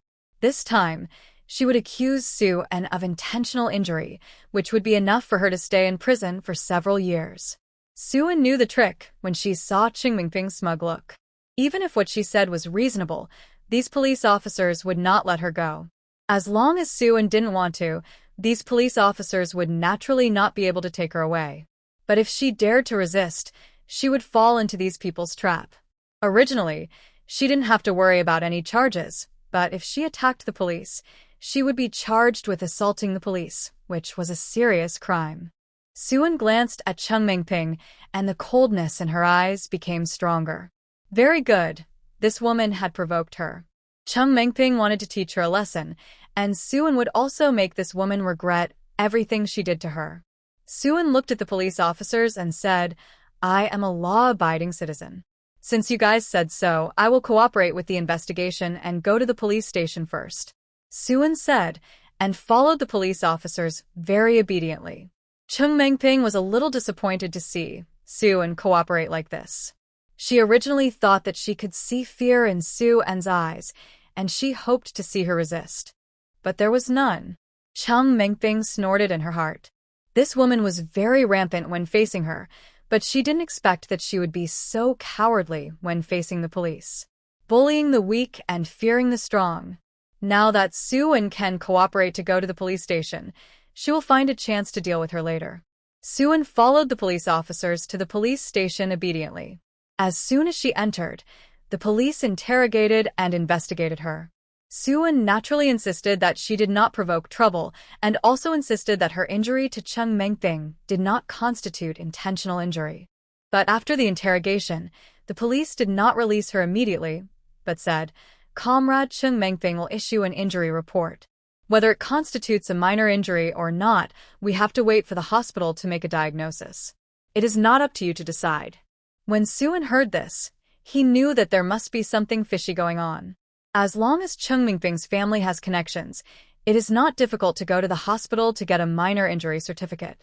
After the minor injury certificate is obtained, Soo-eun can be formally convicted of intentional injury. Soo-eun's eyes became even darker. Since it is obvious that they want to punish her, there are of course various ways. After the interrogation was over, Soo-eun was not released, but was detained first, and the rest waited for further investigation and conviction. As for the handling arrangement of the police, Soo-eun did not resist after knowing the reason, but put forward a reasonable request. "Comrade Public Security, I came to you suddenly and can't go home. At least I have to inform my family, right? Otherwise, they don't know where I went, and they must be worried about my situation." The police also agreed to Soo-eun's request. Of course, Soo-eun didn't really call her family but Lu Jinting. With the Lu family's connections, they would be able to get her out easily. Soo-eun knew Chung Mengping's family background very well. With her family's conditions, it would be fine if they bullied ordinary people, but they were still far behind the Lu family.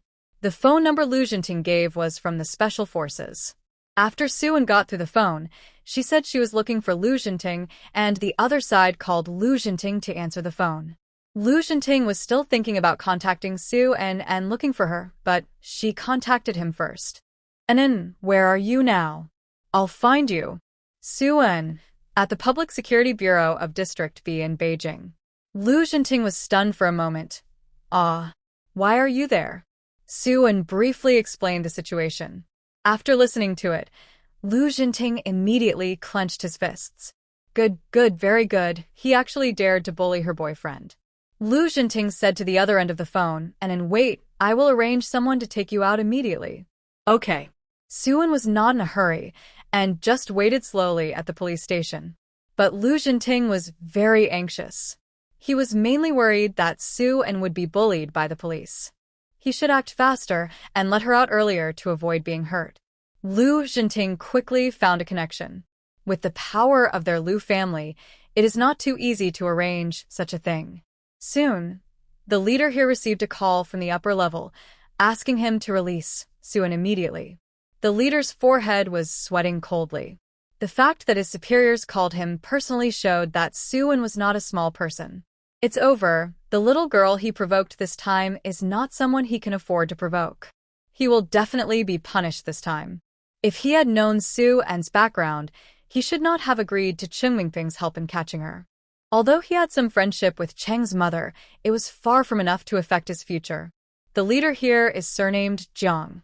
After receiving the phone call, Director Jiang immediately went to his subordinates and asked them to release Soo-eun.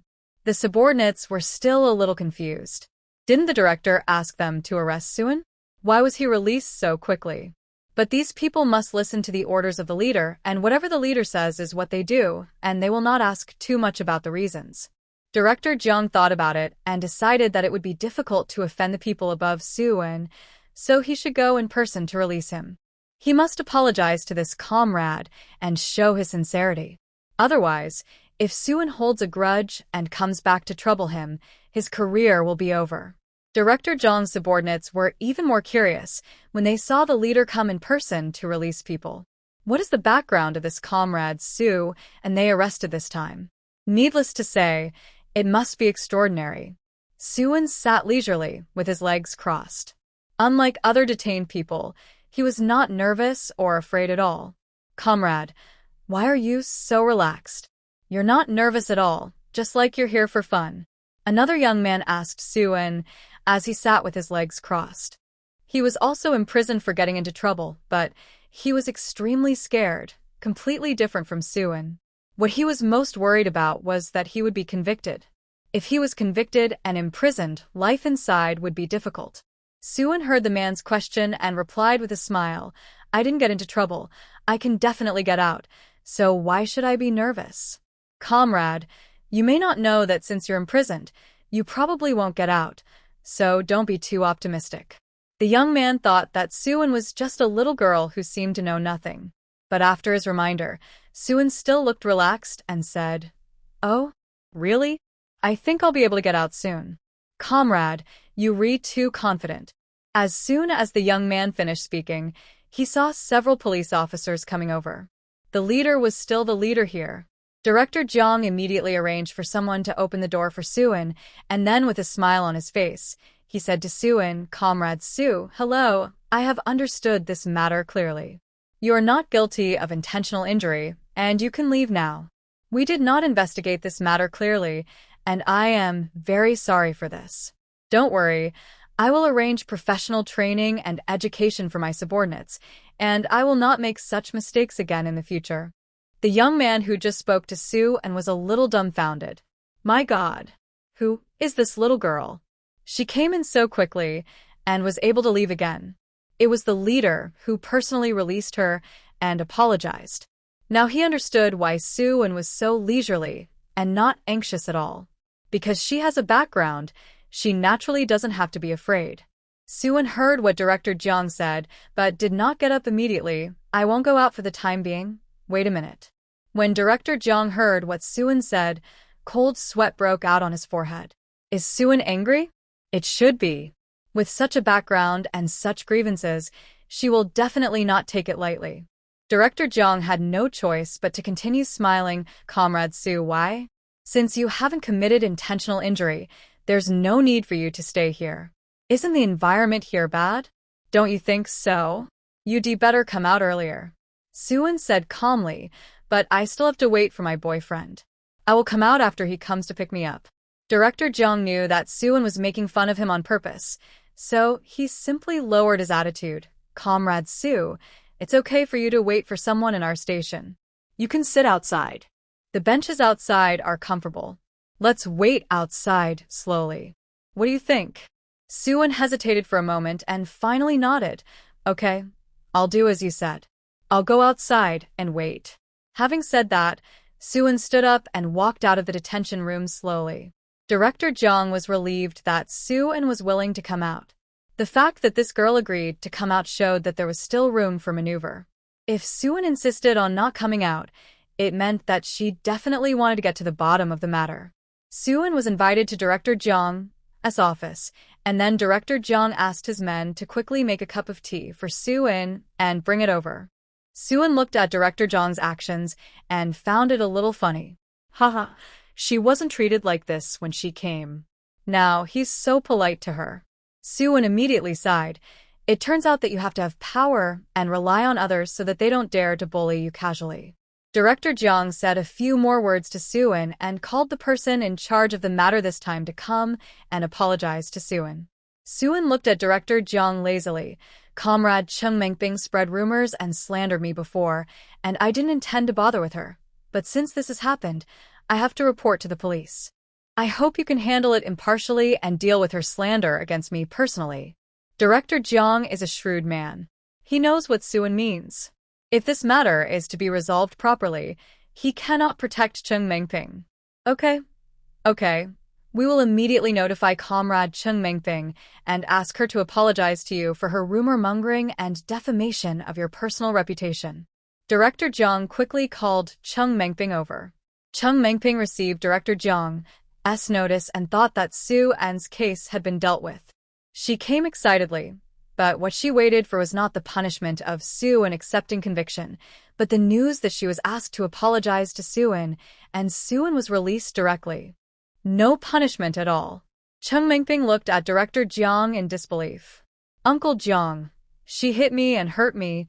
Why doesn't she have to be locked up? Director Jiang said with a stern face, your injury does not constitute intentional injury at all. According to your report, it can be regarded as a false accusation and framing of Comrade Suan. Now you should apologize to her quickly, Director Jiang said, and gave Chung Mingping a hint with his eyes. Chung Mingping guessed that something must have happened suddenly, so Director Jiang changed his mind. Originally, Chung Mingping thought that Suan was still powerless like before, but now it seems that Suan has a backer behind him. And this backer is very big, which even Director Jiang cannot shake. Chung Mingping thought of the money Suan took out today. It is impossible for her, a female comrade without a good job, to suddenly become rich for no reason. Then there is only one possibility. Suan is hooking up with rich and powerful people. Looking at Suan's beautiful face, it seems that it is not difficult for her to hook up with rich and powerful people. After all, she despised Suan. Although Chung Mingping was unwilling to apologize to Suan, she had to bow her head in the current situation. She couldn't afford to provoke him, so she could only lower her attitude. Chung Mingping said to Suan, Student Su, I'm really sorry I made a mistake. I shouldn't have said that to you. Please forgive me. Chung Mingping's apology was not sincere at all.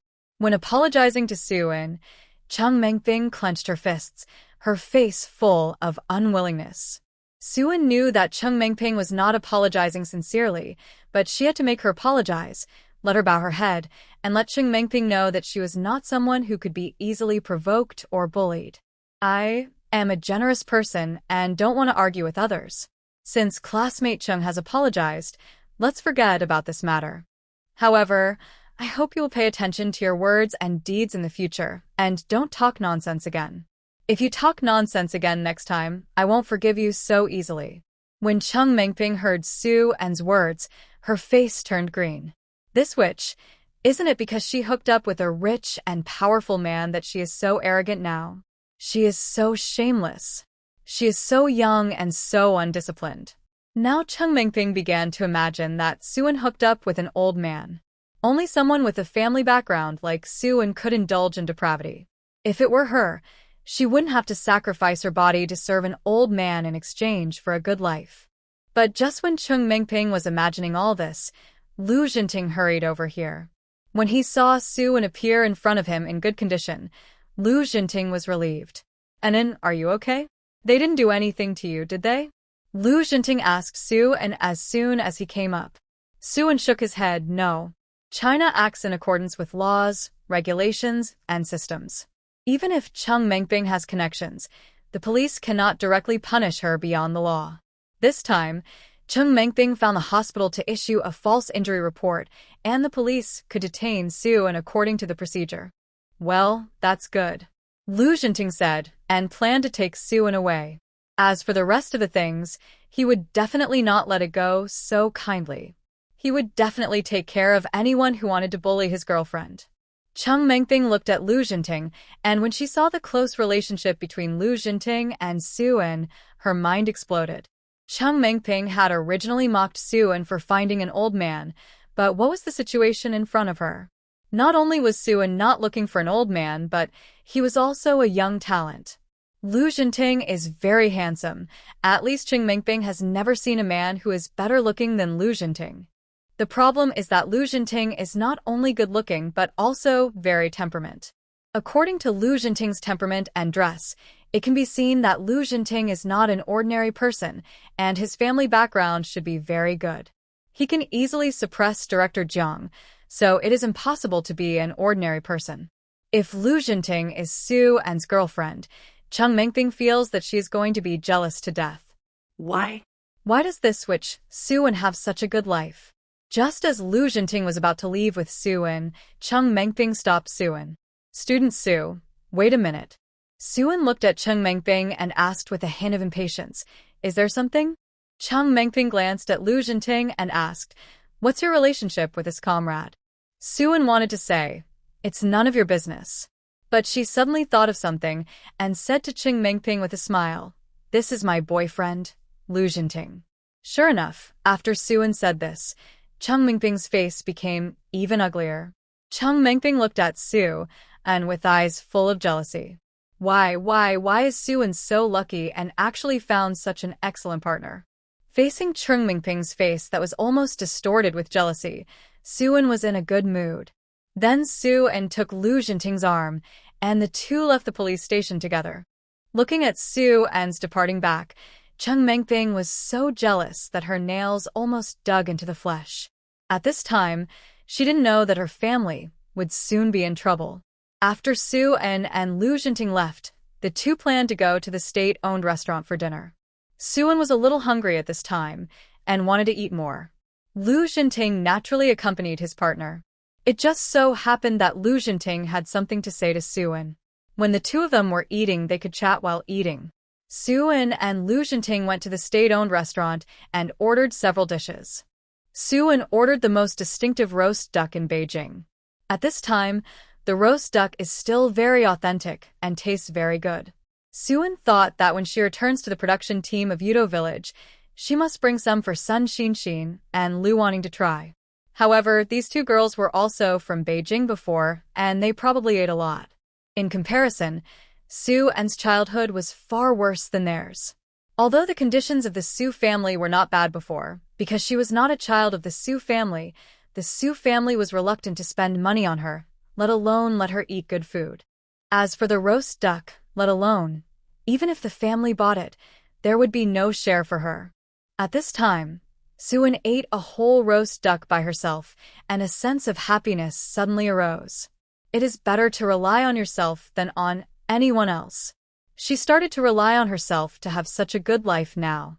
Seeing that she had eaten a whole roast duck, but Lu Jinting didn't eat much, Suan asked Lu Jinting, "Don't you like roast duck?" Lu Jinting smiled and said, "I'm fine, and if you like it, you can eat more. It doesn't matter whether I eat it or not." "Oh, okay." Suan didn't bother to be polite with Lu Jinting. She almost finished the whole table of dishes by herself.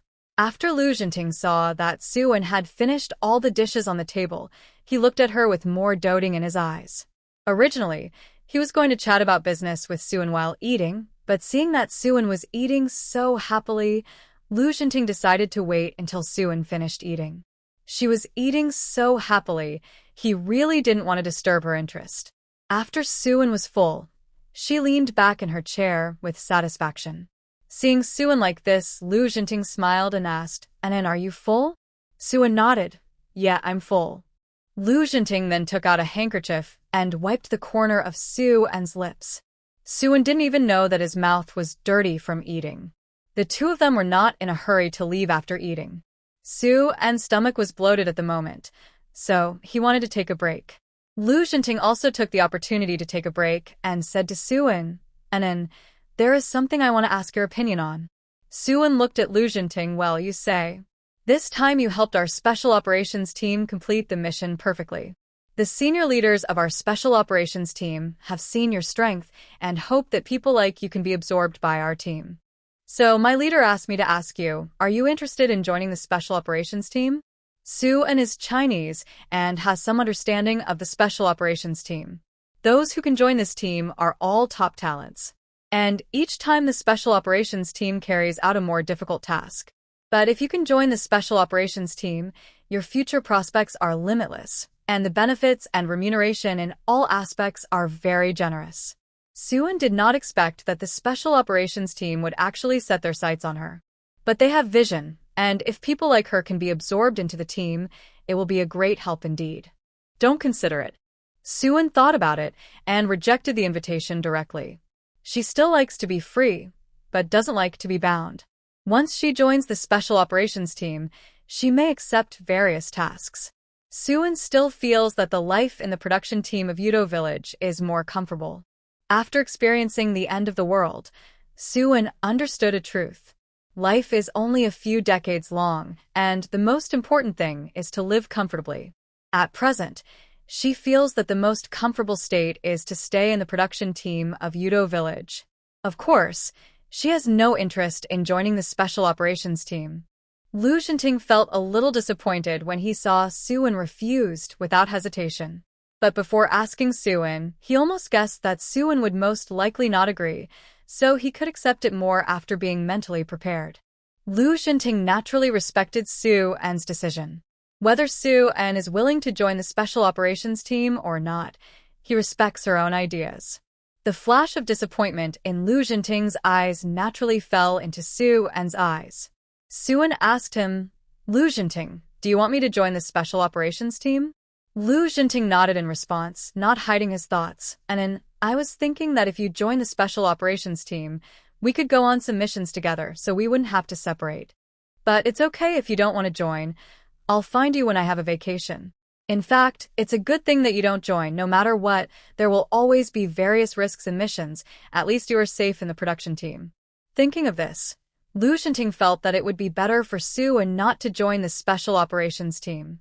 Compared to letting Suin accompany him, Lu Xinting hoped to see Suin safe and sound. Suin pondered for a while and said, "I don't know if this is okay. I won't join your special operations team because I don't want to be bound. But if you encounter some difficult tasks, you can call me. Or like this mission, notify me first. I can choose to participate or not."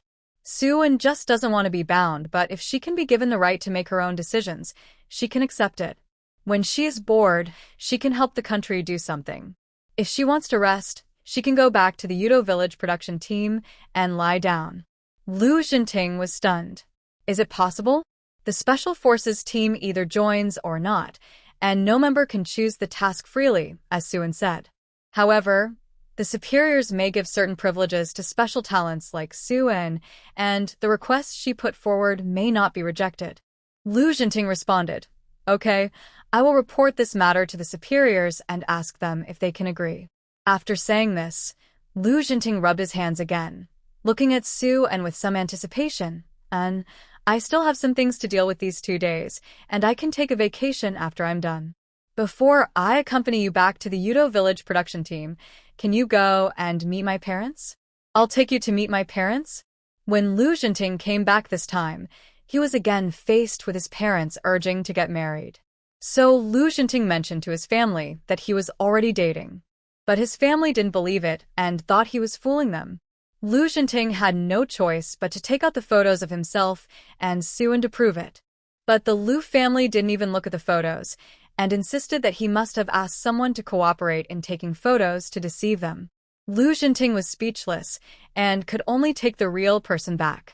After Lu Xinting asked Suin's opinion, he was worried that Suin would not be happy, so he added, "And if you feel embarrassed about this, you don't have to agree to it reluctantly.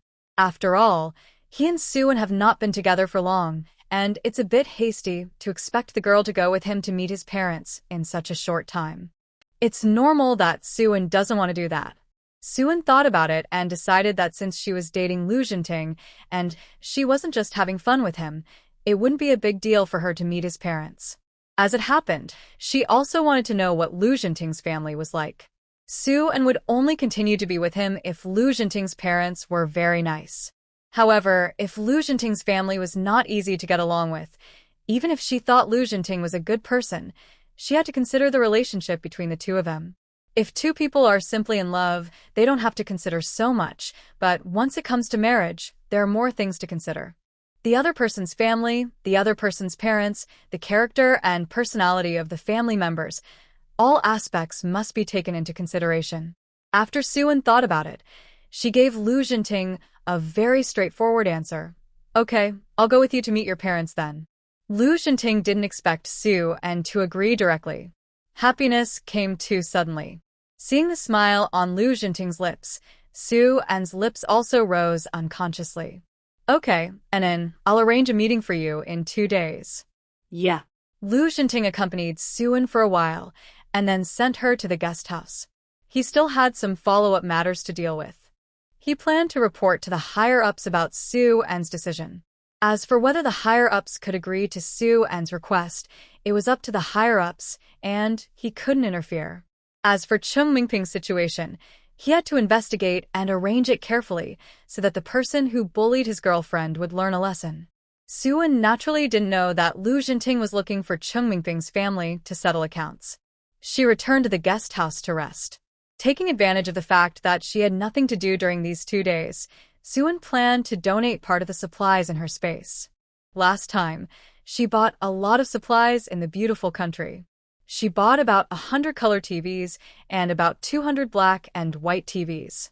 These foreign the TV is better quality and rarer than domestically produced ones, so it can make a fortune if it is sold.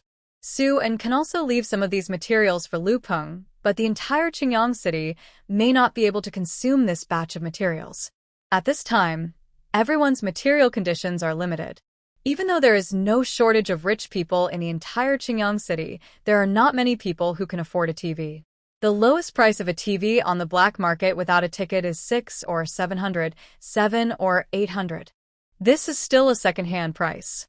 If this is a brand new, good quality TV, it is estimated that it can be sold for thousands of yuan. Therefore, Qingyang City cannot consume so many TVs, and there is no need to leave so many goods for Lupeng. And there is another point: things are valuable because they are rare. If there are too many TVs on the market in Qingyang City, they will be worthless. At least if Lupeng wanted to resell it, he wouldn't be able to sell it for a very high price. Jingshi is the capital of the country. If we say that there are the most wealthy people at this time, it must be Jingshi. No other place can compare with Jingshi. The market in Beijing is big, and Suein can spend more supplies here. In addition to televisions, Suein can also sell space food and meat. The beautiful country is a large agricultural country, and the prices of food and meat are cheaper than those in the Chinese country. With this plan, Suein was waiting to go to Beijing the next day to find a black market dealer and transfer the goods in his hands. While Suein was lying on the bed in the guest house planning this matter, on the other side, Shin Shaochen had already obtained Suein's information. After guessing that Suein might be his sister and the lost real daughter of the Shin family, Shin Shaochen investigated Suein's situation. Only after obtaining Suein's information can we know whether Suein is the real child of the Shin family. Shin Shaochen got the investigation information. In addition to Suein's, he had information on everyone in the Su family. In order to confirm whether Suein was the child of Su's father and mother Su, Shin Shaochen asked neighbors and relatives of the Su family to further investigate and inquire about this matter. Relying on the power of the Shin family, these things are naturally easy to find out. No, after 2 days of investigation, Shin Shaochen is more certain that Suein may be the child of their Shin family. Because Suein was not the biological child of Su's parents, and Suein's age and the time when he was adopted coincided with the time when his biological sister was abandoned. Shin Shaochen waited for all these matters to be investigated and confirmed that Suein was the child of the Shin family before he could mention this matter to the Shin family. After all, the more expectations, the greater the disappointment. The last time he knew that Shin Rui was not a child of the Shin family, his mother was already deeply shocked. With her mother in such a state, giving her hope and hitting her again would probably be even more unbearable. After Shin Shaochen got the information, he planned to find Suein in person and mention the matter to Suein. When the time comes, ask Suein to cooperate and give him a hair, and Shin Shaochen can ask his friends in Xiangjiang to do a paternity test for Suein and his parents. Waiting for the results of the appraisal to come out, if Suein is really the child of the Shin family, arrangements can be made for family recognition. If the result of the identification is not positive, it can avoid the mother's hope and disappointment. Suein lay in the guest house all night. Early the next morning, Suein got up early and went to the state-owned hotel to have breakfast. She has something to do later. Lu Jinting also reported Suein's reply yesterday to the upper management of the special team. Regarding Suein's decision, the upper management of the special operations team also discussed and studied together. Before Suein made this request, there was no such precedent for the Special Forces team. Suein's request can be said to have broken the rules of the Special Forces team. But considering the task Suein helped them complete this time and her own strong strength, the Special Operations team was reluctant to miss such a talent. If there is such a difficult task in the future, Suein's strength can be said to be a big help. If they can successfully complete such tasks, their country, China, will be able to rise better.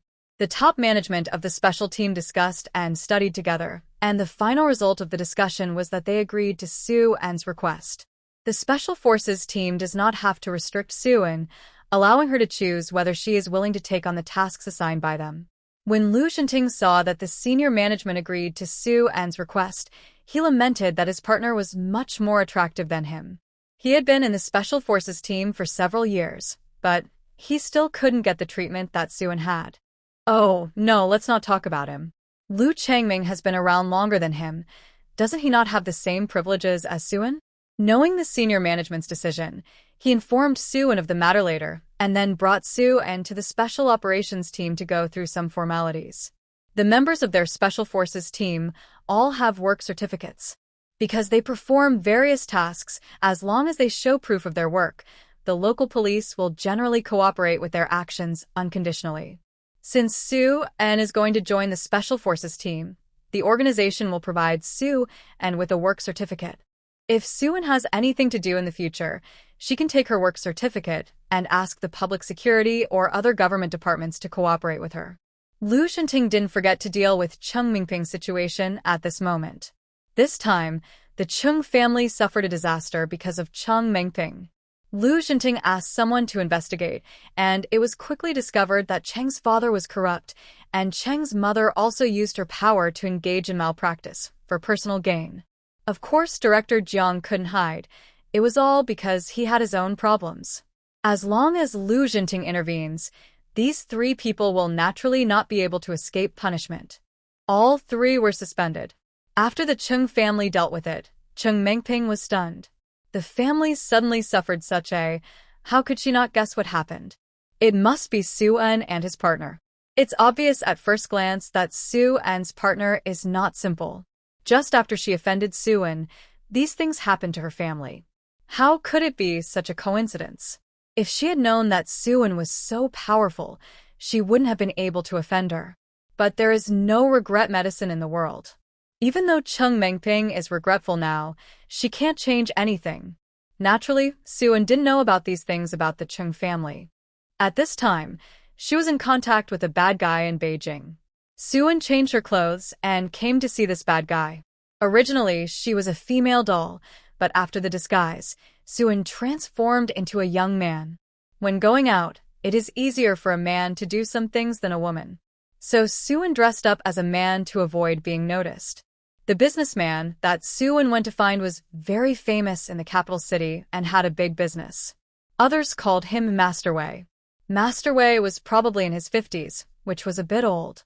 When Soo-Eun saw him, he thought he was just a thin old man, not much different from ordinary people. But this Mr. Wei's eyes were very bright, and he seemed to be shrewd.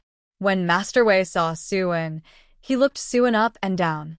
The young man was thin and small, and he didn't look like anything special. Master Wei then asked Soo-Eun, "You want to do business with me? I wonder what the little brother is going to get for me?"